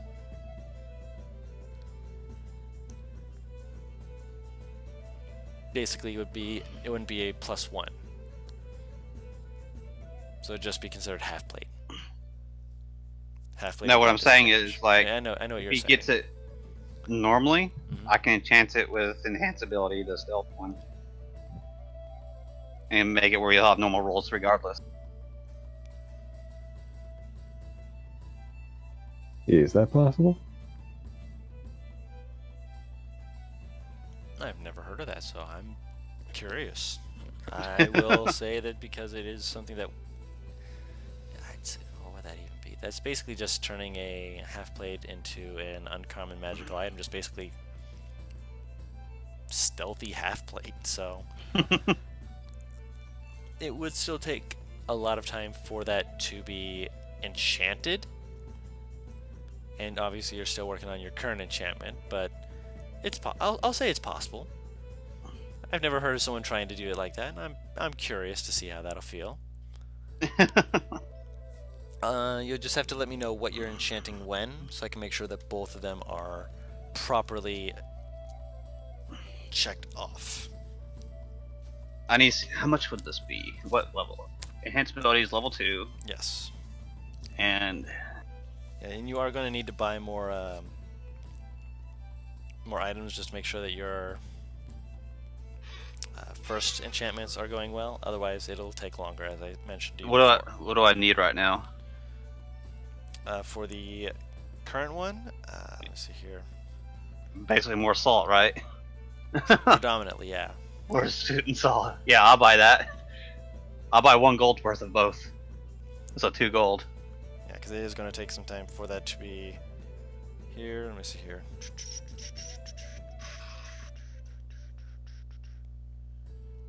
How much better is half plate compared to studded leather? Half plate is a 15, plus your dexterity, which is a maximum of +2.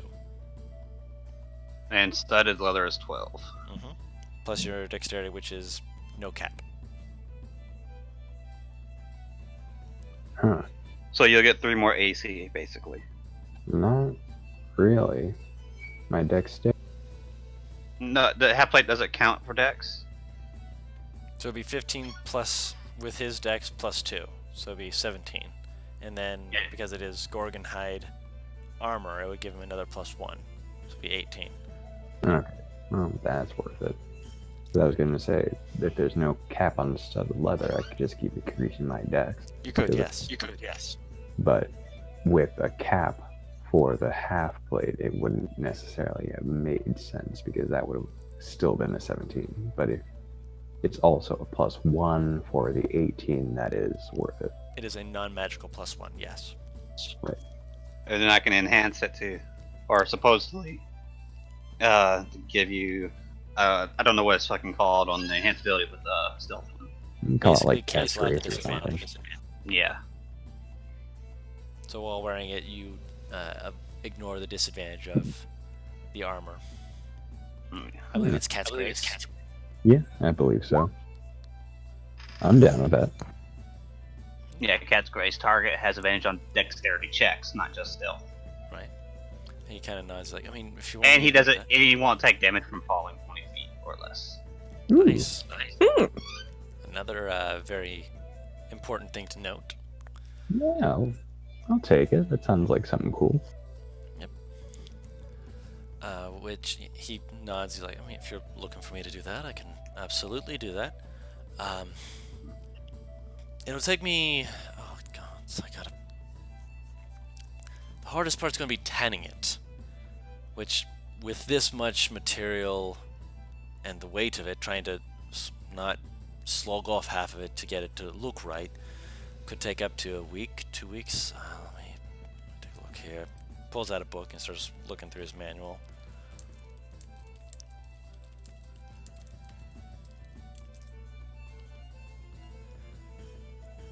He's like, no. With this weight, it's probably going to take closer to like a month, at least. And that's if I put it into my strongest bench. I mean, that's okay. We want to see the Colossi travel anyway. No. It's not going to be here for about another month, I believe. Yeah, it's still on its way here. So if you wanted to take some time, relax in our grand city of Verix, as it's called, by all means, take up a room. I apologize, miss. You were asking about payment for these. Pats the sides of them. Gorgon hide. And you got me a Quite hefty slab of it too. Do you want to use half of it for anything? You gave me 2 good batches of it.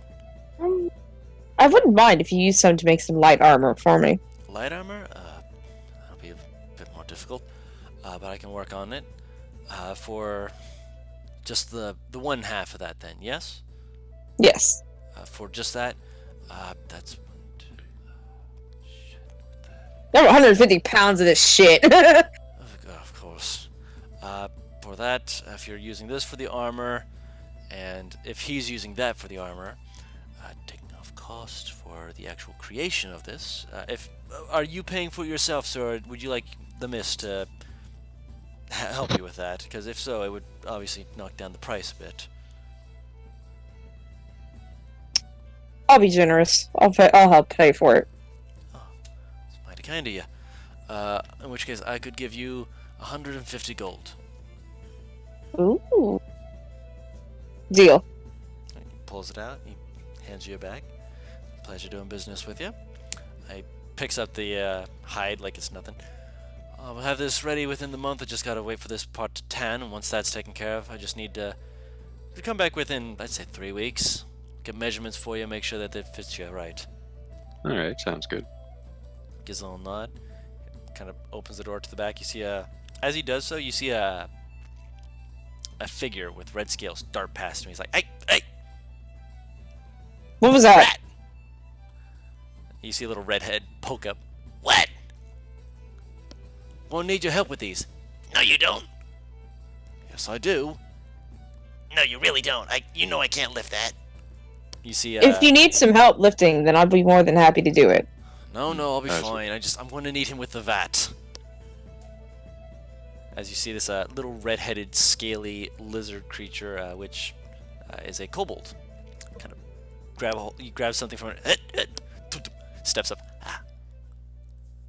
New customers. Hey, how you doing? Excellent. Hello. Yourself? I heard excellent, and then I heard hello. What'd you say again? I said, and yourself? It's another beautiful day in paradise. I don't know if he's being sarcastic or not. Insight check. Give me a second. Sure, why not?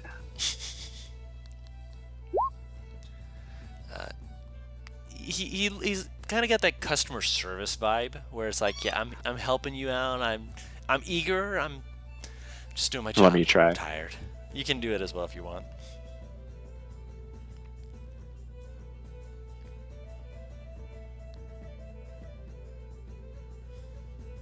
I have some water here that does murder on my throat. He seems genuinely pleased to see people here. Still got, again, that customer service vibe of just like, I'm just doing my job, but he's like looking between me like, oh, excitement, possibilities. Ooh, excuse me. Okay. So yeah, you're the one who notices that. Everyone else is just like, hey. Seems kind enough. So, how can I be of assistance? I mean, I think we already got what we wanted. Damn it. If you can point us in the direction of someone who can make a weapon out of this, and she's gonna set the Gorgon horn on the counter, then that would be wonderful. He kind of reaches forward and kind of does a little poke. That depends. And hold on, I'm not trying to be ominous about that. I'm trying to think of, okay, are you looking for something magical, something nifty, or are you looking for something that'll get the shit done? You know, normally I would say all three, but I know that's impossible. I mean, we have the reason why I ask is we have specialists. If you're wanting something magical, you want someone like a gnome. Druids and such are really good about making stuff like this into whatchamacallits. Wizards are better at it, but we don't have too many around these parts. If you're looking for something nifty, you want to talk to a kobold or a goblin. We know all the ins and outs of how to make things really weird. What would you do with it? Me? He like picks up. It's a little heavy for him. He's like, okay. How about the inside, maybe? I wonder if I can make this thing squirt acid. That'd be cool. Navarre's eyebrows are just like wide or arched. Like what? That sounds useful. I mean, if you'd have to actually have acid vials to load into it. Like, it's not magical. Like Right. you have, you just have it. But basically, what you would do is you take this part here. And he points to where the curve is, and you hollow this part out, and then you put in a little lever thing, a doodaddy, as they're referred to in the professional sense, that is connected to a bellows. That bellows is connected to a vault, which when you pull on it, it opens that up. Acid's poured in front of it as the bellows blows it out and just sprays everything in front of you with acid. Oh, that'd be great. If I have to keep refilling it, then I might stick to magical or gets the job done. Get the job done. You're looking for someone like Probably the Hunter's Guild, huh? yeah, Hunter's Guild. They've got all sorts there. Lizard folks especially like stuff like horns and such like that. Looks like we're on the Hunters Guild then. Damn it. Couldn't sell you on the acid spray. That would be so cool with this. I have a question for you. Ask away. I'm assuming that you seem like you make weapons like acid spray, spheres, Oh, or whatever you want to not call me them. specifically. That's more my cousin's line of work. He's down near the Hunter's Guild anyway. I prefer making more trick armor. Has your cousin ever made shoot alchemy fire? A spear that shoots alchemy fire? Huh. Nope, can't say I heard anything about that. Alright. That sounds like a really nifty thing, though. How would you even do that? That'd be a spear. Does it have a bellows to it? It seemed like it did. It didn't look like it was magic so much as what you just described to me. I did not look like it had a bellows to it. Okay, well then no. Yeah, he's like, oh man, I forgot ideas on that already. Oh, gee, no bellows, but it was able to spray. I'm gonna have to talk to my cousin about that. That sounds neat. God, I've given them ideas. He's like, he's got the whole tapping his fingertips together rapidly. Just yes, more ideas. Yes, good, yes. You enjoy your kobold characters. Of course I do. I enjoy all my characters. Yes, but you have a weak spot for kobolds, I've noticed. I do. They're good people. They're just not always in the right place at the right time with anything. You know what you could do with this horn? Mm. You could attach the chain to the back and put it on some sort of device to launch it forward, and then it will retract with the click of a button. Sounds like a grappling hook. Like you see his mouth just slowly open, like forming an O. Is like, like a spike thrower. Exactly. But it brings the spike back so you can use it again. Oh, sounds like a heavy crossbow. Would need to be a heavy crossbow for something that big. The chain part of it's gonna be, oh man, that's gonna limit the range on that. Oh, but to just be able to just retract that and immediately have it reload. Oh, what would you even need for that? Sort of like a grappling hook, but without these spikes on the end. Yeah, basically Navarre's like a heavy crossbow bolt, but with a chain. Navarre's gonna leave the men to do what they're about to do and head to the Hunters Guild. I'll join her. Like, I I'm just giving will him ideas. also. Oh, take care. Have fun. Remember, too. Jarl's tailory is, and you're gone. Thank you for your help. Bye. I was Rat. just giving him ideas. Oh, zoom in. It felt like fun.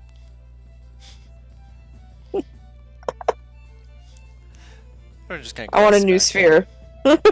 That's what I'm aiming for. A new So I guess sphere.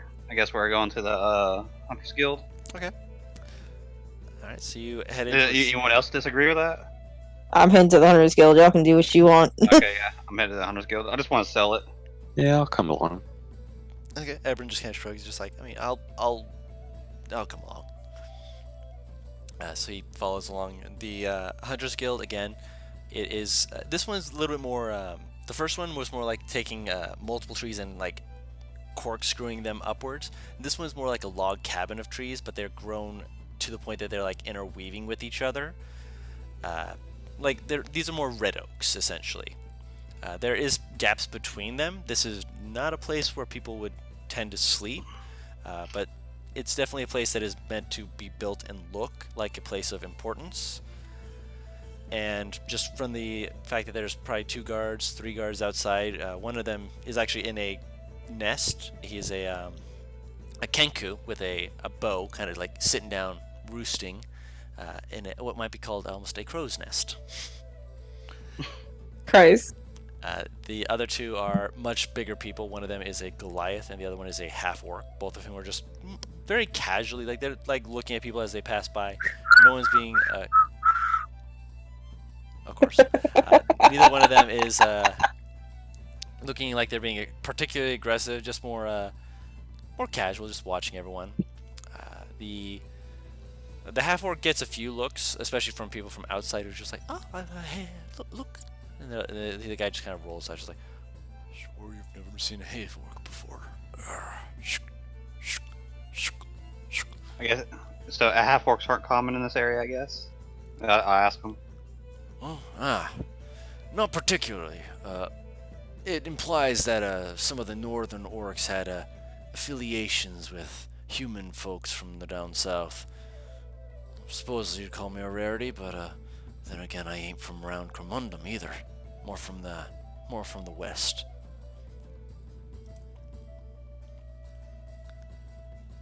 Hmm. Anything I can direct you towards? Most people who come up to me are either asking for Yeah, I'll pull out the horns. Like, who in here would be willing to buy this? to buy it. Ah, you're looking to talk to one of our lizard folk people. They're a right strange lot, but I like them. You're gonna want to talk to Cat peeks inside. Hey! Is Dark Scale here? Yes, in the back. All right. Talk to Dark Scale. He'll want to collect that. If he's not going to just use it for something, he'll probably find some use for it. Yep. I'll thank him and head on into where they said Dark Scale is. I need mine shaped into a weapon. Who do I talk to for that?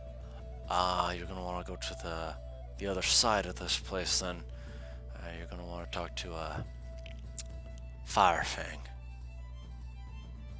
Of course, his name is Firefang.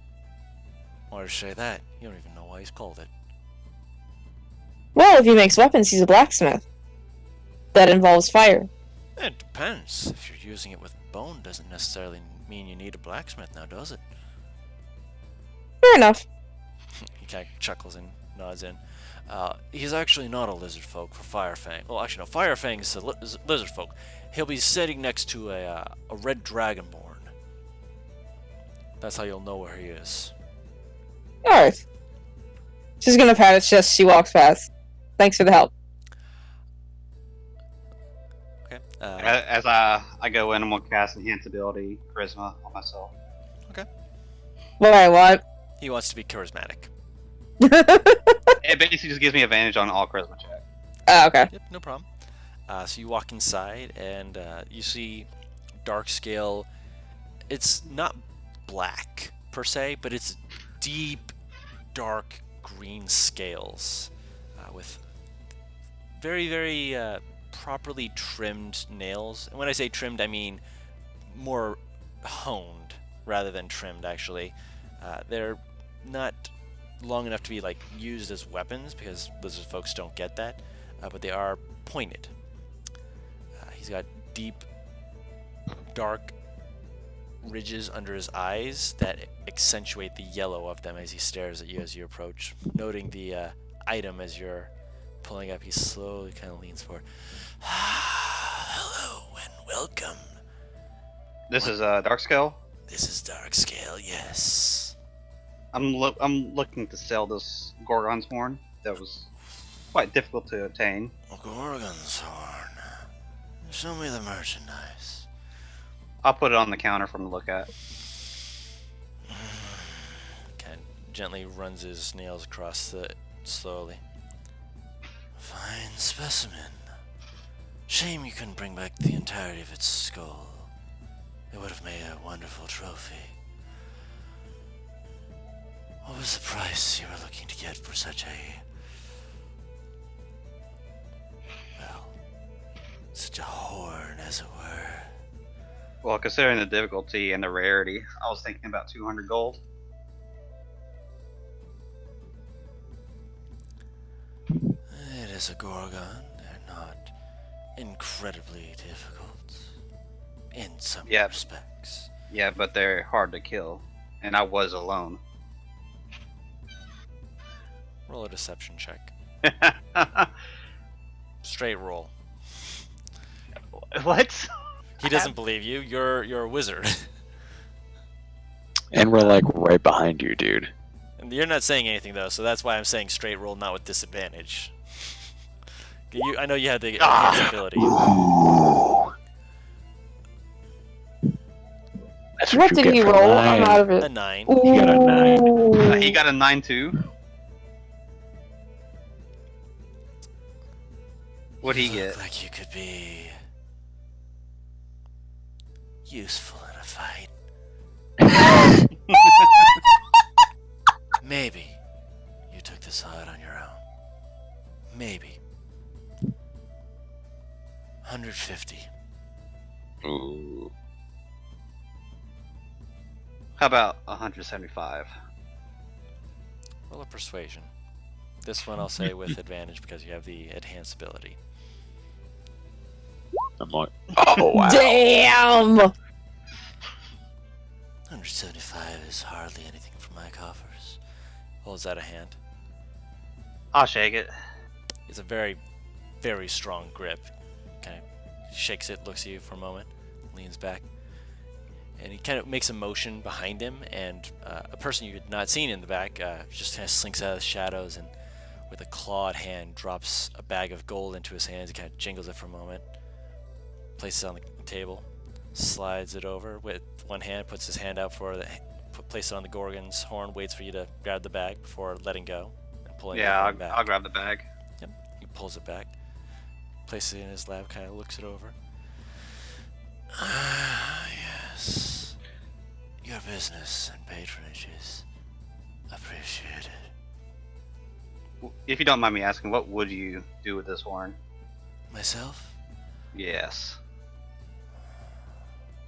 It's big enough that you could make something viable out of it.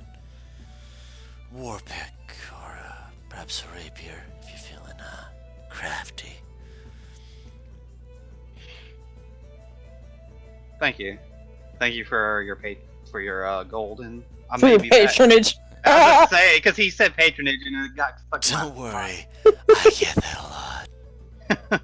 Thank you for your patronage. I stopped myself.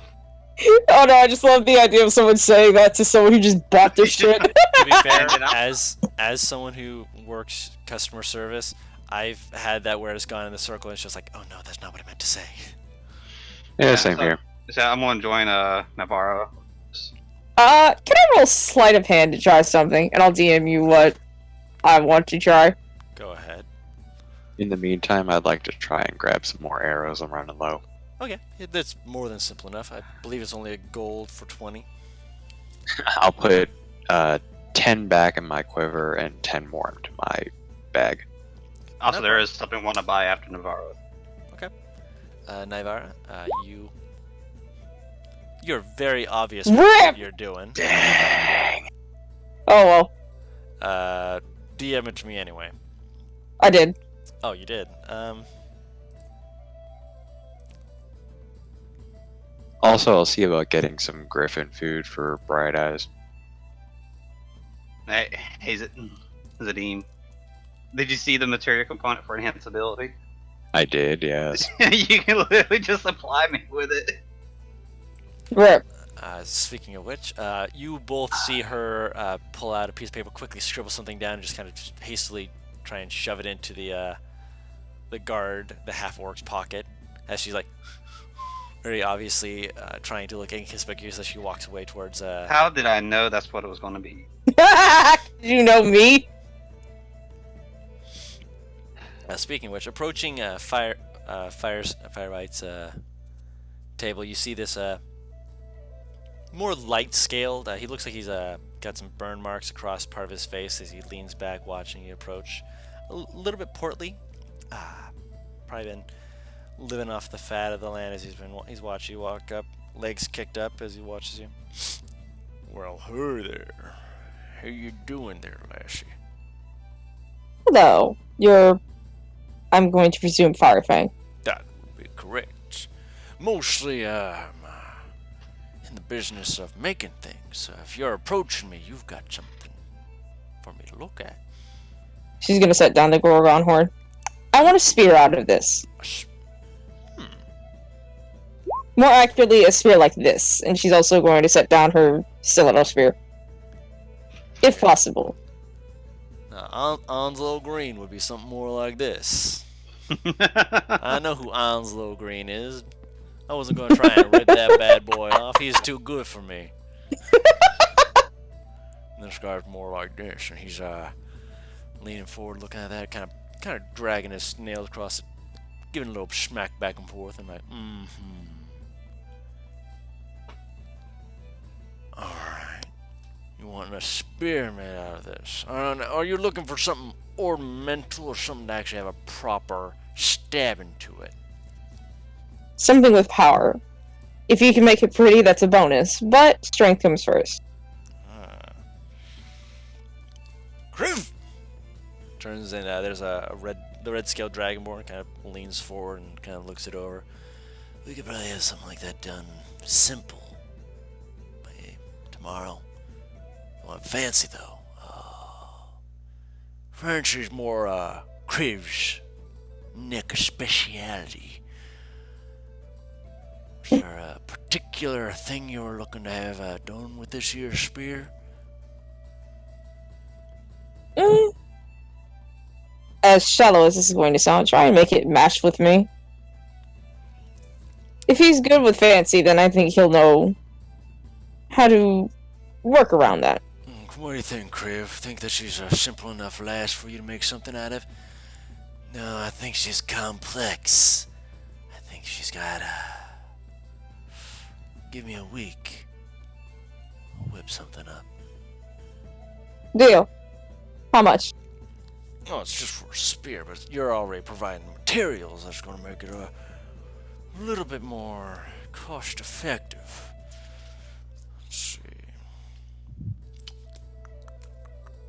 For the etching, that's going to be the biggest thing there. What do you think, Kriv? I'd say 5 gold. That little. You're providing materials, so that knocks off quite a bit. Predominantly, I'm not making anything magical out of it, so this is just basically just cost for the carvings and such, which is my neck of speciality. If you were just wanting to have a tip put on a spear end, it'd be half a gold. But you want something fancy, something to look good with you. I can provide that. She's gonna give him 10 gold. He kind of juggles it in his fingers for a moment, looks over, and they both like stare at the gold. They know that you've overpaid. Neither of them say anything. Look at you. Consider it my thanks. For that, you might. Let me put it this way: this ain't gonna be magical, but I know of a guy or two who might be willing to, well, with the proper coin, of course, add a little something metallic to the edge. Oh. How much extra? It depends on what you're looking.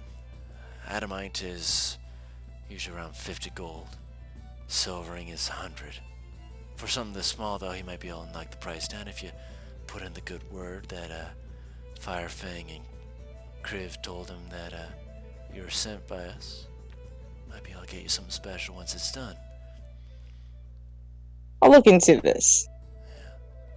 Helps when you're trying to face things that ain't particularly susceptible to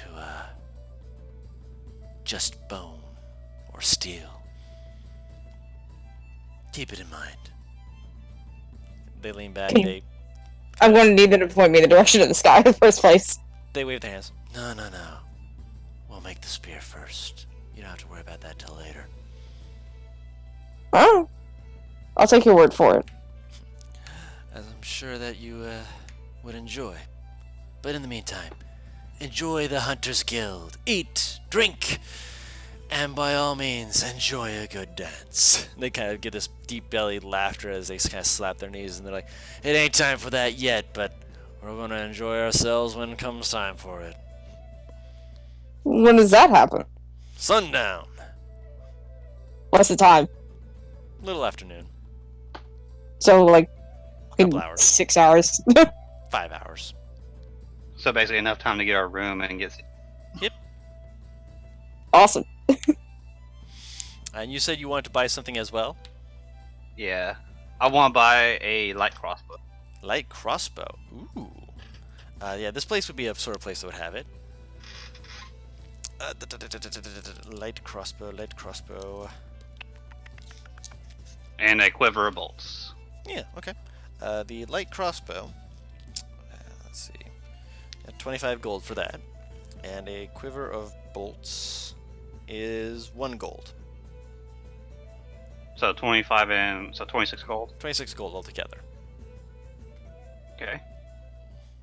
What about some rations specifically for Bright Eyes? If you're just buying meat chunks, just close the book. Where to go? If you're looking for enough to satyr for the day, they have meat chunks. You could get basically 3 meat chunks for a meal's worth, so that'd be basically rounded up to a gold. I'm thinking more like when we have to leave, so maybe I'll just grab it then. If we're gonna be here for like a month, You guys then have yeah, I to, guess that makes sense. I'll hold off on it. No worries. Yeah, they have a little salesperson.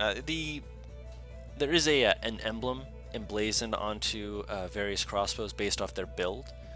The one that would be a light crossbow has a symbol of a bull's head on the front of it, where it would be pointing at any enemies. Basically, it's just branding. It's just my backup, basically. Yeah, no worries. So they more than happily hand you that, give you the bolts, they give you a little nod, thumbs up. Enjoy hunting with it. I will. Would y'all happen to have any more traps? What kind of traps are you looking for? Are you looking for I'll snares? show them the one I have with the hunting trap from the thing. I don't know what kind of trap it is, actually. It's a hunting trap, basically like a bear jaw. Yeah, that's what I was thinking, but I didn't know for sure. That's the way I've imagined it this whole time. That's what I've rolled for it as. Let me see if they have any in stock.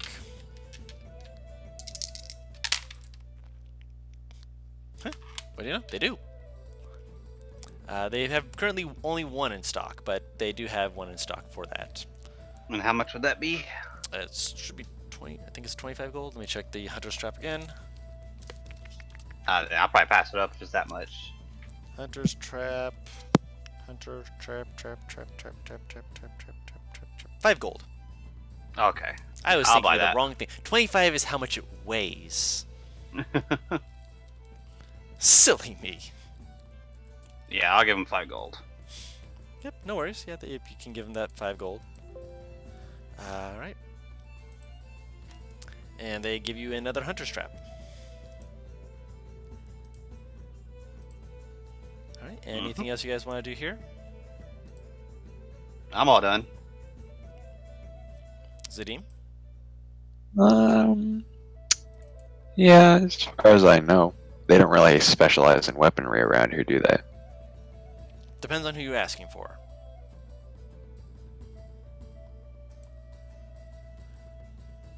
What are you looking Any- for specifically? Well, magical weapons, I suppose. Magical? Not in this area. Yeah, I figured as much. Did I miss anything? Not really. Nah, I just bought a light crossbow and a hunting trap, and that's about it. Oh, Jesus Christ. So I got 2 hunting traps now.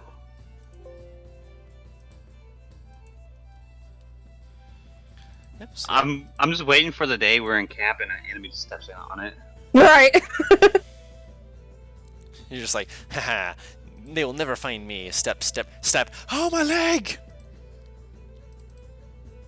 I feel like if it's just one enemy between me and Ixius, this poor guy isn't going to get out of the trap, and it's not even because we'll kill him, it's because we'll be laughing at him.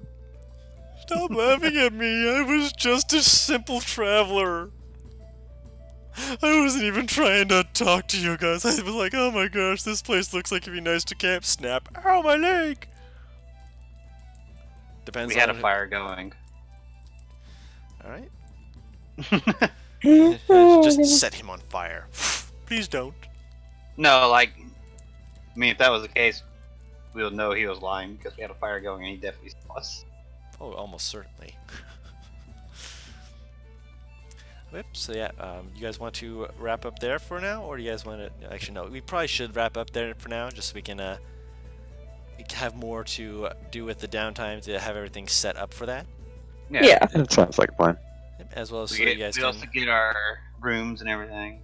Yep, not a problem. We will discuss rooming and such tomorrow, or not tomorrow. Next week. Tomorrow is when we have the other campaign stuff going on. My bad. Wrong things. I'm excited for tomorrow. All sorts of fun things going on everywhere, all around. Alright. For my downtime, it's going to be... I'm going to see if I can get, like, a part-time job for the month at, like, a wizard shop where I can, like, enchant or sell things. Okay. And I just want to see how half our board reacted to the note. and I'm also going to be enchanting my stuff. Of course. Like, during work hours when there's no customers. Of course. And when I'm at home. So I'm pretty sure I could probably get my first enchant done. Okay. Let me pull it up here. And we'll discuss that more and go over that. I'll just let me know of all the things you want to do during the downtime so I can make sure that everything that is looked into and desired, I can see about whether or not the city has it.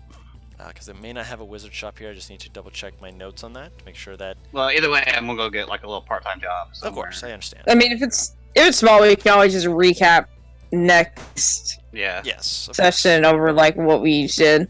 Of course. That way we can make sure that keep the narrative flowing forward, as well as if there's anything that's supposed to happen within that month, I can let you guys know that. Otherwise, we'll be starting next week, going over the recap of what everyone was doing during that time, and heading straight towards where we will be going over the Colossi Walk and having some fun with the festivities around that. Sounds like a plan. Alright. Mm-hmm. In which case, thank you everyone so much for watching. You're all wonderful people. Never forget that, and we will see you all next week. Bye. Bye-bye! Bye.